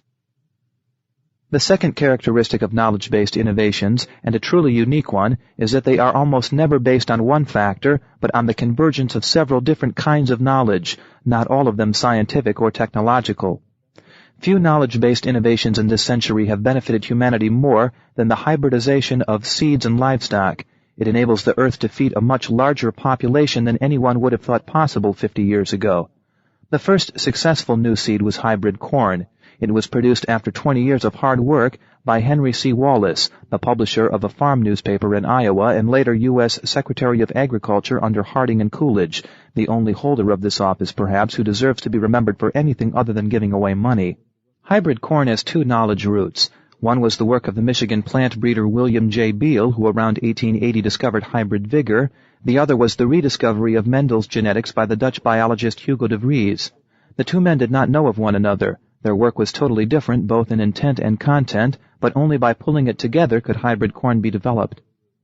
The Wright brothers' airplane also had two knowledge roots. One was the gasoline engine designed in the mid-1880s to power the first automobiles built by Carl Benz and Gottfried Daimler, respectively. The other was mathematical, aerodynamics, developed primarily in experiments with gliders. Each was developed quite independently. It was only when the two came together that the airplane became possible. The computer, as already noted, required the convergence of no less than 5 different knowledges: a scientific invention, the Audion tube, a major mathematical discovery, the binary theorem, a new logic, the design concept of the punch card, and the concepts of program and feedback. Until all these were available, no computer could have been built. Charles Babbage, the English mathematician, is often called the father of the computer. What kept Babbage from building a computer, it is argued, was only the unavailability of the proper metals and of electric power at his time. But this is a misunderstanding. Even if Babbage had had the proper materials, he could at best have built the mechanical calculator that we now call a cash register. Without the logic, the design concept of the punch card, and the concept of program and feedback, none of which Babbage possessed, he could only imagine a computer. The brothers Pereira founded the first entrepreneurial bank in 1852. It failed within a few years because they had only one knowledge base, and the entrepreneurial bank needs two. They had a theory of creative finance that enabled them to be brilliant venture capitalists, but they lacked the systematic knowledge of banking which was developed at exactly the same time across the Channel by the British and codified in Walter Baggett's classic, Lombard Street. After their failure in the early 1860s, 3 young men independently picked up where the brothers Pereira had left off, added the knowledge base of banking to the venture capital concept, and succeeded. The first was J.P. Morgan, who had been trained in London but had also carefully studied the Pereira's Crédit Mobile. He founded the most successful entrepreneurial bank of the 19th century in New York in 1865. The second one, across the Rhine, was the young German George Siemens, who founded what he called the Universal Bank, by which he meant a bank that was both a deposit bank on the British model and an entrepreneurial bank on the Pereira's model. And in remote Tokyo, another man, Shibusawa Aichii, who had been one of the first Japanese to travel to Europe to study banking firsthand and had spent time both in Paris and in London's Lombard Street, became one of the founders of the modern Japanese economy by establishing a Japanese version of the Universal Bank. Both Siemens Deutsche Bank and Shibusawa's Daiichi Bank are still the largest banks of their respective countries. The first man to envisage the modern newspaper was an American, James Gordon Bennett, who founded the New York Herald. Bennett fully understood the problems. A newspaper had to have enough income to be editorially independent and yet be cheap enough to have mass circulation. Earlier newspapers either got their income by selling their independence and becoming the lackeys and paid propagandists of a political faction, as did most American and practically all European papers of his time, or like the great aristocrat of those days, the Times of London, they were written by gentlemen for gentlemen, but so expensive that only a small elite could afford them. Bennett brilliantly exploited the twin technological knowledge bases on which a modern newspaper rests, the telegraph and high-speed printing. They enabled him to produce a paper at a fraction of the traditional cost. He knew that he needed high-speed typesetting, though it was not invented until after his death. He also saw one of the 2 non-scientific bases, mass literacy, which made possible mass circulation for a cheap newspaper. But he failed to grasp the 5th base, mass advertising, as the source of the income that makes possible editorial independence. Bennett personally enjoyed a spectacular success. He was the first of the press lords. But his newspaper achieved neither leadership nor financial security. These goals were only attained 2 decades later, around 1890, by 3 men who understood and exploited advertising: Joseph Pulitzer, first in St. Louis and then in New York; Adolph Ochs, who took over a moribund New York Times and made it into America's leading newspaper; and William Randolph Hearst, who invented the modern newspaper chain. The invention of plastics, beginning with nylon, also rested on the convergence of a number of different new knowledges, each emerging around 1910. Organic chemistry, pioneered by the Germans and perfected by Leo Baekeland, a Belgian working in New York, was one. X-ray diffraction, and with it an understanding of the structure of crystals, was another, and high vacuum technology. The final factor was the pressure of World War I shortages, which made the German government willing to invest heavily in polymerization research to obtain a substitute for rubber. It took a further 20 years, though, before nylon was ready for the market. Until all the needed knowledges can be provided, knowledge-based innovation is premature and will fail. In most cases, the innovation occurs only when these various factors are already known, already available, already in use someplace. This was the case with the Universal Bank of 1865 through 75. It was the case with the computer after World War II. Sometimes the innovator can identify the missing pieces and then work at producing them. Joseph Pulitzer, Adolph Ochs, and William Randolph Hearst largely created modern advertising. This then created what we today call media, that is, the merger of information and advertising in mass communications. The Wright brothers identified the pieces of knowledge that were missing, mostly mathematics, and then themselves developed them by building a wind tunnel and actually testing mathematical theories.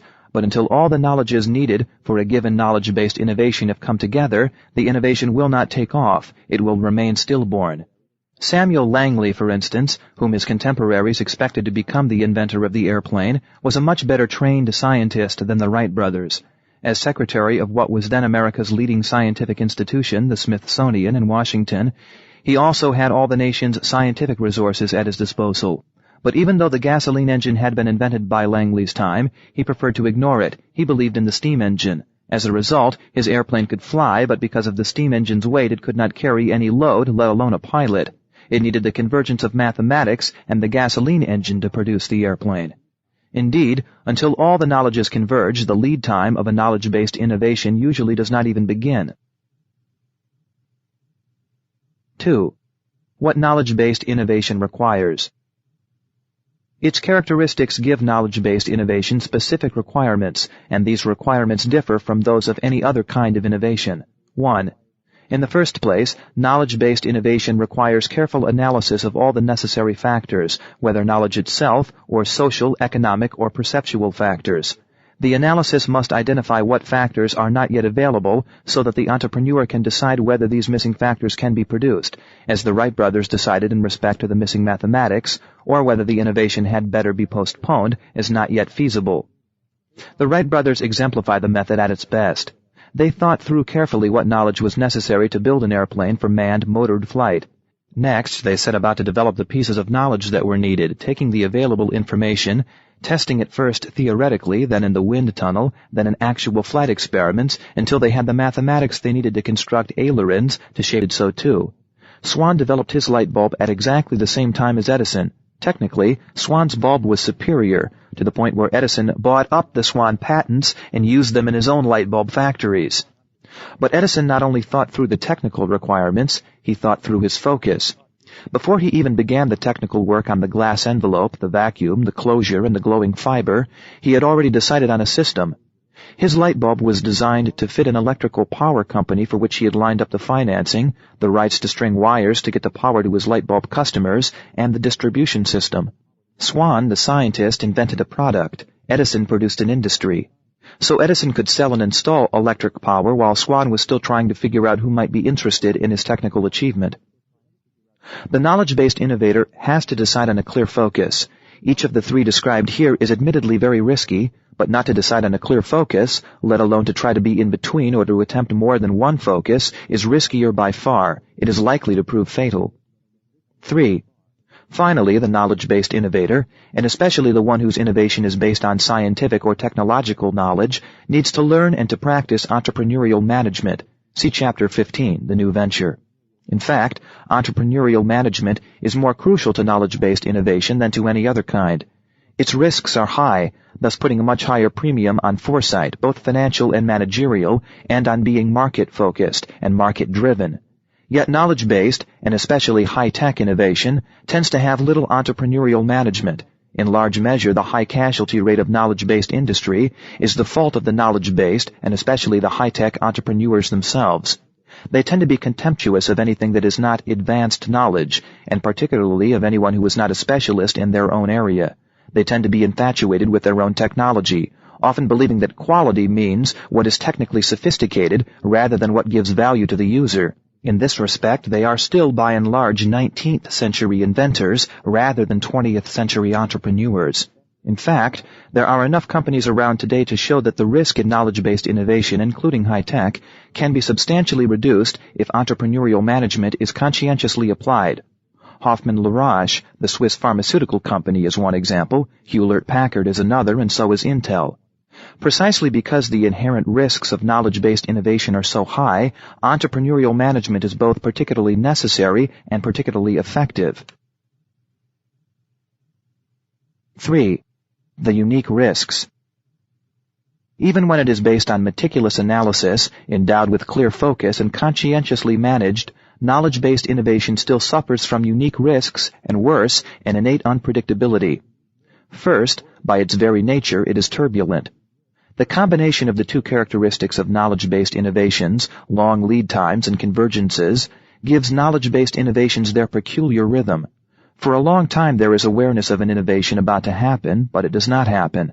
Then suddenly there is a near explosion, followed by a few short years of tremendous excitement, tremendous startup activity, tremendous publicity. 5 years later comes a shakeout, which few survive. In 1856, Werner Siemens in Germany applied the electrical theories Michael Faraday had developed around 1830, 25 years earlier, to the design of the ancestor of the first electrical motor, the first dynamo. It caused a worldwide sensation. From then on it became certain that there would be an electrical industry and that it would be a major one. Dozens of scientists and inventors went to work, but nothing happened for 22 years. The knowledge was missing, Maxwell's development of Faraday's theories. After it had become available, Edison invented the light bulb in 1878, and the race was on. Within the next 5 years, all the major electrical apparatus companies in Europe and America were founded. Siemens in Germany bought up a small electrical apparatus manufacturer, Schuckert. The German General Electric Company, AEG, was formed on the basis of Edison's work. In the United States there arose what are now GE and Westinghouse. In Switzerland there was Brown Boveri. In Sweden, ASEA was founded in 1884. But these few are the survivors of 100 such companies: American, British, French, German, Italian, Spanish, Dutch, Belgian, Swiss, Austrian, Czech, Hungarian, and so on, all eagerly financed by the investors of their time and all expecting to be billion-dollar companies. It was this upsurge of the electrical apparatus industry that gave rise to the first great science fiction boom and made Jules Verne and H.G. Wells best-selling authors all over the world. But by 1895 to 1900, most of these companies had already disappeared, whether out of business, bankrupt, or absorbed by the few survivors. Around 1910, there were up to 200 automobile companies in the United States alone. By the early 1930s, their number had shrunk to 20, and by 1960 to 4. In the 1920s, literally hundreds of companies were making radio sets, and hundreds more were going into radio stations. By 1935, the control of broadcasting had moved into the hands of 3 networks, and there were only a dozen manufacturers of radio sets left. Again, there was an explosion in the number of newspapers founded between 1880 and 1900. In fact, newspapers were among the major growth industries of the time. Since World War I, the number of newspapers in every major country has been going downhill steadily. And the same is true of banking. After the founders, the Morgans, the Siemenses, the Shibusawas, there was an almost explosive growth of new banks in the United States as well as in Europe. But around 1890, only 20 years later, consolidation set in. Banking firms began to go out of business or to merge. By the end of World War II, in every major country only a handful of banks were left that had more than local importance, whether as commercial or private banks. But each time, without exception, the survivor has been a company that was started during the early explosion period. After that period is over, entry into the industry is foreclosed for all practical purposes. There is a window of a few years during which a new venture must establish itself in any new knowledge-based industry. It is commonly believed today that the window has become narrower, but this is as much a misconception as the common belief that the lead time between the emergence of new knowledge and its conversion into technology, products, and processes has become much shorter. Within a few years after George Stevens's rocket had pulled the first train on a commercial railroad in 1830, Over 100 railroad companies were started in England. For 10 years, railroads were high-tech, and railroad entrepreneurs media events. The speculative fever of these years is bitingly satirized in one of Dickens's novels, Little Dorrit, published in 1855 through 57. It was not very different from today's speculative fever in Silicon Valley. But around 1845, the window slammed shut. From then on, there was no money in England anymore for new railroads. 50 years later, the 100 or so English railroad companies of 1845 had shrunk to 5 or 6. And the same rhythm characterized the electrical apparatus industry, the telephone industry, the automobile industry, the chemical industry, household appliances, and consumer electronics. The window has never been very wide nor open very long. But there can be little doubt that today the window is becoming more and more crowded. The railroad boom of the 1830s was confined to England. Later, every country had its own local boom, quite separate from the preceding one in the neighboring country.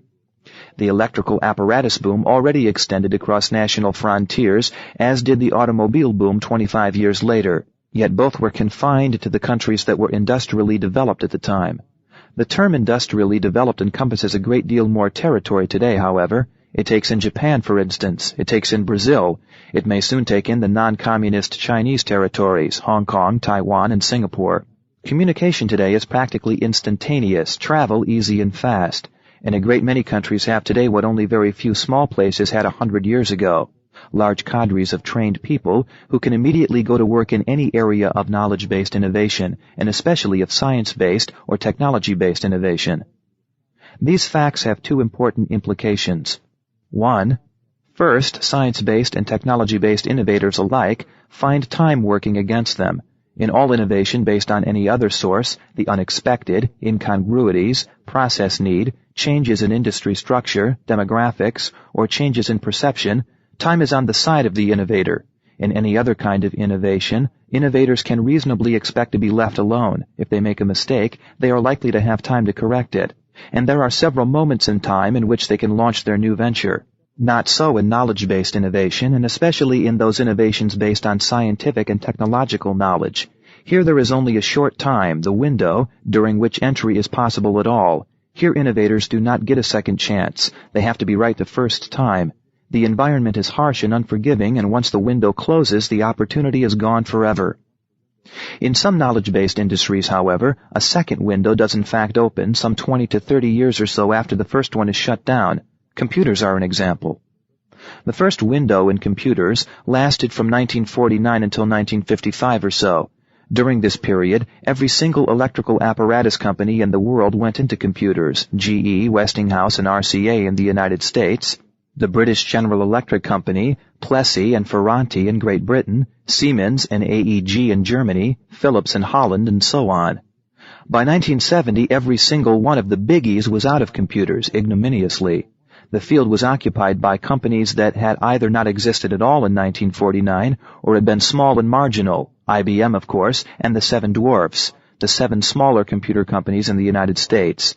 ICL, the remnant of the computer businesses of the General Electric Company, of Plessey, and of Ferranti in Great Britain, some fragments sustained by heavy government subsidies in France, and a total newcomer, Nixdorf in Germany. The Japanese companies were sustained for a long time through government support. Then in the late 70s, a second window opened with the invention of microchips, which led to word processors, mini-computers, personal computers, and the merging of computer and telephone switchboard. But the companies that had failed in the first round did not come back in the second one. Even those that survived the first round stayed out of the second or came in late and reluctantly. Neither Univac, nor Control Data, nor Honeywell, nor Burroughs, nor Fujitsu, nor Hitachi took leadership in mini-computers or personal computers. The one exception was IBM, the undisputed champion of the first round, and this has been the pattern too in earlier knowledge-based innovations. 2. Because the window is much more crowded, any one knowledge-based innovator has far less chance of survival. The number of entrants during the window period is likely to be much larger, but the structure of the industries once they stabilize and mature seems to have remained remarkably unchanged, at least for a century now. Of course, there are great differences in structure between various industries depending on technology, capital requirements, and ease of entry, on whether the product can be shipped or distributed only locally, and so on. But at any one time, any given industry has a typical structure. In any given market, there are so many companies altogether, so many big ones, so many medium-sized ones, so many small ones, so many specialists. And increasingly, there is only one market for any new knowledge-based industry, whether computers or modern banking, the world market. The number of knowledge-based innovators that will survive when an industry matures and stabilizes is therefore no larger than it has traditionally been. But largely because of the emergence of a world market and of global communications, the number of entrants during the window period has greatly increased. When the shakeout comes, the casualty rate is therefore much higher than it used to be, and the shakeout always comes. It is inevitable. The shakeout. The shakeout sets in as soon as the window closes, and the majority of ventures started during the window period do not survive the shakeout, as has already been shown for such high-tech industries of yesterday as railroads, electrical apparatus makers, and automobiles. As these lines are being written, the shakeout has begun among microprocessor, mini-computer, and personal computer companies, only 5 or 6 years after the window opened. Today, there are perhaps 100 companies in the industry in the United States alone. 10 years hence, by 1995, there are unlikely to be more than a dozen left of any size or significance. But which ones will survive, which ones will die, and which ones will become permanently crippled, able neither to live nor to die, is unpredictable. In fact, it is futile to speculate. Sheer size may ensure survival, but it does not guarantee success in the shakeout. Otherwise, Allied Chemical, rather than DuPont, would today be the world's biggest and most successful chemical company. In 1920, when the window opened for the chemical industry in the United States, Allied Chemical looked invincible, if only because it had obtained the German chemical patents, which the U.S. government had confiscated during World War I. 7 years later, after the shakeout, Allied Chemical had become a weak also-ran. It has never been able to regain momentum. No one in 1949 could have predicted that IBM would emerge as the computer giant, let alone that such big experienced leaders as GE or Siemens would fail completely. No one in 1910 or 1914, when automobile stocks were the favorites of the New York Stock Exchange, could have predicted that General Motors and Ford would survive and prosper, and that such universal favorites as Packard or Hupmobile would disappear. No one in the 1870s and 1880s, the period in which the modern banks were born, could have predicted that Deutsche Bank would swallow up dozens of the old commercial banks of Germany and emerge as the leading bank of the country. That a certain industry will become important is fairly easy to predict. There is no case on record where an industry that reached the explosive phase, the window phase as I called it, has then failed to become a major industry. The question is, which of the specific units in this industry will be its leaders and so survive? This rhythm, a period of great excitement during which there is also great speculative ferment, followed by a severe shakeout, is particularly pronounced in the high-tech industries. In the first place, such industries are in the limelight and thus attract far more entrants and far more capital than more mundane areas. Also, the expectations are much greater. More people have probably become rich building such prosaic businesses as a shoe polish or a watchmaking company than have become rich through high-tech businesses.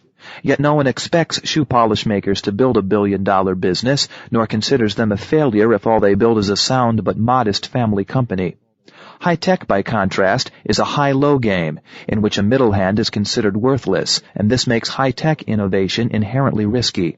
But also, high-tech is not profitable for a very long time. The world's computer industry began in 1947 to 48.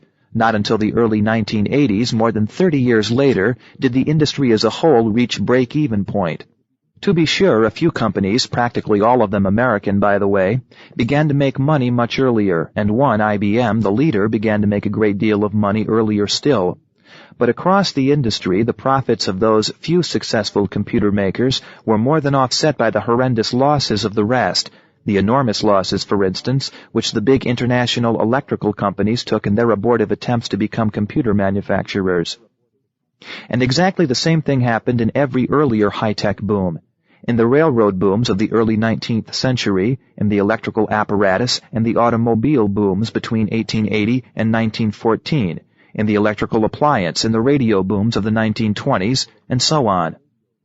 One major reason for this is the need to plow more and more money back into research, technical development, and technical services to stay in the race. High-tech does indeed have to run faster and faster in order to stand still. This is, of course, part of its fascination, but it also means that when the shakeout comes, very few businesses in the industry have the financial resources to outlast even a short storm. This is the reason why high-tech ventures need financial foresight even more than other new ventures, but also the reason why financial foresight is even scarcer among high-tech new ventures than it is among new ventures in general. There is only one prescription for survival during the shakeout: entrepreneurial management, described in chapters 12 through 15. What distinguished Deutsche Bank from the other hot financial institutions of its time was that George Siemens thought through and built the world's first top management team. What distinguished DuPont from Allied Chemical was that DuPont in the early 20s created the world's first systematic organization structure, the world's first long-range planning, and the world's first system of management information and control. Allied Chemical, by contrast, was run arbitrarily by one brilliant egomaniac. But this is not the whole story. Most of the large companies that failed to survive the more recent computer shakeout, GE and Siemens, for instance, are usually considered to have first-rate management, and the Ford Motor Company survived, though only by the skin of its teeth, even though it was grotesquely mismanaged during the shakeout years. Entrepreneurial management is thus probably a precondition of survival, but not a guarantee thereof. And at the time of the shakeout, only insiders, and perhaps not even they, can really know whether a knowledge-based innovator that has grown rapidly for a few boom years is well managed, as DuPont was, or basically unmanaged, as Allied Chemical was. By the time we do know, it is likely to be too late. The receptivity gamble. To be successful, a knowledge-based innovation has to be ripe. There has to be receptivity to it. This risk is inherent in knowledge-based innovation and is indeed a function of its unique power. All other innovations exploit a change that has already occurred. They satisfy a need that already exists. But in knowledge-based innovation, the innovation brings about the change. It aims at creating a want, and no one can tell in advance whether the user is going to be receptive, indifferent, or actively resistant. There are exceptions, to be sure. Whoever produces a cure for cancer need not worry about receptivity. But such exceptions are few. In most knowledge-based innovations, receptivity is a gamble, and the odds are unknown, are indeed mysterious. There may be great receptivity, yet no one realizes it, and there may be no receptivity or even heavy resistance when everyone is quite sure that society is actually eagerly waiting for the innovation. Stories of the obtuseness of the high and mighty in the face of a knowledge-based innovation abound. Typical is the anecdote which has a king of Prussia predicting the certain failure of that newfangled contraption, the railroad, because no one will pay good money to get from Berlin to Potsdam in 1 hour when he can ride his horse in 1 day for free. But the king of Prussia was not alone in his misreading of the receptivity to the railroad.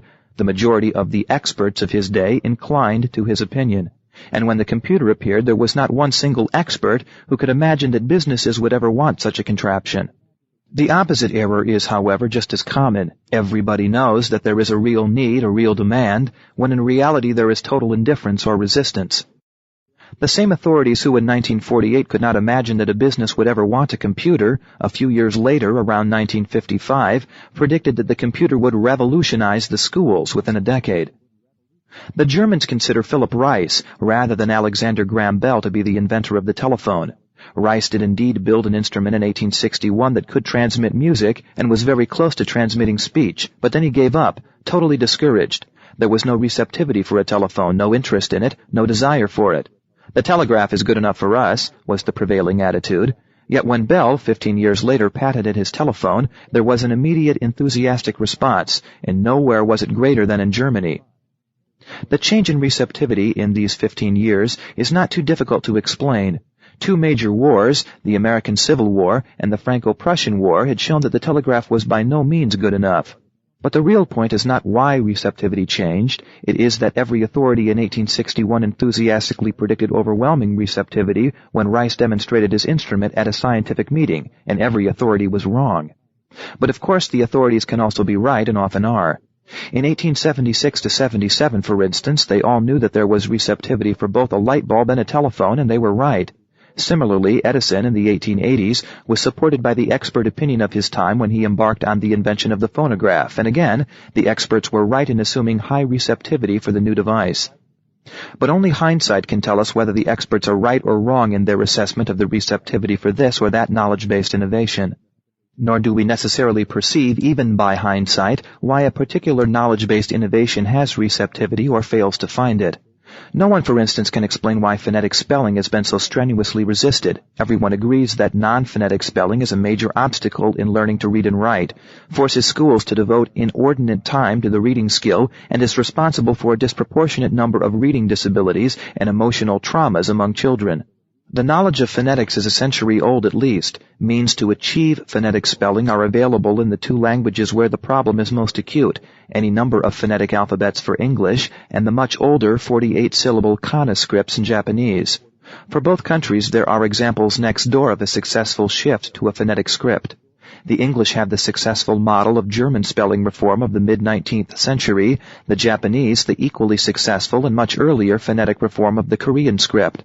Yet in neither country is there the slightest receptivity for an innovation that one would say is badly needed, eminently rational, and proven by example to be safe, fairly easy, and efficacious. Why? Explanations abound, but no one really knows. There is no way to eliminate the element of risk, no way even to reduce it. Market research does not work. One cannot do market research on something that does not exist. Opinion research is probably not just useless, but likely to do damage. At least this is what the experience with expert opinion on the receptivity to knowledge-based innovation would indicate. Yet there is no choice. If we want knowledge-based innovation, we must gamble on receptivity to it.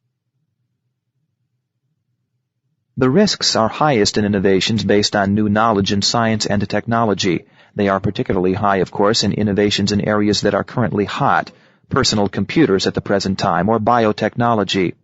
By contrast, areas that are not in the public eye have far lower risks, if only because there is more time. And in innovations where the knowledge base is not science or technology, social innovations, for instance, the risks are lower still.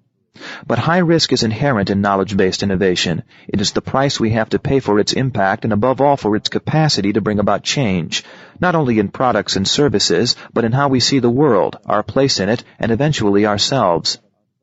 Yet the risks even of high-tech innovation can be substantially reduced by integrating new knowledge as the source of innovation with one of the other sources defined earlier, the unexpected, incongruities, and especially process need. In these areas, receptivity has either already been established or can be tested fairly easily and with good reliability. In these areas, too, the knowledge or knowledges that have to be produced to complete an innovation can usually be defined with considerable precision. This is the reason why program research is becoming so popular. But even program research requires a great deal of system and self-discipline and has to be organized and purposeful. The demands on knowledge-based innovators are thus very great. They are also different from those in other areas of innovation. The risks they face are different too. Time, for instance, is not on their side. But if the risks are greater, so are the potential rewards. The other innovators may reap a fortune. The knowledge-based innovator can hope for fame as well. This audiobook has been broken into multiple parts to make the download faster. You have reached the end of a part, but not the end of the complete audiobook. So please check your library for the next part of this audiobook. Audible hopes you have enjoyed this program.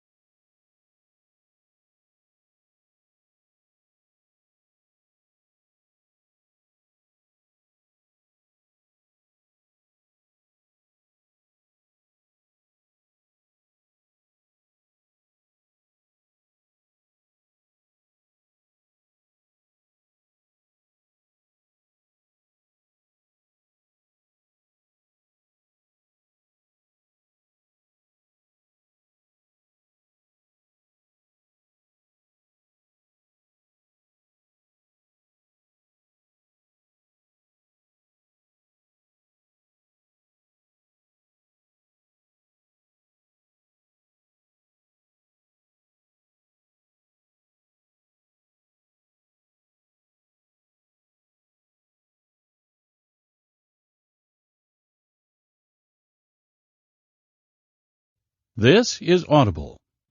Innovation and Entrepreneurship, Practice and Principles by Peter F. Drucker. Chapter 10. The Bright Idea. Innovations based on a bright idea probably outnumber all other categories taken together. 7 or 8 out of every 10 patents belong here, for example. A very large proportion of the new businesses that are described in the books on entrepreneurs and entrepreneurships are built around bright ideas: the zipper, the ballpoint pen, the aerosol spray can, the tab to open soft drink or beer cans, and many more. And what is called research in many businesses aims at finding and exploiting bright ideas, whether for a new flavor in breakfast cereals or soft drinks, for a better running shoe, or for yet one more non-scorching clothes iron. Yet bright ideas are the riskiest and least successful source of innovative opportunities. The casualty rate is enormous.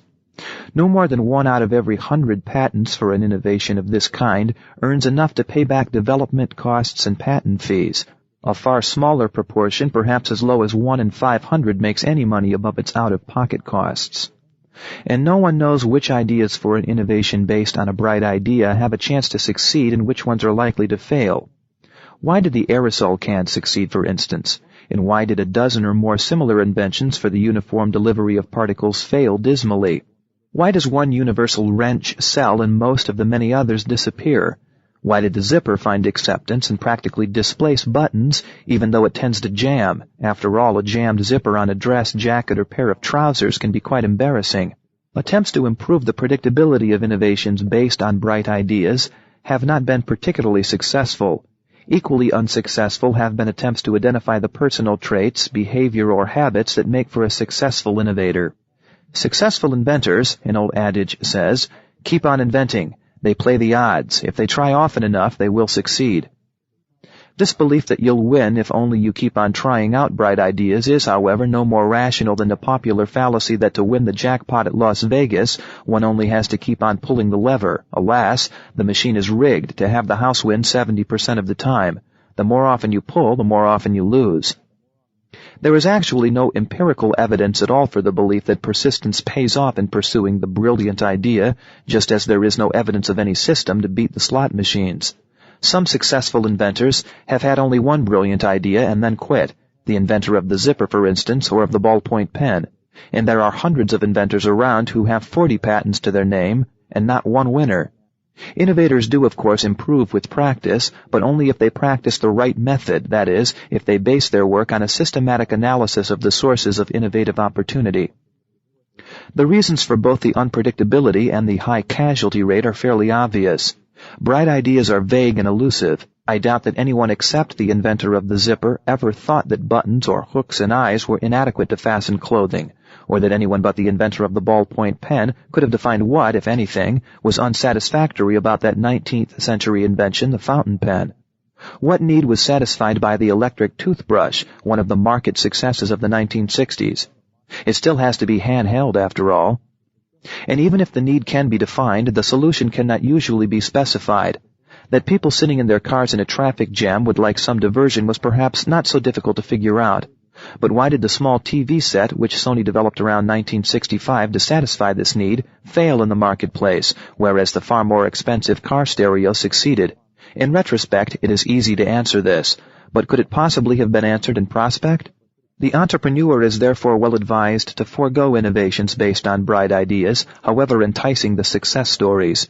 After all, somebody wins a jackpot on the Las Vegas slot machines every week, yet the best any one slot machine player can do is try not to lose more than he or she can afford. Systematic, purposeful entrepreneurs analyze the systematic areas, the 7 sources that I've discussed in chapters 3 through 9. There is enough in these areas to keep busy any one individual entrepreneur and any one entrepreneurial business or public service institution. In fact, there is far more than anyone could possibly fully exploit, and in these areas we know how to look, what to look for, and what to do. All one can do for innovators who go in for bright ideas is to tell them what to do should their innovation against all odds be successful. Then the rules for a new venture apply. See Chapter 15. And this, of course, the reason why so much of the literature on entrepreneurship deals with starting and running the new venture rather than with innovation itself. And yet an entrepreneurial economy cannot dismiss cavalierly the innovation based on a bright idea. The individual innovation of this kind is not predictable, cannot be organized, cannot be systematized, and fails in the overwhelming majority of cases. Also, many, very many, are trivial from the start. There are always more patent applications for new can openers, for new wig stands, and for new belt buckles than for anything else. And in any list of new patents there is always at least one foot warmer that can double as a dish towel. Yet the volume of such bright idea innovation is so large that the tiny percentage of successes represents a substantial source of new businesses, new jobs, and new performance capacity for the economy. In the theory and practice of innovation and entrepreneurship, the bright idea innovation belongs in the appendix, but it should be appreciated and rewarded. It represents qualities that society needs: initiative, ambition, and ingenuity. There is little society can do, perhaps, to promote such innovation. One cannot promote what one does not understand, but at least society should not discourage, penalize, or make difficult such innovations. Seen in this perspective, the recent trend in developed countries, and especially in the United States, to discourage the individual who tries to come up with a bright idea innovation, by raising patent fees, for instance, and generally to discourage patents as anti-competitive, is short-sighted and deleterious. Chapter 11. Principles of Innovation. 1. All experienced physicians have seen miracle cures. Patients suffering from terminal illnesses recover suddenly, sometimes spontaneously, sometimes by going to faith healers, by switching to some absurd diet, or by sleeping during the day and being up and about all night.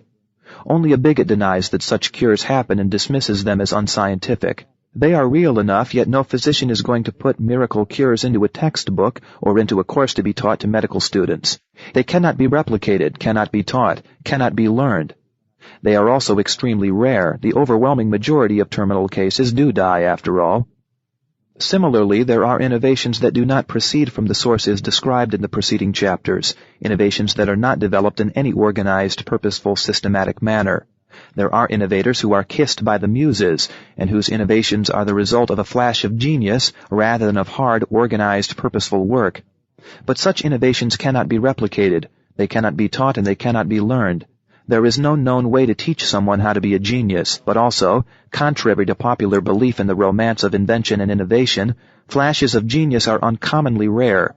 What is worse, I know of not one such flash of genius that turned into an innovation. They all remained brilliant ideas.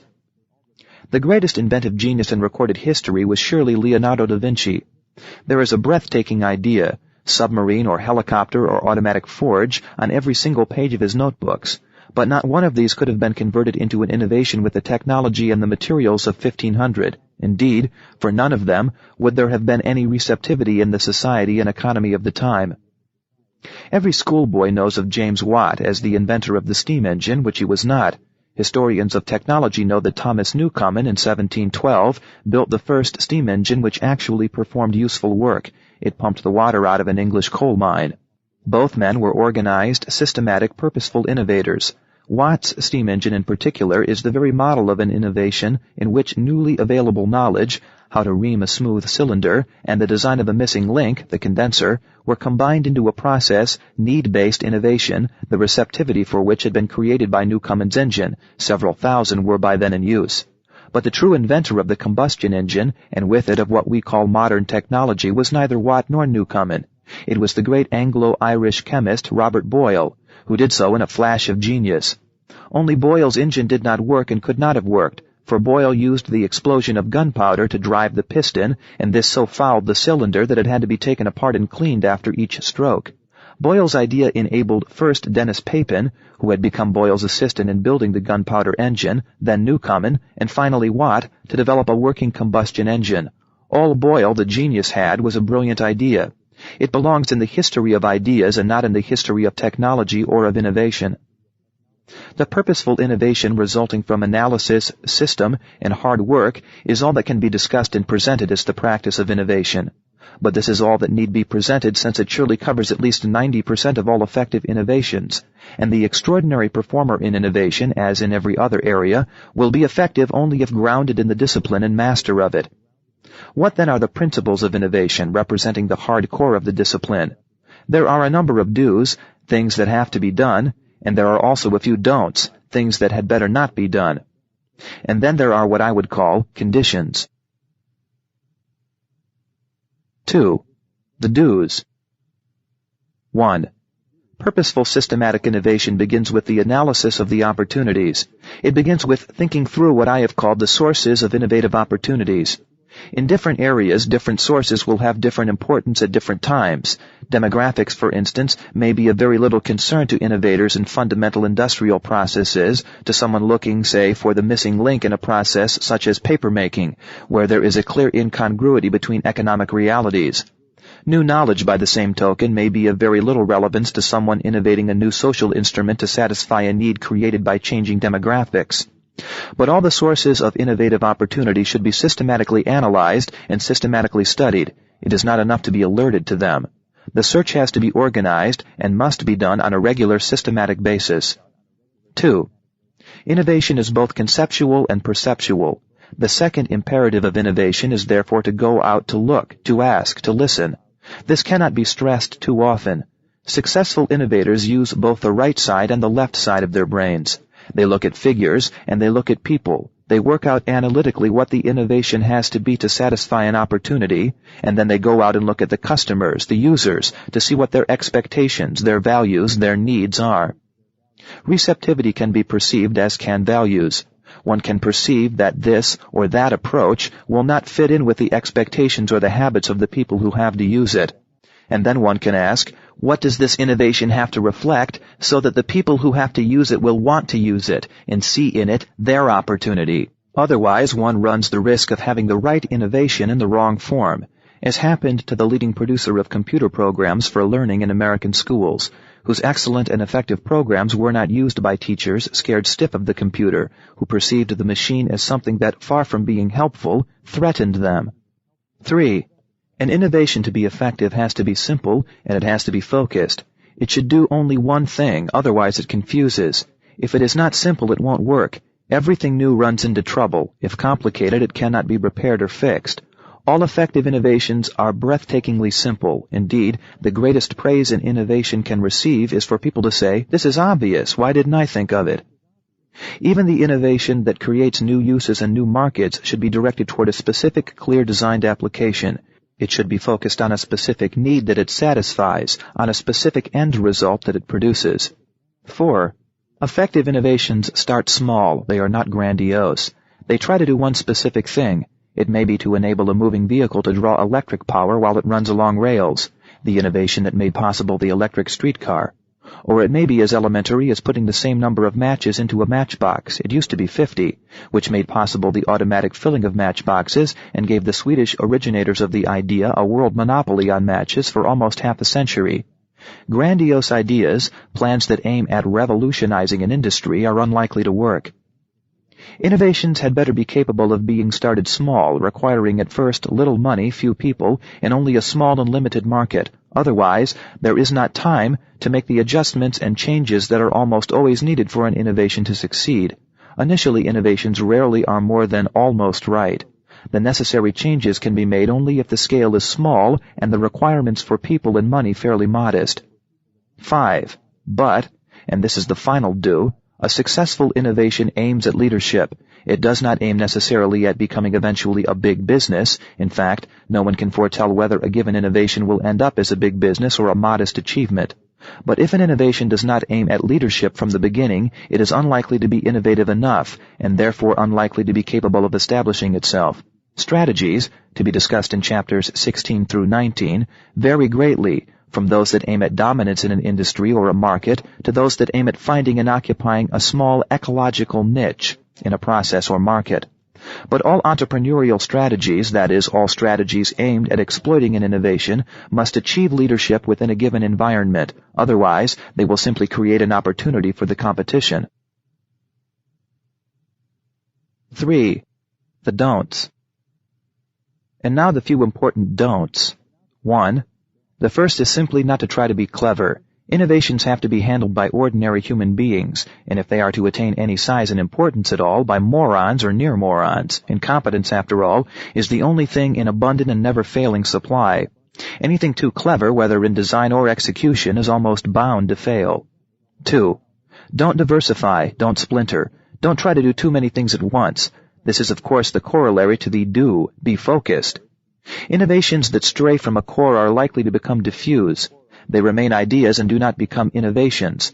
The core does not have to be technology or knowledge. In fact, market knowledge supplies a better core of unity in any enterprise, whether business or public service institution, than knowledge or technology do.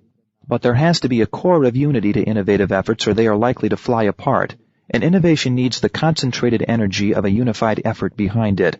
It also requires that the people who put it into effect understand each other, and this too requires a unity, a common core. This too is imperiled by diversity and splintering. 3. Finally, don't try to innovate for the future. Innovate for the present. An innovation may have long-range impact. It may not reach its full maturity until 20 years later. The computer, as we have seen, did not really begin to have any sizable impact on the way business was being done until the early 1970s, 25 years after the first working models were introduced. But from the first day, the computer had some specific current applications, whether scientific calculation, making payroll, or simulation to train pilots to fly airplanes. It is not good enough to be able to say, in 25 years there will be so many very old people that will need this. One has to be able to say, there are enough old people around today for this to make a difference to them. Of course, time is with us. In 25 years, there will be many more. But unless there is an immediate application in the present, an innovation is like the drawings in Leonardo da Vinci's notebook, a brilliant idea.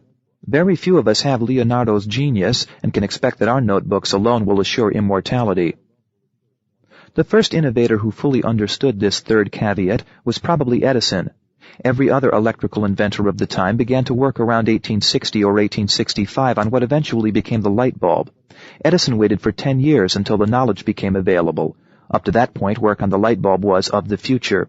But when the knowledge became available, when in other words the light bulb could become the present, Edison organized his tremendous energies and an extraordinarily capable staff and concentrated for a couple of years on that one innovative opportunity. Innovative opportunities sometimes have long lead times. In pharmaceutical research, 10 years of research and development work are by no means uncommon or particularly long, and yet no pharmaceutical company would dream of starting a research project for something which does not, if successful, have immediate application as a drug for healthcare needs that already exist. 3 conditions. Finally, there are 3 conditions. All 3 are obvious but often go disregarded. 1. Innovation is work. It requires knowledge. It often requires great ingenuity. There are clearly people who are more talented innovators than the rest of us. Also, innovators rarely work in more than one area. For all his tremendous innovative capacity, Edison worked in only the electrical field, and an innovator in financial areas, Citibank in New York, for instance, is unlikely to embark on innovations in retailing or healthcare. In innovation, as in any other work, there is talent, there is ingenuity, there is predisposition. But when all is said and done, innovation becomes hard, focused, purposeful work, making very great demands on diligence, on persistence, and on commitment. If these are lacking, no amount of talent, ingenuity, or knowledge will avail. 2.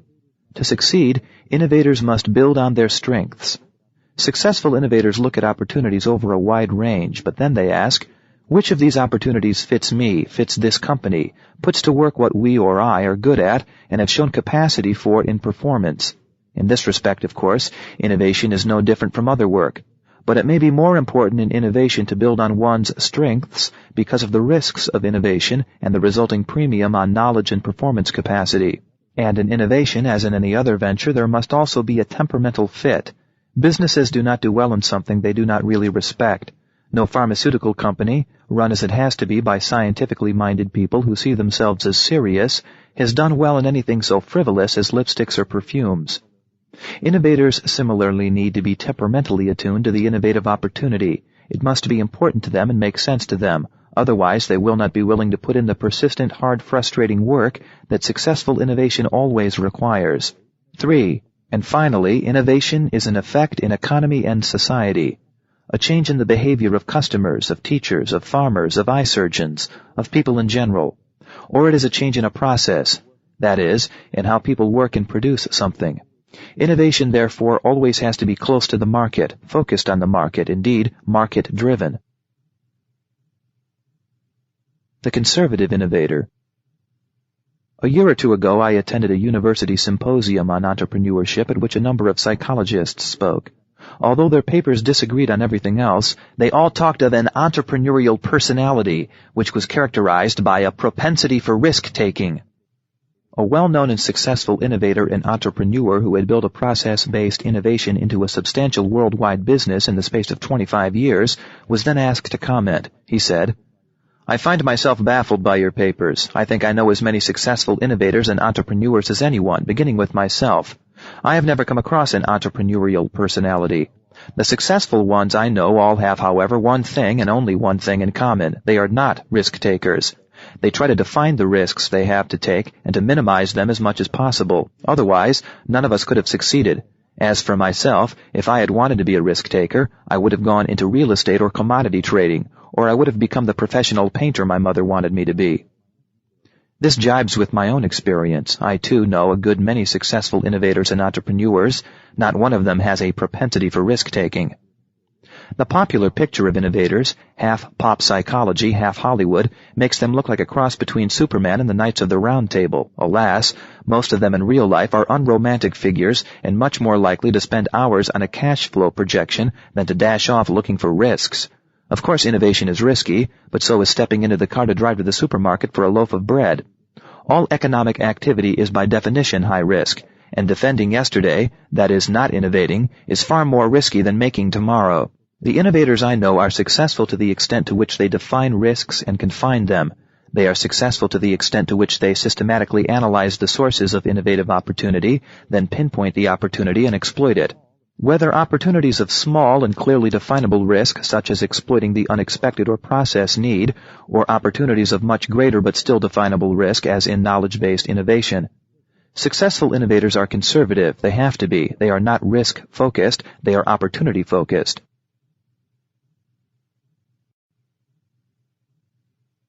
Part 2. The practice of entrepreneurship. The entrepreneurial requires different management from the existing, but like the existing it requires systematic, organized, purposeful management. And while the ground rules are the same for every entrepreneurial organization, the existing business, the public service institution, and the new venture present different challenges, have different problems, and have to guard against different degenerative tendencies. There is need also for individual entrepreneurs to face up to decisions regarding their own roles and their own commitments. Chapter 12. Entrepreneurial Management. Entrepreneurship is based on the same principles whether the entrepreneur is an existing large institution or an individual starting his or her new venture single-handed. It makes little or no difference whether the entrepreneur is a business or a non-business public service organization, or even whether the entrepreneur is a governmental or non-governmental institution. The rules are pretty much the same. The things that work and those that don't are pretty much the same, and so are the kinds of innovation and where to look for them. In every case there is a discipline we might call entrepreneurial management. Yet the existing business faces different problems, limitations, and constraints from the solo entrepreneur, and it needs to learn different things. The existing business, to oversimplify, knows how to manage, but needs to learn how to be an entrepreneur and how to innovate. The non-business public service institution too faces different problems, has different learning needs, and is prone to making different mistakes. And the new venture needs to learn how to be an entrepreneur and how to innovate, but above all it needs to learn how to manage. For each of these three, the existing business, the public service institution, the new venture, a specific guide to the practice of entrepreneurship must be developed. What does each have to do? What does each have to watch for? And what had each better avoid doing?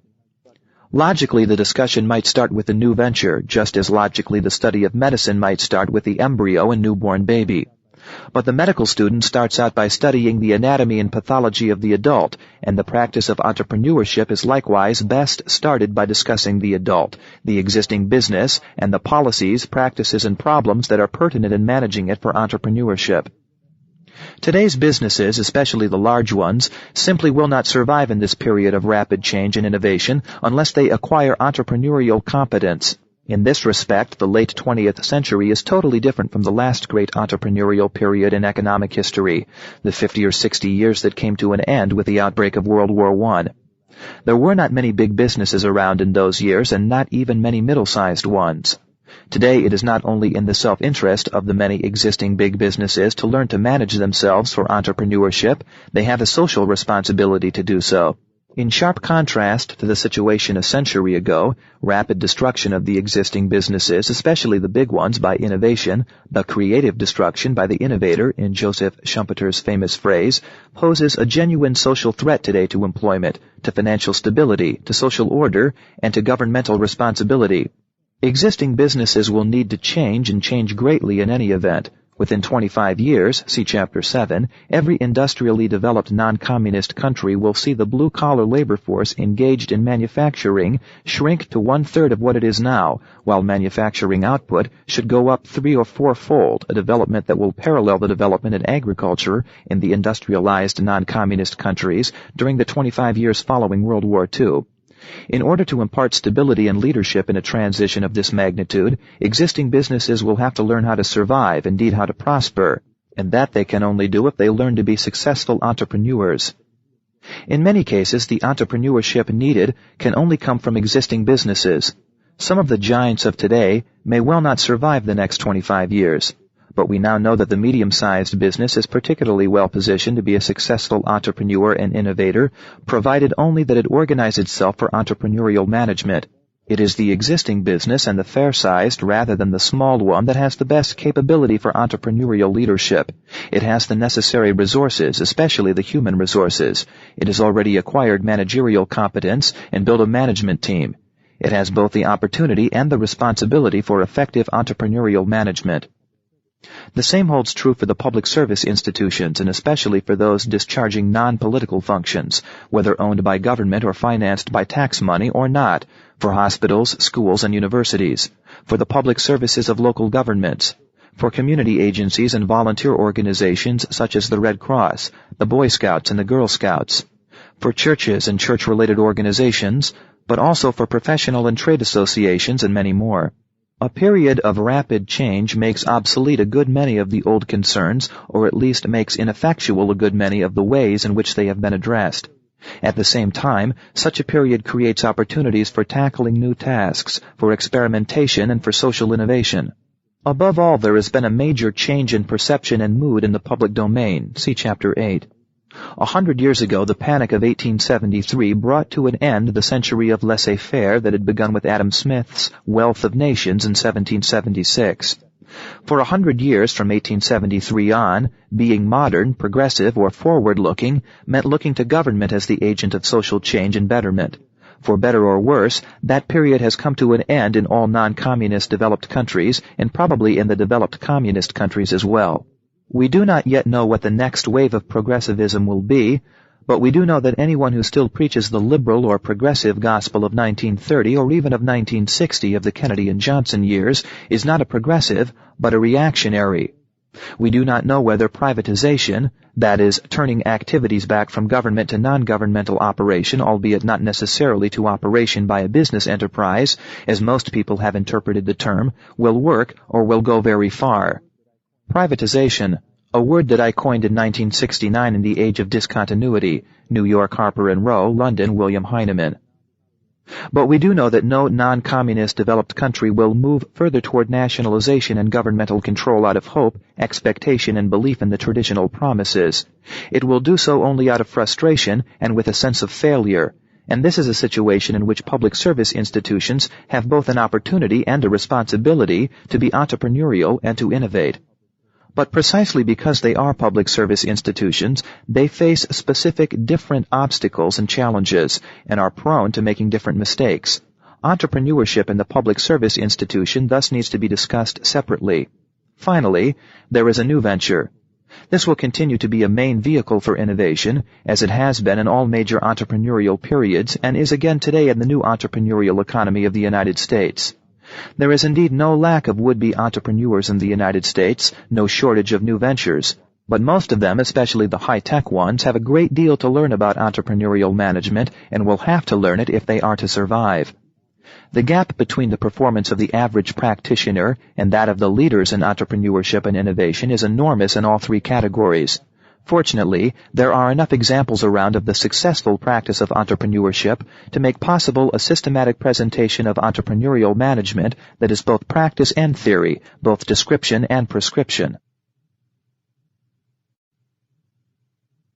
Chapter 13. The Entrepreneurial Business. 1. Big businesses don't innovate, says the conventional wisdom. This sounds plausible enough. True, the new major innovations of this century did not come out of the old large businesses of their time. The railroads did not spawn the automobile or the truck. They did not even try. And though the automobile companies did try, Ford and General Motors both pioneered in aviation and aerospace, all of today's large aircraft and aviation companies have evolved out of separate new ventures.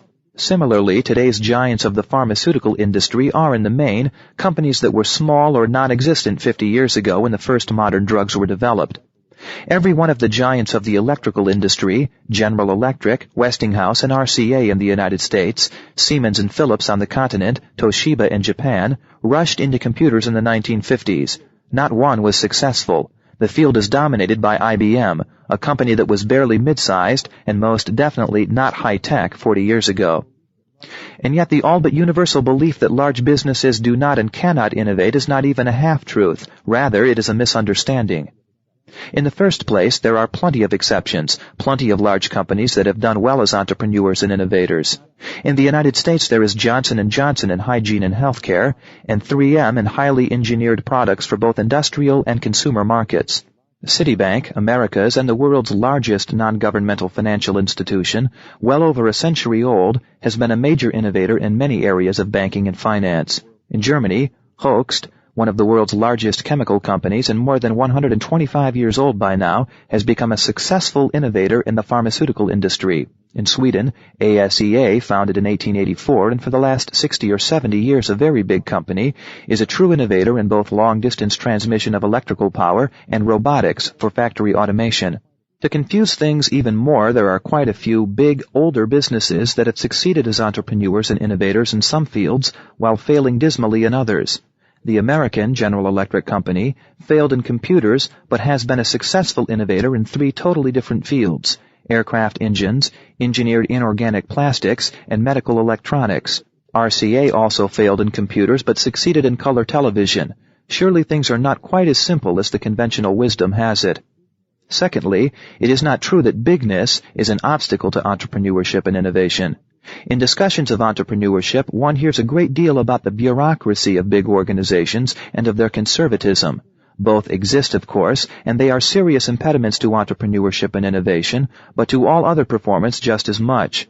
And yet the record shows unambiguously that among existing enterprises, whether business or public sector institutions, the small ones are least entrepreneurial and least innovative.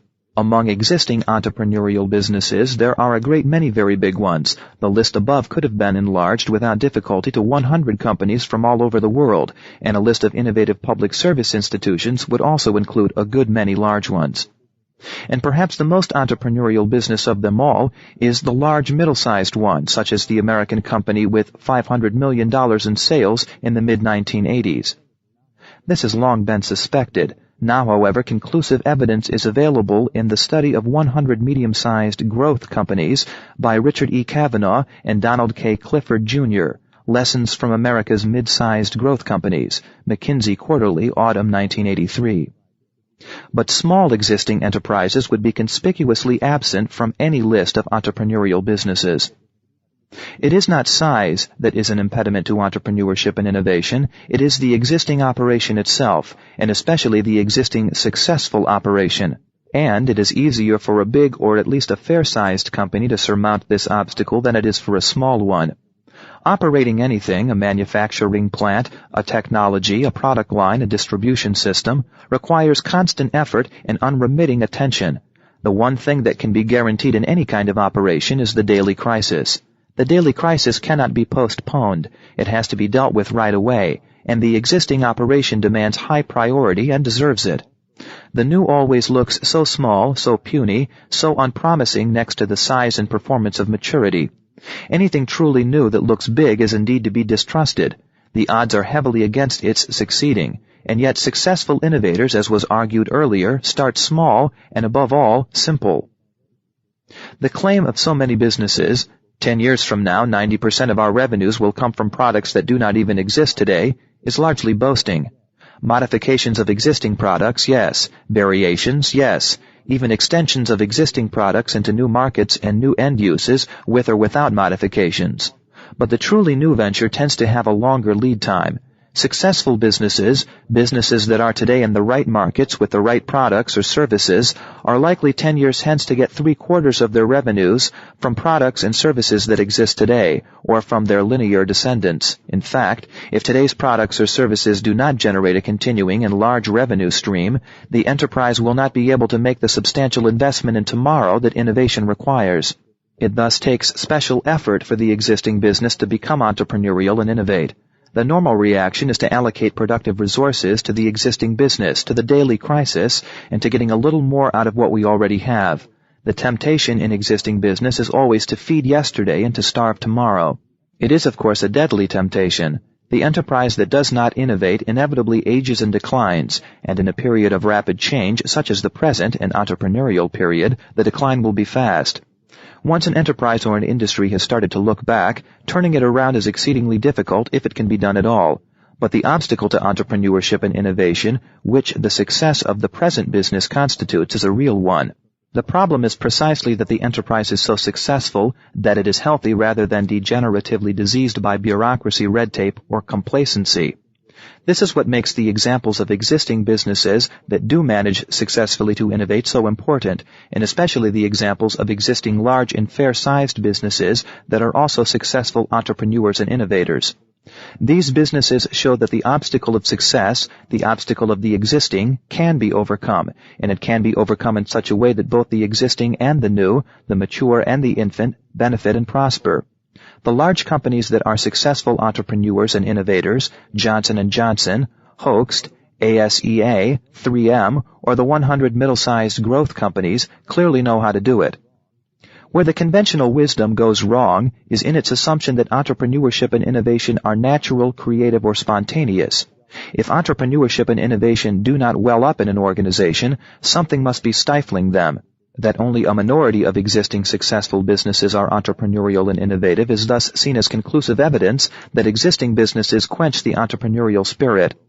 But entrepreneurship is not natural, it is not creative, it is work. Hence, the correct conclusion from the evidence is the opposite of the one commonly reached, that a substantial number of existing businesses, and among them a goodly number of fair-sized big and very big ones, succeed as entrepreneurs and innovators, indicates that entrepreneurship and innovation can be achieved by any business, but they must be consciously striven for.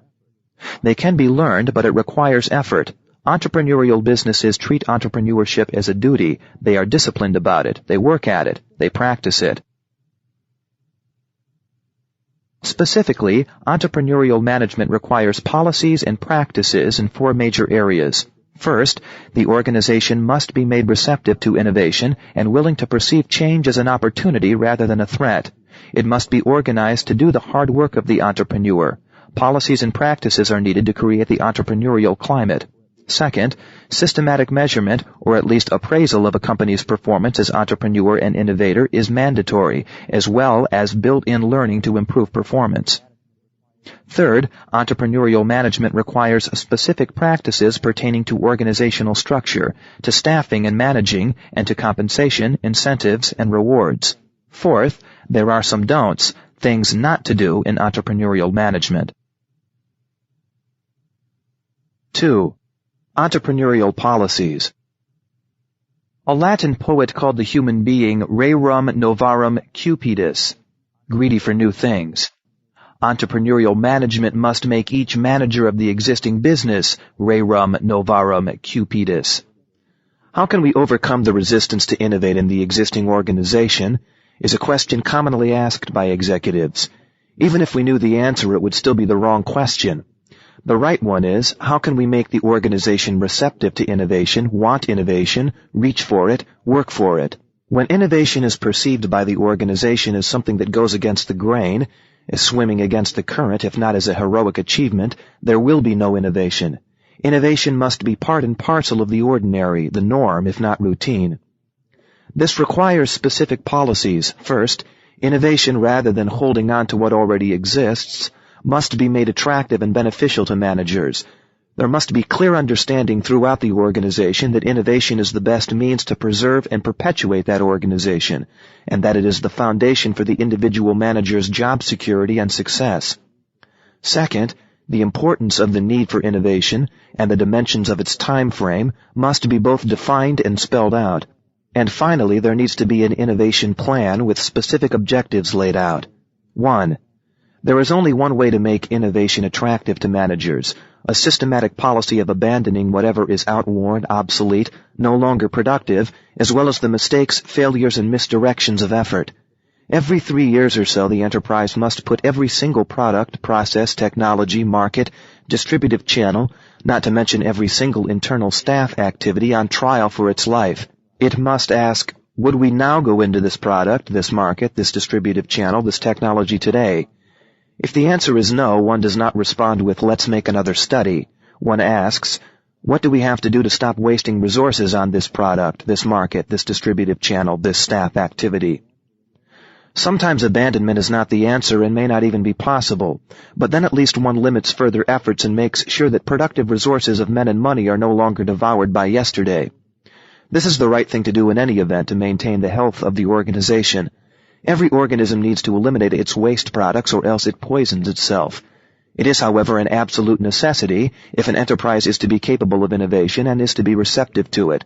Nothing so powerfully concentrates a man's mind as to know that he will be hung on the morning, Dr. Johnson was fond of saying. Nothing so powerfully concentrates a manager's mind on innovation as the knowledge that the present product or service will be abandoned within the foreseeable future. Innovation requires major effort. It requires hard work on the part of performing, capable people, the scarcest resource in any organization. Nothing requires more heroic efforts than to keep a corpse from stinking, and yet nothing is quite so futile, is an old medical proverb. In almost any organization I have come across, the best people are engaged in this futile effort, yet all they can hope to accomplish is to delay acceptance of the inevitable a little longer and at great cost. But if it is known throughout the organization that the dead will be left to bury their dead, then the living will be willing, indeed eager, to go to work on innovation. To allow it to innovate, a business has to be able to free its best performers for the challenges of innovation. Equally, it has to be able to devote financial resources to innovation. It will not be able to do either unless it organizes itself to slough off alike the successes of the past, the failures, and especially the near misses, the things that should have worked but didn't. If executives know that it is company policy to abandon, then they will be motivated to look for the new, to encourage entrepreneurship, and will accept the need to become entrepreneurial themselves. This is the first step, a form of organizational hygiene. 2. The second step, the second policy needed to make an existing business greedy for new things, is to face up to the fact that all existing products, services, markets, distributive channels, processes, technologies have limited and usually short health and life expectancies. An analysis of the life cycle of existing products, services, and so on has become popular since the 1970s. Some examples are the strategy concepts advocated by the Boston Consulting Group, the books on strategy by the Harvard Business School professor Michael Porter, and so-called portfolio management. All these approaches have their origin in a book of mine published 20 years ago, Managing for Results, New York, Harper & Row, 1964. The first systematic work on business strategy to my knowledge. This in turn grew out of the entrepreneurship seminar I ran in the late 50s at New York University. The analysis presented in Managing for Results, chapters 1 through 5, with its ranking of all products and services into a small number of categories according to their performance, characteristics, and life expectancy, is still a useful tool for the analysis of product life and product health. In the strategies that have been widely advertised these last 10 years, especially portfolio management, the findings of such analysis constitute an action program by themselves. This is a misunderstanding and bound to lead to disappointing results, as a good many companies found out when they rushed into such strategies in the late 1970s and early 1980s. The findings should lead to a diagnosis. This in turn requires judgment. It requires knowledge of the business, of its products, its markets, its customers, its technologies. It requires experience rather than analysis alone. The idea that bright young people straight from business school and equipped only with sharp analytical tools could crunch out of their computer life and death decisions about businesses, products, and markets is pure quackery, to be blunt. This analysis, in Managing for Results I called it a business X-ray, is intended as a tool to find the right questions rather than a way automatically to come up with the right answers. It is a challenge to all the knowledge that can be found in a given company and all the experience. It will and should provoke dissent. The action that follows from classifying this or that product as today's breadwinner is a risk-taking decision, and so is what to do with the product that is on the point of becoming yesterday's breadwinner, or with an unjustified speciality, or with an investment in managerial ego. For a definition of these terms, see Managing for Results, especially Chapter 4, How Are We Doing?, pages 51 through 68. 3. The business X-ray furnishes the information needed to define how much innovation a given business requires, in what areas, and within what time frame. The best and simplest approach to this was developed by Michael J. Cammey as a member of the Entrepreneurship Seminar at the New York University Graduate Business School in the 1950s.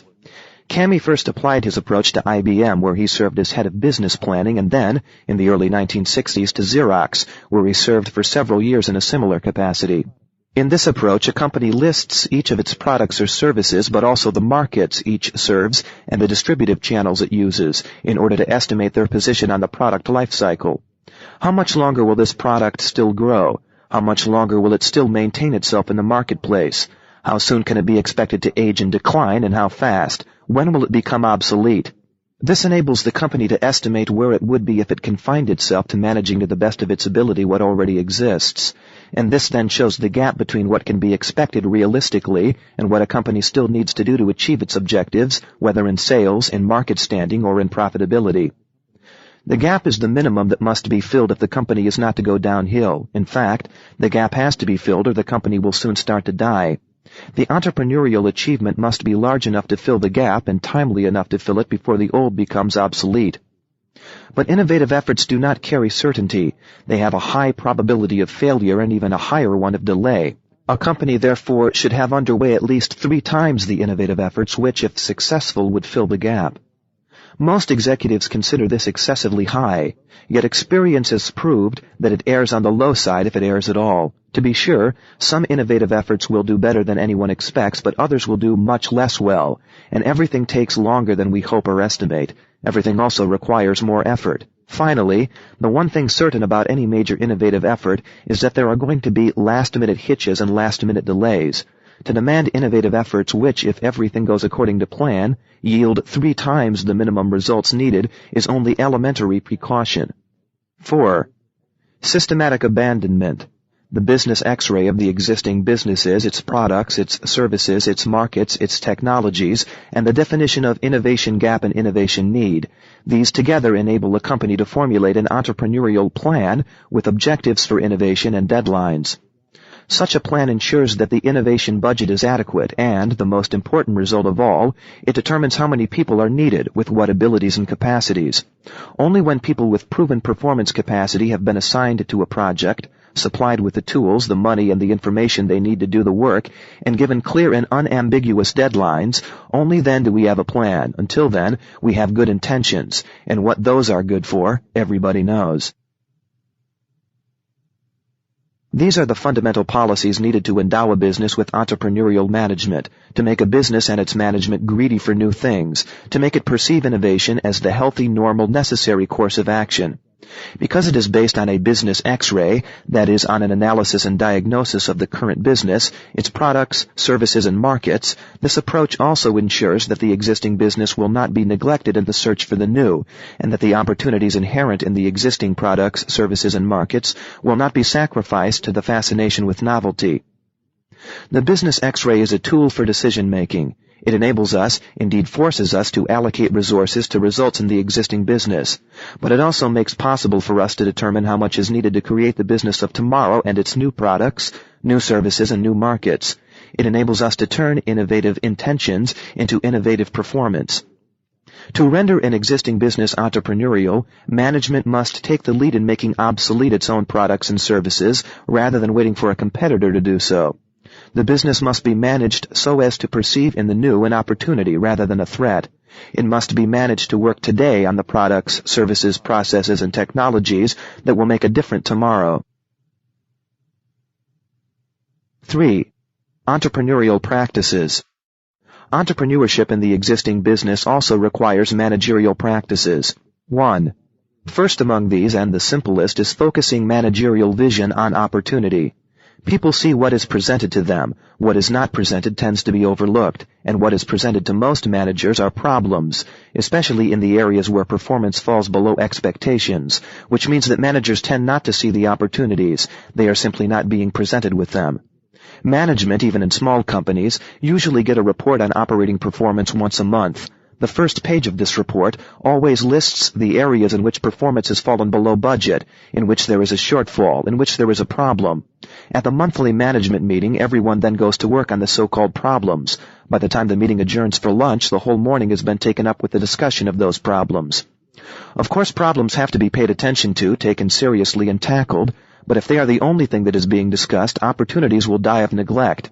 In businesses that want to create receptivity to entrepreneurship, special care is therefore taken that the opportunities are also attended to. See Chapter 3 on the unexpected success.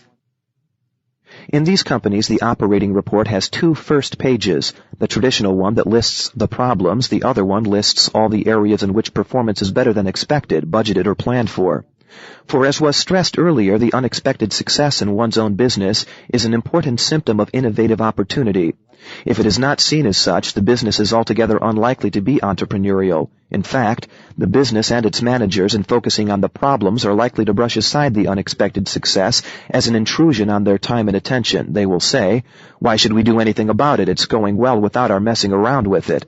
But this only creates an opening for the competitor, who is a little more alert and a little less arrogant. Typically, in companies that are managed for entrepreneurship, there are therefore 2 meetings on operating results, one to focus on the problems and one to focus on the opportunities. One medium-sized supplier of healthcare products to physicians and hospitals, a company that has gained leadership in a number of new and promising fields, holds an operations meeting the second and the last Monday of each month. The first meeting is devoted to problems, to all the things which in the last month have done less well than expected, or are still doing less well than expected 6 months later. This meeting does not differ one whit from any other operating meeting, but the second one, the one on the last Monday, discusses the areas where the company is doing better than expected, the sales of a given product that have grown faster than projected, or the orders for a new product that are coming in from markets for which it was not designed. The top management of the company, which has grown tenfold in 20 years, believes that its success is primarily the result of building this opportunity focus into its monthly management meetings. The opportunities we spot in there, the chief executive officer has said many times, are not nearly as important as the entrepreneurial attitude which the habit of looking for opportunities creates throughout the entire management group. 2. This company follows a second practice to generate an entrepreneurial spirit throughout its entire management group. Every 6 months, it holds a 2-day management meeting for all executives in charge of divisions, markets, and major product lines, a group of about 40 or 50 people.